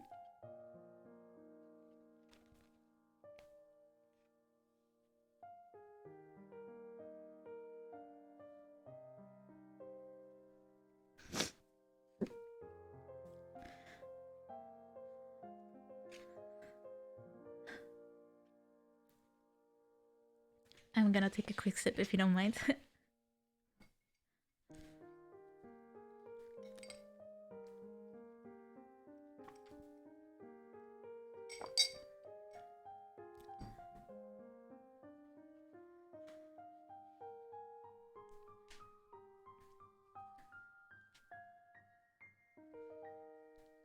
Okay, I'm okay. Lettuce, I called his name, trying to convince myself he was only sleeping. Maybe I thought I could wake the dead if I simply repeated his name enough times, with just the right rhythm or emphasis. Be quiet, Mother said. Don't say a word. He's gone to a place where there's no more pain. Mom continued to stroke him gently as she said those words. It's alright now, it's alright. No more pain. Mom rocked back and forth as she still held the cat, and the tears began to flow. And finally, reality hit me. Lettuce was dead. He was really dead, and I had to accept that. He was dead just like the rhinoceros beetles and crawdads I used to collect when I was little. And after a while, they just stopped moving, and that was that. In a daze, I stroked his body. It was still soft and warm and completely still. I looked at the red collar Lettuce had worn for so long. He tried to pull it off all the time, chewing away at it until it became worn out and ragged. Until a few moments ago, it had seemed as if it too were something living, like Lettuce himself. But suddenly, It seemed like nothing more than a cold, lifeless object. Touching his collar gave me such a tangible feeling of death. I burst into tears as if to expel this unwelcome reality. And when I woke up, I found that my eyes were filled with tears. It was still dark, around 3 a.m. maybe. I looked beside me where Cabbage normally slept and saw that he was gone. I panicked and jumped out of bed, my eyes scanning the room. And then I saw Cabbage curled up asleep at the foot of the bed. And as usual, I hadn't slept well, but I was relieved to find Cabbage still there. The memory of the night before, when Aloha suggested eliminating cats, was still fresh on my mind. So what would it be? My life or cats? At that moment, I couldn't imagine what my life would be like without Cabbage. 4 years had passed since my mother had died, and Cabbage had always been on her side. How could I erase him? What was I supposed to do? If cats disappeared from the world, how would the world be different? What would be gained and what would be lost in a world without cats? I remembered what my mom said a long time ago. Cats and humans have been partners for over 10,000 years. And what you realize when you've lived with a cat for a long time is that we may think we own them, but that's not the way it is. They simply allow us the pleasure of their company. And Cabbage was curled up and asleep. I lay down beside him and I gazed at his face. Such a peaceful face. Never in his wildest dreams would he ever imagine a world where he had disappeared. I wouldn't be surprised if he woke up this very moment, speaking like a gentleman and demanding to be fed. But as I stared at his sleeping face, I could also imagine him saying, like a faithful friend, "I would gladly disappear for you, sir." On the other hand, they say that only humans have a concept of death. Cats don't see it coming. It doesn't cause them fear and anxiety like it does for a human. And then humans end up keeping cats as pets despite our angst over mortality, even though we know that the cat will die long before we do, causing the owner untold grief. But then again, human beings can never grieve their own death. Death is always something that happens to others around them. When you boil it down, the death of a cat isn't so different from the death of from a human. When I thought about it this way, I finally understood why it is that we humans keep cats as pets. There's a limit to how well we know others and ourselves. We don't know what we look like to others, and we can't know our own future. And we can't know what our own death will be like. And that's why we need cats. It's just like my mother said, cats don't need us. It's human beings who need cats. As these thoughts were going round and round in my brain, I suddenly felt a sharp pain in the right side of my head. Feeling powerless, I curled up in my bed, trembling just like Gladys did when he was dying. I felt so small and helpless in this body of mine, this body now dominated by death. I felt a heavy weight pressing down on my chest. The pain in my head was getting worse. I went into the kitchen, took 2 painkillers, washed them down with water, and then went back to bed. I fell into a very deep sleep. So, what are you going to do? I remembered Aloha's voice from the previous night. It's either your life or cats. He laughed as he said the words. That shouldn't be such a hard choice, should it? After all, if you weren't around, who would take care of the cat? You don't have much to lose. Can you just give me some time? What's there to think about? The answer is obvious. Just hold off for a second. Alright, I get it. Then let me know your decision tomorrow, before your life is snuffed out. And with that, Aloha disappeared. When I woke up, the sun was shining brightly outside. It was morning. I took my time getting up, all the time looking around the room for Cabbage, and he wasn't there. He was gone. Where could he be? Had I decided to go ahead and make cats disappear while I was still half asleep? I searched the room, first the old orange blanket he always slept in, then on top of the bookshelf, under the bed, the bathroom, the shower, but he was nowhere to be found. Cabbage liked crawling into confined spaces, and often he would hide in the washing machine, but he wasn't there either. And finally I checked the window ledge. Cabbage always liked to perch there, his tail dangling and occasionally twitching. I thought of the curve of his back when he was curled up sleeping, and how the hum of his purring was carried on his breath, and how warm his body felt on my lap. And finally, I thought I heard a faint meow coming from somewhere outside. Cabbage! I ran out in a panic, shoving on a pair of sandals. I thought he might be underneath the white minivan that was always parked in the lot across the street, but he wasn't there either. I ran along the route we took on our walk the day before, because maybe he was in the park. I ran up the hill until I made it to where we had been yesterday. I thought he might be asleep on the bark bench with the peeling blue paint, but no sign of Cabbage there either. He wasn't at the noodle shop begging for bonito flakes either. So I turned and headed for the row of shops, but he wasn't there. Cabbage! I dashed around, blindly running until I worked up a terrible thirst. My throat and lungs felt so hot, like they might be about to combust. My leg muscles hurt so much, I thought I might have torn them. And I felt lightheaded and a bit dizzy, reminding me of days ago, when I felt a similar combination of physical exhaustion and emotional pain. It's not something I want to think about ever again, but experiencing the same confusion of feelings must have triggered a memory. It was 4 years ago.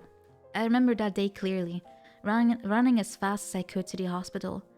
My mom had had another seizure, and she had already been hospitalized for a long time, and would sleep for long stretches, but every now and again, she would be woken up by a seizure.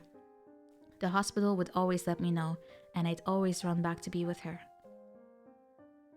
When I got there on that day, she was sitting up in her bed, in pain, and she was shaking and saying over and over again that she was cold. Seeing her like that scared me, and I called out to her. I've never seen her that way.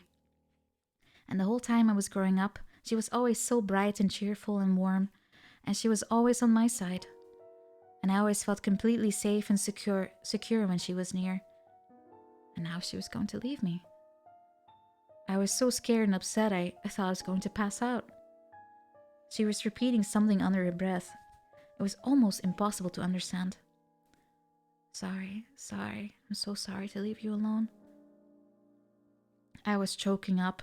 Tears began to roll down my cheeks, and I began to shake as I rubbed my mom's back. She suffered like that for an hour, and then they gave her an intravenous painkiller, which made her fall into a deep sleep. And now she was sleeping peacefully. So peacefully, it was hard to believe she had just been in so much pain before. I was relieved and sat down in the chair near the bedside, bone-tired, and soon I fell asleep too. I had no idea how much time had passed, but when I woke up, my mom was sitting up in bed reading a book using a small portable lamp, and suddenly she was back to normal. Are you okay, Mom? Oh, you're awake. Yes, I'm okay now. Oh, good. I wonder what's going to happen to me. Mom examined her wrist. She had become so thin. I've become just like lettuce. Mom, you shouldn't say that. You're right, I'm sorry. The window of the hospital room faced west, and the setting sun glowed bright pink, even brighter and more beautiful than it already did. There was a photograph on my mom's bedside. It was one of the photos we'd taken on our trip to the hot spring. Mom and Dad and me and all facing the camera, smiling our backs to the ocean. The trip to the hot spring was wonderful. Yeah, it really was. I was wondering what was going to happen when we didn't get the inn we wanted. Yeah, I really panicked. Looking back now, it seems kind of funny. Yeah, it does. The sashimi was delicious. We should go again. Yeah, we should, but I don't think that's really a possibility. Oh, is a raid. Oh god.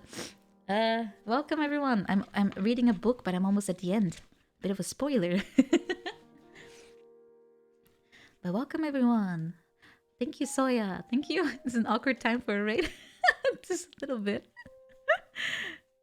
But welcome. I'm reading a book called If Cats Disappear from the World, and it's much more sad than I expected, so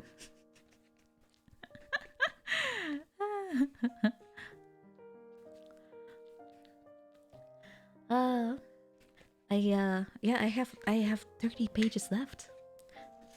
But Soya, thank you. What were you up to? Elder Scrolls.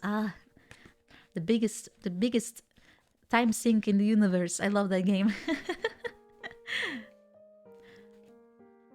Did you have a good time? I hope so. Let's see. The Royal Brat. Ah. Oh, don't worry about it. Don't worry about it. Thank you for all the follows. Yes, thank you so much. Well, I will take the opportunity to take a quick sip. You have to, Oh, you are unable to steal the throne. I kind of forgot about the storyline, besides the part where you, try to collect all the words.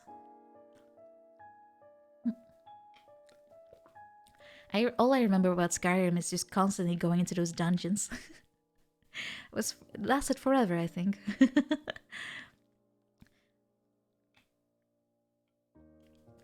That and yelling at dragons. Oh, you got lost. Yeah, the game is huge. The game is absolutely huge.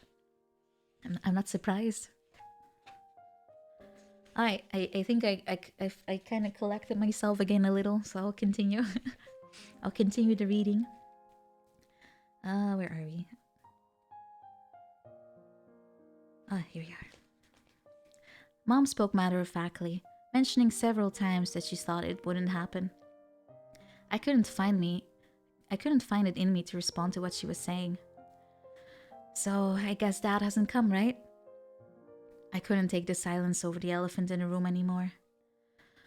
No, I guess not. I told him he should come, but he just said that he'd visit after you finished repairing the watch he was working on. Oh, did he? Mom had a favorite wristwatch that she wore all the time. It was that watch that Dad was repairing. It was the only wristwatch she ever owned, which was kind of odd if you consider the fact that she'd married a man who repaired clocks for a living. What's so special about the watch? It's the first present your father ever gave to me. Oh, so it is. He made it himself using antique parts from his collection. Oh, so he actually did something nice for you for once. He did. You know, he's really very sweet. He just finds it difficult to express himself. Mom sounded so young when she talked about Dad like that, erupting in girlish laughter. Last week, your father came to see me, and I told him my watch wasn't running. So he just took it with him when he left, without saying anything. I guess he planned on repairing it. But why decide to do it now of all times? Don't worry about it. I'm happy you're here. But people are different. There are different ways of showing love to someone. I don't know. That's just the way it is. It was the last time we ever spoke.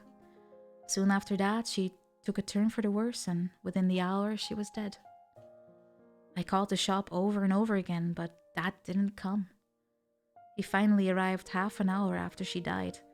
He held Mom's wristwatch in his hands. He hadn't been able to get it going again. And Mom's lifeless body lay there, and I cursed him. Why now? Why at a time like this? I just couldn't understand him. However, Mom tried to explain it. And they took Mom to a funeral home, leaving the hospital room empty and still. Where Mom had been, there was only a clean white sheet. It was more than I could take. On the bedside sat her wristwatch. She always had it on her. It was like a part of her body. And now all the life had gone out of it. The wristwatch had become a piece of useless rubbish. And suddenly I remembered Lettuce's red collar and the thought of it made the pain even worse. I picked the watch up and held it close to my heart. I found myself sobbing there alone. I never spoke to my father again after that day. And even now, I can't say how things got so bad between me and my father. We used to be such a happy family. We were so close. We would go out to eat together, go on holidays. But somehow, over time, for no reason I could think of, the foundation that my relationship with my father was built on simply rotted away. But we're family. You just take it for granted that you'll always be there, and you'll just muddle along somehow. And I always believed that. I never questioned such an obvious assumption. But ironically enough, because we both believed in this unspoken truth, my father and I never bothered to talk to each other, to ask how the other was feeling, or what the other was thinking about. We both went on believing that whatever we felt as individuals must be the way it really was. But it doesn't work that way. Instead of thinking of family as just being there, you need to think of it as something you do. Family is a verb. You do family. My father and I were two separate individuals who just happened to be related by blood. And because we accepted and lived with the distance that had grown between us, eventually the last thread connecting us broke. Even when Mom got sick, my father and I never spoke to each other. We both put up our own needs and what we were going through first. We didn't think about Mom and what she needed. And even as Mom started to feel worse and worse, she carried on doing the housework, and though I think part of me knew, I still didn't take her to see the doctor. I just blamed my father for expecting her to continue doing the housework, even in her condition. And I suppose he blamed me for not taking her to see the doctor. And when the end came, I only cared about being by Mom's side, while the only thing Dad seemed to care about was repairing her watch. And even Mom's death couldn't bring us together. I ran and ran with no idea where I was going, and I still couldn't find Cabbage anywhere. Had cats really disappeared from the world? Had I made Cabbage disappear? Would I never see Cabbage again? Would I never get to touch his soft fur, to feel his warmth against my body, touch his dangly tail or his fleshy paws, or feel the thumping of his little heart? Now both Mom and Lettuce were gone, and maybe Cabbage was gone too. I didn't want to be left alone. I was grief-stricken, angry, anxious, and in pain. My eyes began to fill with tears. I kept on running, forcing my legs to keep moving, panting now, my mouth open and dry. I ran and ran until my head started to hurt again, and I collapsed onto the cold stone pavement. I carried on, crawling awkwardly across the ground. And then I recognized the paving stones. I looked up and I realized that I had reached the square where I met my old girlfriend the other day. I just ran the same distance it took the tram 30 minutes to complete. It was too late. The feel of the cold stone pavement brought reality crashing down on me. I had eliminated cats. I had made Cabbage disappear from the world. But just then, I heard a meow. I thought I could make it out, coming from a distance. I stood up, mechanically, and then I heard it again. I ran towards the sound. Was I dreaming, or was it real? My head was spinning and I couldn't think straight. I forced myself to run, even though my feet felt like lead weights. Following the meowing, I found myself standing in front of a red brick building. And it was the movie theater. Again, the same meow. Cabbage was there, on the counter in the movie theater, in the same position he always adopted. He was stretched out with his tail dangling over the counter's edge.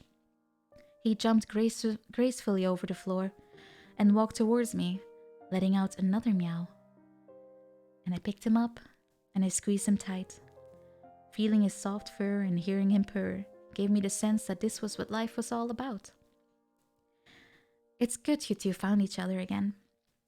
And there she stood, in front of us. Of course, my ex-girlfriend. Well, she lived here after all. I was so surprised when Cabbage turned up here on his own. Thank you, I'm so relieved. And there you go crying again. You haven't changed at all, have you? Only then did I realize that tears were streaming down my face. It was embarrassing, but I was just too happy for words. Cabbage hadn't disappeared. He was back in my arms. I wiped the tears away and I got back to my feet. Well, this must have been your mother's doing. What do you mean? She handed me a letter. It was addressed to me. It had a stamp, but no postmark, meaning that it had never been sent. Someone wrote it, but never mailed it. It's from your mother. She had me keep it for you. From Mom? That's right. Back when your mother was in the hospital, I paid her a visit, and she asked me to hold on to it.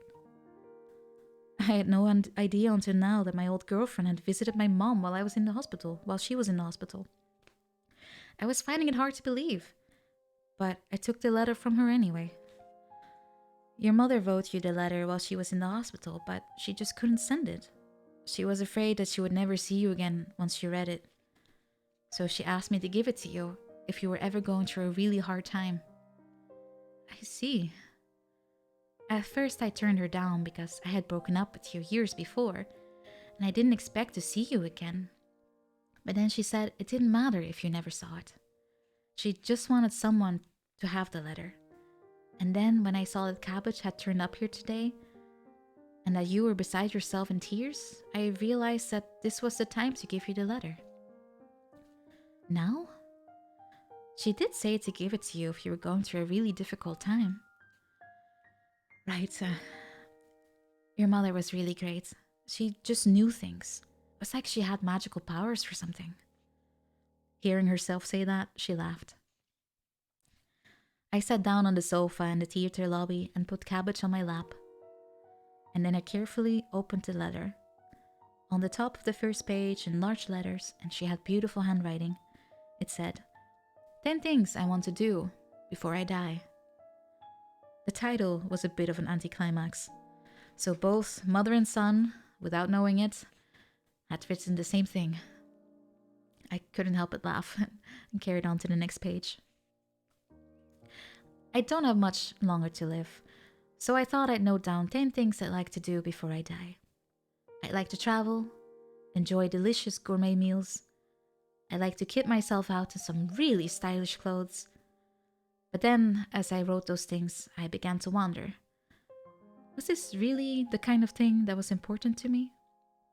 Is this really what I want to do before I die? I started a new list when I suddenly realized that all the things I wanted to do before I died were for you. Your life will go on for many years beyond mine. And in the course of that life, there will be both good and times bad. You'll experience joy, but there will also be times of sadness and pain. So I decided to write down 10 beautiful things about you, so that whenever you're going through a difficult time, you'll be given the courage and self-belief to go on. So, instead of a list of 10 things I want to do before I die, this is what I wrote instead. Things that are beautiful and good about you. When people are sad, you're able to cry along with them. And when people are happy, you're able to share their joy with them. You look really sweet when you're asleep. Your dimples when you smile. Your habit of rubbing your nose when you're worried or anxious. Your concern for the need of others. Whenever I caught a cold, you helped with housework and acted like you enjoyed it. And you always ate whatever I cooked as if it were the most delicious thing in the world. How you think deeply and ponder over things. And after all that brooding, you always seem to come up with the best solution to the problem. As you go on with your life, always remember the things that are good in you. They're your gifts. As long as you have these things, you'll find happiness, and you'll make the people around you happy. Thank you for everything you've done for me, and goodbye. I hope you always hold these things that are so beautiful about you.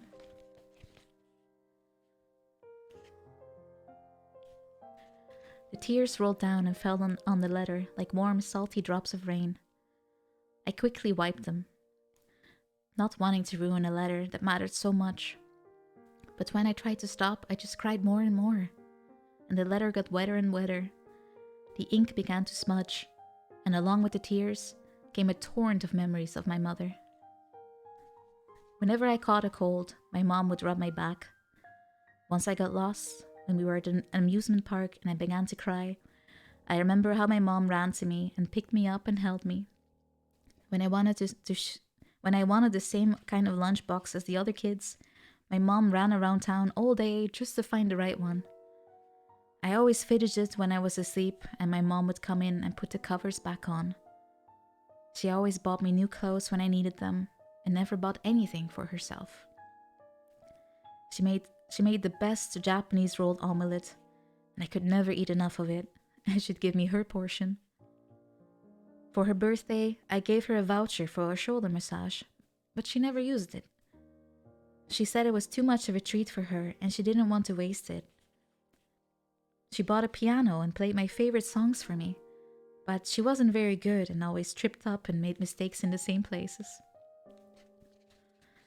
My mother, did she have any hobbies of her own? Did she have any time to herself?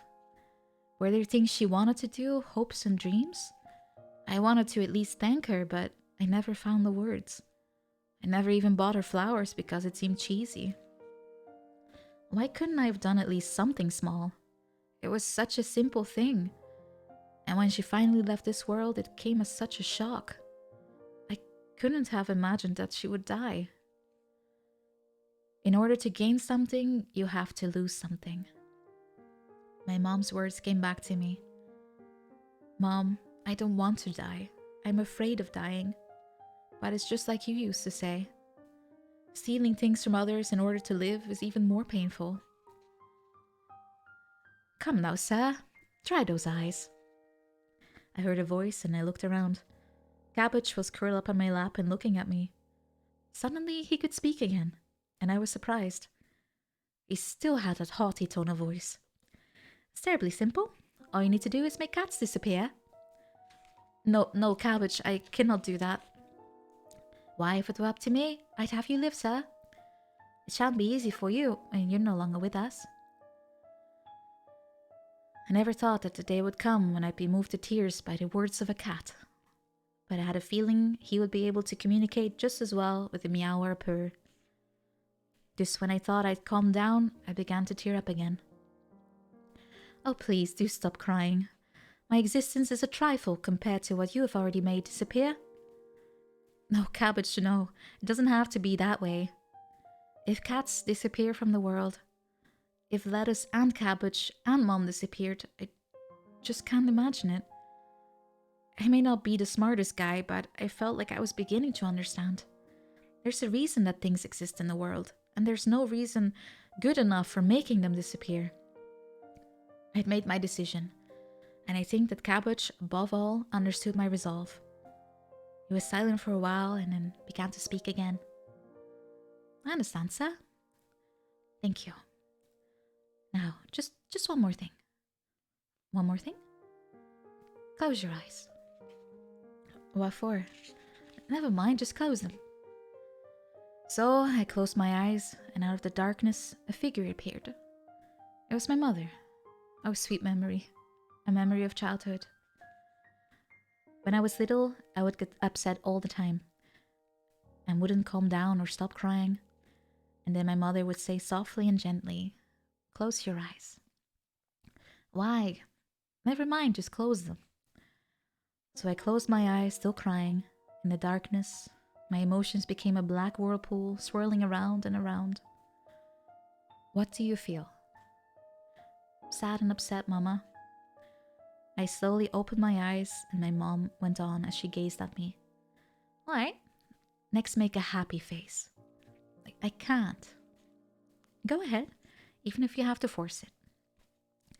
My mind and body were at odds with each other. Couldn't smile very well. Managed to twist my unwilling face into a smile, but it still felt bad. The tears did not stop. The sound of my mother's voice, take your time, saying take your time, soothed me, and I managed to force a smile. Okay, now close your eyes again.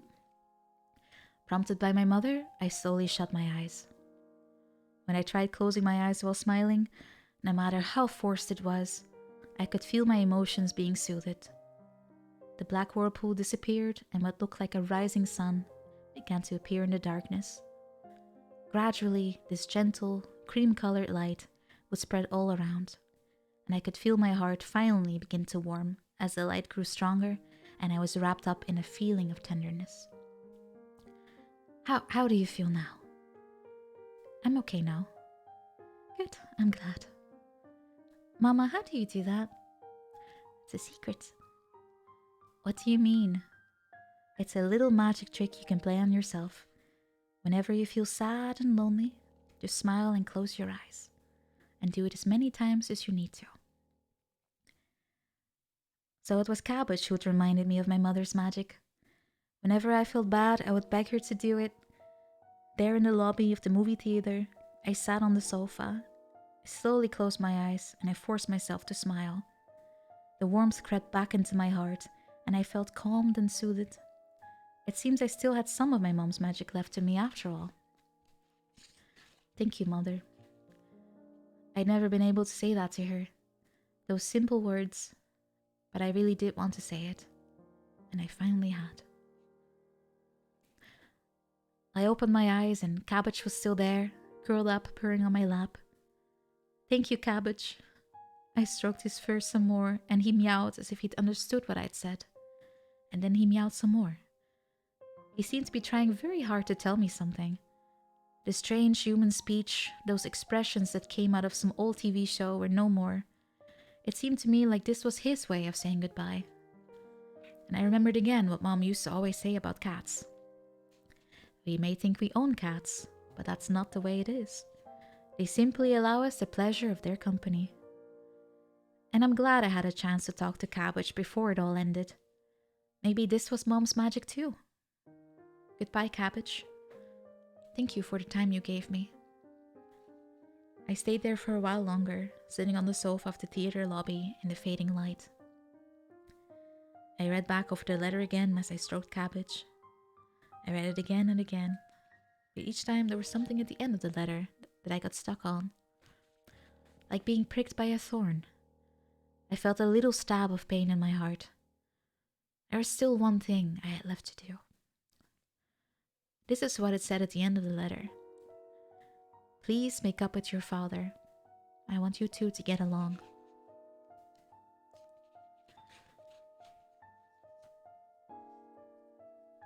Saturday. If I disappear from the world. I don't know whether I'm happy or unhappy, but there's one thing I do know. You can convince yourself to be happy or unhappy. Just depends on how you see things. When I woke up the next morning, Cabbage was asleep next to me. I could feel his soft fur and hear his little heart beating away. So cats hadn't disappeared from the world. And that meant I was going to disappear from the world. If I disappeared from the world, I tried to imagine what it would be like. I suppose it wouldn't be the worst thing to have ever happened. Everyone dies eventually. The fatality rate is 100%. So when you think about it, in that way, it's a happy death or an unhappy death, depending on how you've lived your life. Again, my mother's words came back to me. In order to gain something, you have to lose something. In exchange for my life, I made mobile phones, movies, and clocks disappear from the world. But I couldn't bring myself to be rid of cats. I realized that it might seem stupid for me to give up my own life for cats, but that's just the way it is. It's who I am. There was a real possibility that I was some kind of idiot, but I really don't get any satisfaction out of extending my life in exchange for other people losing something they hold very dear. For me, cats are no different from the sun and the ocean and the air that we breathe. So I have decided to stop making things disappear from the world. I have decided to accept the life that has been given to me, exactly as it is, even though it seemed like it will be rather short. So that means I'm going to die soon. When Cabbage and I got home last night, Aloha was waiting for us. He wore his usual loud outfit, Hawaiian shirt and shorts, with a pair of sporty sunglasses perched on his forehead. I was annoyed to see him, but, on the other hand, a part of me found seeing the same old outfit almost reassuring. It's kind of frightening how easily you get used to these things. Hey, where the hell were you? I thought maybe you'd been spirited away or something. I was about to lodge a missing persons report with the man upstairs. Sorry. Whoa there, what happened? Lost your mojo? Gotta jump right in there, get back to the groove. I'm sorry. It's okay, no worries. Let's just get on with it. Time to erase. You know what? Aloha pointed his finger at Cabbage and began humming a cheerful tune. I won't do it. I said, I won't do it. I won't make cats disappear. Are you serious? Yes, I am serious. I looked at Aloha's surprised expression and couldn't help laughing.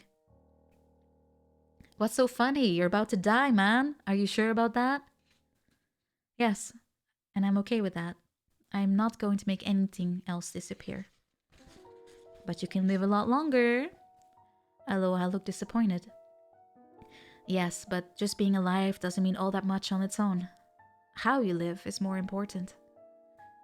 Aloha retreated into silence, and then after staring at my face for a long time, he opened his mouth to speak. Oh, looks like I've lost the god again. Man, humans can't do anything with them. What's wrong? Oh, nothing. Forget it. It's my loss. Go ahead and die if you want to. Hey, that's not nice, although of course I am going to die. I laughed, and then Aloha started to laugh too. Well, I guess we'll be going our separate ways now. Isn't that right? Yes, that's right. Strangely enough, I'm kind of sad. Yeah, me too. You were kind of an interesting guy. You too, a real funny devil. Don't get me started. By the way, what does the devil normally look like? You really want to know? Yes, I do. Well, actually, I don't really have any specific form. What do you mean? The devil only exists in the hearts and minds of humans. Then you humans express that in lots of different forms. It's kind of random, like with horns and a pitchfork, or a dragon. Ah, I see. Although I take particular exception to the horns and pitchfork. I mean, give me a break, it's just bad taste, don't you think? Yeah, you're right about that one. I don't look like that at all. I'm not surprised. So you see, the form I take all depends on your imagination. What the devil in your heart looks like. But your personality is totally different from mine. Ah, yes, but that's the important bit. In other words, I'm the person you could have been. In what sense? It's the side of yourself that you never showed. You know, cheerful but shallow, wearing flashy clothes, doing whatever you want without worrying about what other people would think, saying whatever you want, no matter how inappropriate. Right, the total opposite of me. Right, I'm made up of all of those little regrets in life. Like, what if you never reached a fork in the road in life and you'd gone the other way? What would have happened? What would you have become? That's what the devil is all about. It's what you wanted to become, but couldn't. It's both the closest and the furthest thing from who you are. So, do you think I turned out okay? Hey, I'm not exactly the best person to be asking that question to. I wonder if I'll have any regrets when it comes time to die. Ah, of course you will. You want to live, right? You might even beg the devil to come back. Humans tend to regret the life they never lived, the choices they never made. Those who know they will die tomorrow live the fullest in the limited time they have. That's what some people say, but I tend to disagree. When a person becomes aware of their impending death, they have to make a compromise between the life they wish they had led and the reality of death. Sure, there are all these little regrets, the broken dreams, but you have to go easy on yourself and be flexible. Having had the chance to make things disappear from the world in order to gain just one more day at life, I've come to realize that there's a certain beauty in those regrets, because it's proof of having lived. I won't eliminate anything anymore from the world, and I may regret it at the moment I actually die, but that's okay with me. No matter how you look at it, life is full of regrets anyway. I was never able to be completely myself or live my life exactly the way I wanted to. I'm not sure I ever will figure out what exactly being myself is about. So, I'll die with all those failures and regrets. All those unfinished dreams. All the people I never met, the things I never tasted, the places I've never been. But that doesn't bother me anymore. I'm satisfied with who I am and how I've lived. I'm happy to have been here at all. Where else but here could I have been? The last week has been so strange, first finding out I didn't have long to live, and then the devil appearing, making things disappear from the world in order for me to get another day of life. It's kind of like the apple that was offered to Adam and Eve, a bet between God and the devil, and maybe what God was really asking me to do was to consider the value of things in life. To value my own life. God created the world in 6 days, and in the same number of days I went and made things disappear, one at a time. But I couldn't bring myself to make cats disappear, and instead, I decided that I would become no more. And soon, I'll have my day of rest too. Seeing me deep in thought like this, the devil laughed at me. In the end, you came to know exactly how wonderful life is. You became aware of who the most important people to you are, and the value of lots of other important, irreplaceable things. You traveled around the world, you live in and saw it anew, and you found that despite the boredom and routine of the world, there is a real beauty in it. That on its own makes my coming here worth it. But I'm going to die soon. Probably so, but one thing's for sure. You're happy now that you've realized that. I wish I realized that sooner. Yeah, but no one really knows exactly how long their life would be. It could be another few days, or it could have been a few months. It's the same with everyone. No one knows exactly how long they have to live. Yeah, I suppose so. So there's really no such thing as too late or too soon. That's a nice way to look at it. Don't you think so? Anyway, I just thought I'd throw that in as an extra freebie, since this is the last time we'll be seeing each other. Make sure the last thing you do is done with passion. And go all the way.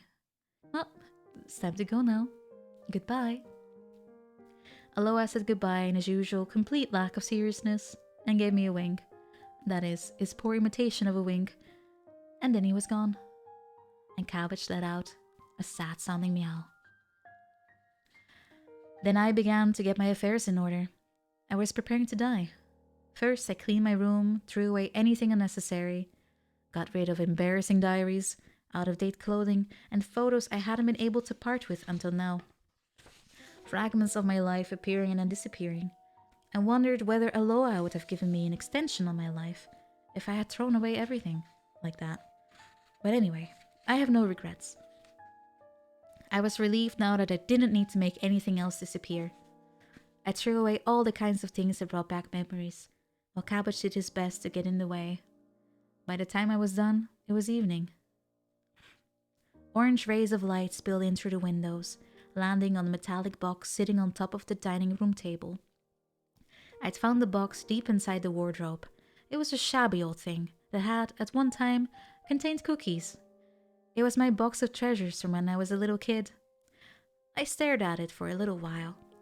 It held things that were important to me at one time, and I'd completely forgotten about its existence. Whatever was in it, I probably wouldn't consider it a treasure at some point in my life. But people are fickle that way. Something they once valued became meaningless to them almost overnight. Even the most treasured presents, letters, and beautiful memories are forgotten about, becoming useless odds and ends. And long ago, I had sealed my treasures in this box, along with my memories. And I hesitated over ever opening it. I couldn't do it, and I went out instead. I left the apartment and headed to the funeral home. I decided to plan my own service. The funeral home was on the far edge of town, and had an elegant ceremonial hall, showing just how lucrative this business was. I talked to the salesman and discussed their various packages. The salesman was the salesman was a little wait, where am I? Oh, warm and understanding when it came to explaining my circumstances. I went through the fees for the various items. Well, I need a sip.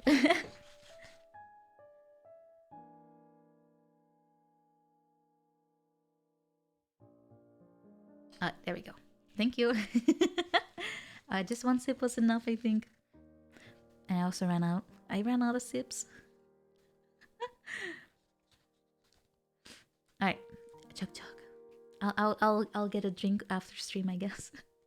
Alright, where are we? Oh yeah, the salesman was warm and understanding when I explained my circumstances. I went through the fees of the various items. I would have to buy a portable Buddhist altar, a coffin, flowers, a portrait of myself to display by the coffin, an urn for my ashes, a Buddhist tablet, a hearse, and of course, I'd have to pay for cremation. It all came down to, oh, that's a lot of money. 1,500,000 yen. This is how much it would cost for a small funeral, which I was obviously paying for myself.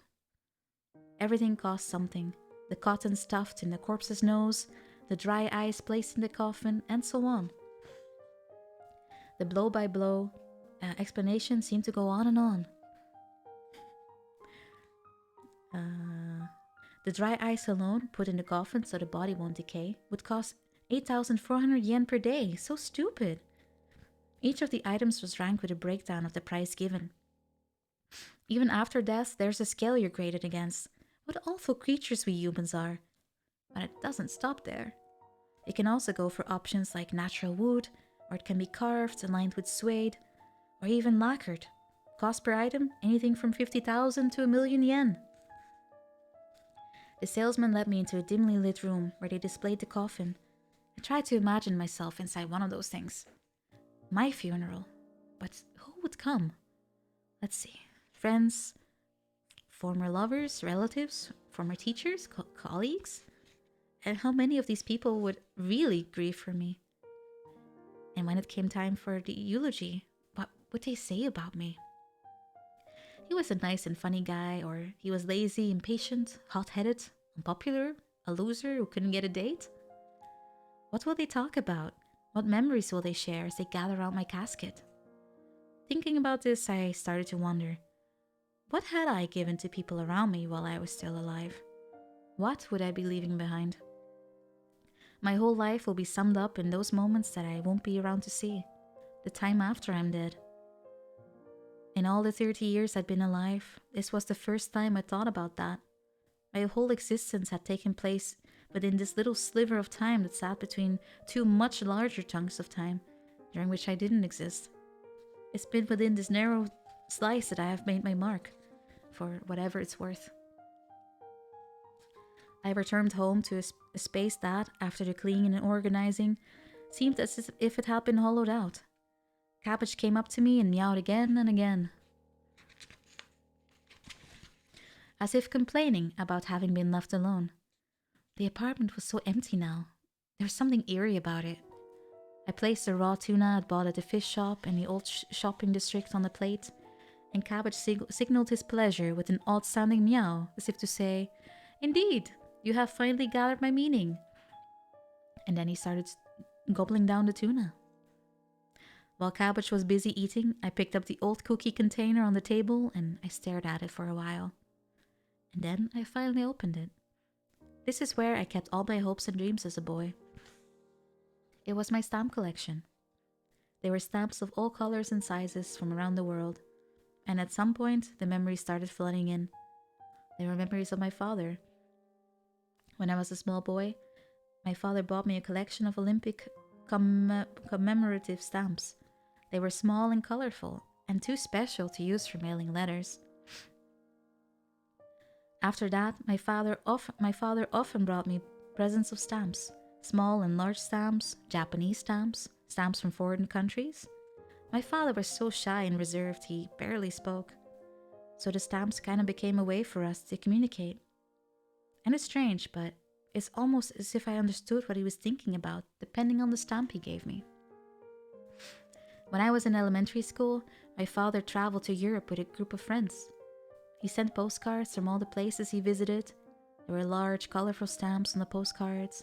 The one I remember most clearly had a picture of a cat yawning. It made me laugh. It looked just like lettuce. It was one of the few jokes my father ever came up with, and it made me happy.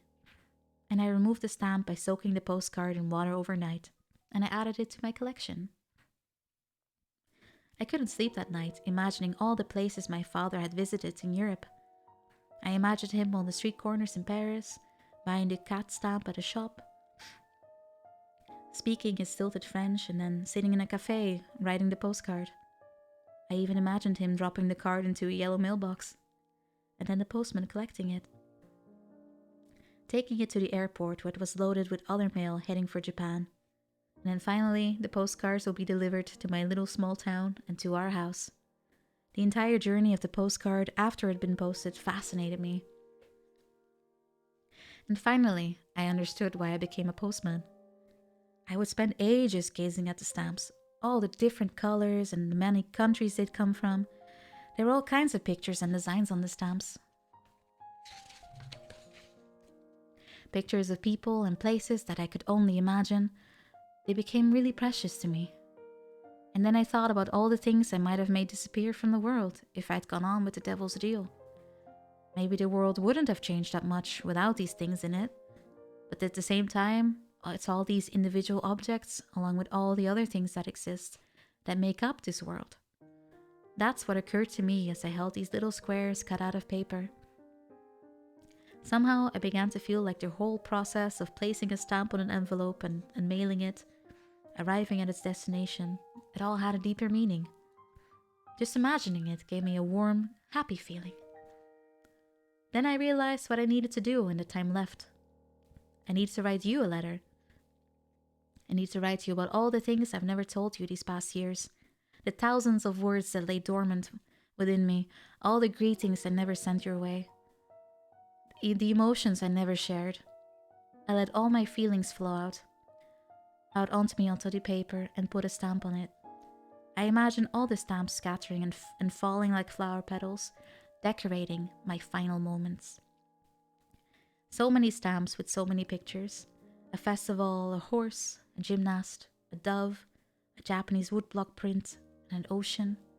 A piano, a car, people dancing, and flowers. Great men remembered by their various nations. An airplane, a ladybug, a desert, and a yawning cat. At the moment of my death, when I lie down and I close my eyes, all of them swirl around and around above me. The phone rings, and on the screen an old silent movie plays. Limelight. And then the hands of the clock begin to move and all the letters fly through the air. Red, blue, yellow, green, purple, white, and pink. The many-colored envelopes flutter into the pale blue sky, and quietly I breathe my last. Before the myriad of stamps and the letters expressing endless pain, but also unlimited happiness, and all my smallness alone, I die with a faint smile on my face. So now I sit down and write a letter which is also my last will and testament. Who should I address my last letter to? I ponder this for a while, while Cabbage comes up to me and meows. Ah yeah, that's it, now I know. I will address my letter to the same person that I'll deliver Cabbage to before I die. There's only one person it can be. Perhaps I've known for a long time, but I couldn't admit it to myself. On the day Mom found Cabbage, when she brought him out of the rain, I was against the whole thing at first. Someday the cat was going to die, and once again Mom would be devastated. A didn't want her to feel sad. Not again. So at first, I didn't think we should take in another cat. But you, Dad, you felt differently. Why not keep it, you said. We all die eventually anyways, both humans and cats. Once you understand and accept that, it's okay. Somewhere deep inside, I always knew that in your own way, you did care for Mom's needs. And you even felt something for Lettuce, our first cat, even though you didn't show it in the same way everyone else did. I realize now that I was wrong about you. You always said the right thing and you were honest. I wonder if there was something about that made me reject you. I didn't know how to respond and I fell silent. And then the kitten mewed and walked on its still unsteady feet to you, Father, and you picked it up and you stroked it. I remembered you would do the same with Lettuce. Mom smiled when she saw this, and you saw that Mom was happy, and you brightened up a bit too. He looks just like Lettuce, doesn't he? Yeah, he does. Then we'll call him Cabbage. After you said this, you looked all embarrassed and handed the kitten to me. Then you went back to your shop, sat down at your desk, and you carried on repairing clocks. You were the one who named him Cabbage. So I'm leaving Cabbage with you, Dad. So then I began writing this letter, my first and my last letter to you, Dad. It's gotten pretty long, a long, long will and testament, and it's because there's so much I needed to tell you, starting with the strange events of the past week, and then things about Mom and Cabbage. And there are things I've wanted to tell you for so long now, about me, for instance. I place a clean white sheet of paper on the desk and I begin to write. And at the top of the page I write, Dear Father. Sunday. Goodbye, world. Morning came. The letter lay on the desk in front of me. Finally, finished. I'd written and written without eating or drinking, with Cabbage occasionally interfering by jumping up on the desk and walking on the letter as I tried to write. And now that I'm done, I've put the letter in an overly large envelope and carefully picked out the stamps from my old collection. I chose a stamp with a picture of a sleeping cat on it, and I stuck it on the envelope. I picked up Cabbage and I left the apartment. It was early morning and still a bit chilly as I made my way down the hill to the nearest mailbox. The red mailbox with its large mouth was waiting for me. It's the perfect ending, or at least it should have been. I post the letter, my father gets it, opens the envelope, and reads the letter. And in this way, my father gets to know what I was thinking and feeling. But something just wasn't right. I stood staring blankly at the gaping mouth of the mailbox, and I had second thoughts. I immediately returned and retraced my steps, back up the hill with Cabbage in tow, and back to the apartment. Out of breath from exertion, I opened the closet and pulled out some clothes. A white shirt, striped tie, and charcoal gray suit. It was my postman's uniform. I put it on and looked at myself briefly in the mirror, and the figure in the mirror looked a lot like my father. Over time, I had come to look just like my father. My face, my posture, and gestures all had come to look just like the father I had hated for so long. My father who sat for hours hunched over his desk repairing clocks. The same father who squeezed my hand tight in the movie theater, who brought me stamps, who held Cabbage, smiling, when he was a kitten. And who ran through the hot spring town with me, looking for a vacancy. The same father who arrived late at Mom's funeral and sat alone in the corner crying and trying to hide his tears. On the day I left home, my father left my treasure box in the middle of my empty room, and now I remember that my father had stretched out his hands to me as I was about to leave. All I had to do was take that hand. I should have taken it, as he had mine in the movie theater when I was still small. Father, all these years I really wanted to see you. I wanted to say I'm sorry. I wanted to say thank you and goodbye. I felt the tears beginning to run down my cheeks. I wiped them on the sleeve of my postman's uniform, and I put the letter in my bag, and then I ran out of my apartment. I clattered down the stairs and I got on the bicycle I left at the bottom. I put Cabbage in the basket and I sped down the hill. It was hard pedaling, and the frame of the old bicycle squeaked.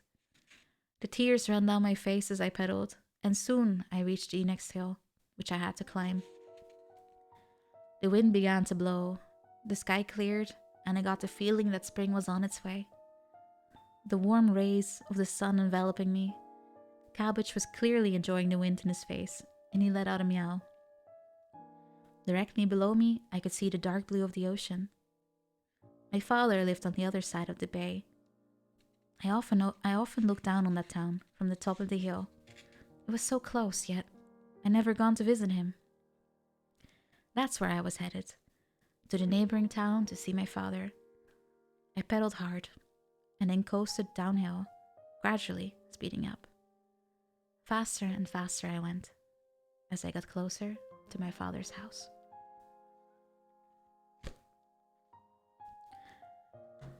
Ah, what a roller coaster. Oh my god.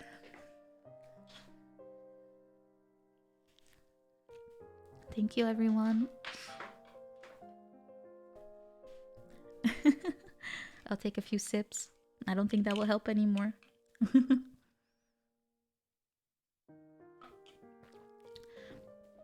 Well, that was way sadder than I was told it would be.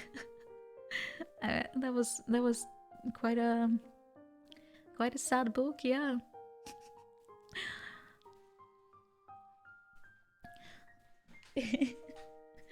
It's okay. I actually do have some sips left here.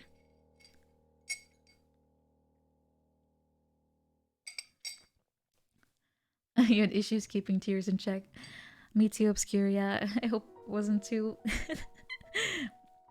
too obvious, but yeah.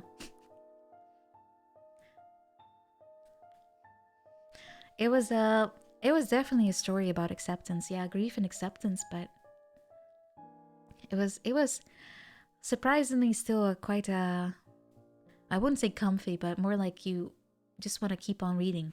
You're in a I don't know, compelling? What's the word I'm looking for? Scarily relatable. I fully agree with you on that one. There were some parts where I was also thinking like, oh, I feel that one.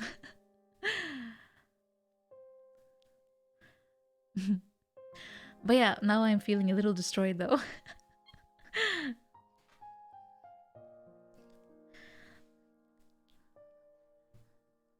Yeah, it is. All right, let's look for someone to raid so we can all fill our hearts with joy rather than sadness. Let's see. There is Alice. Alice. Alice it is.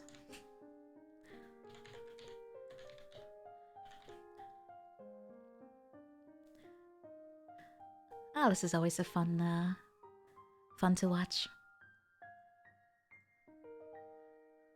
And gotta support friends, right? Thank you everyone for listening. That was quite a long read, almost 5 hours, but thank you for everyone listening. I still have to get used to reading, but I think I went a little better than last time. But thank you everyone. Thank you so much for listening. And I guess it also means that Thursday I'll be playing just Lion King.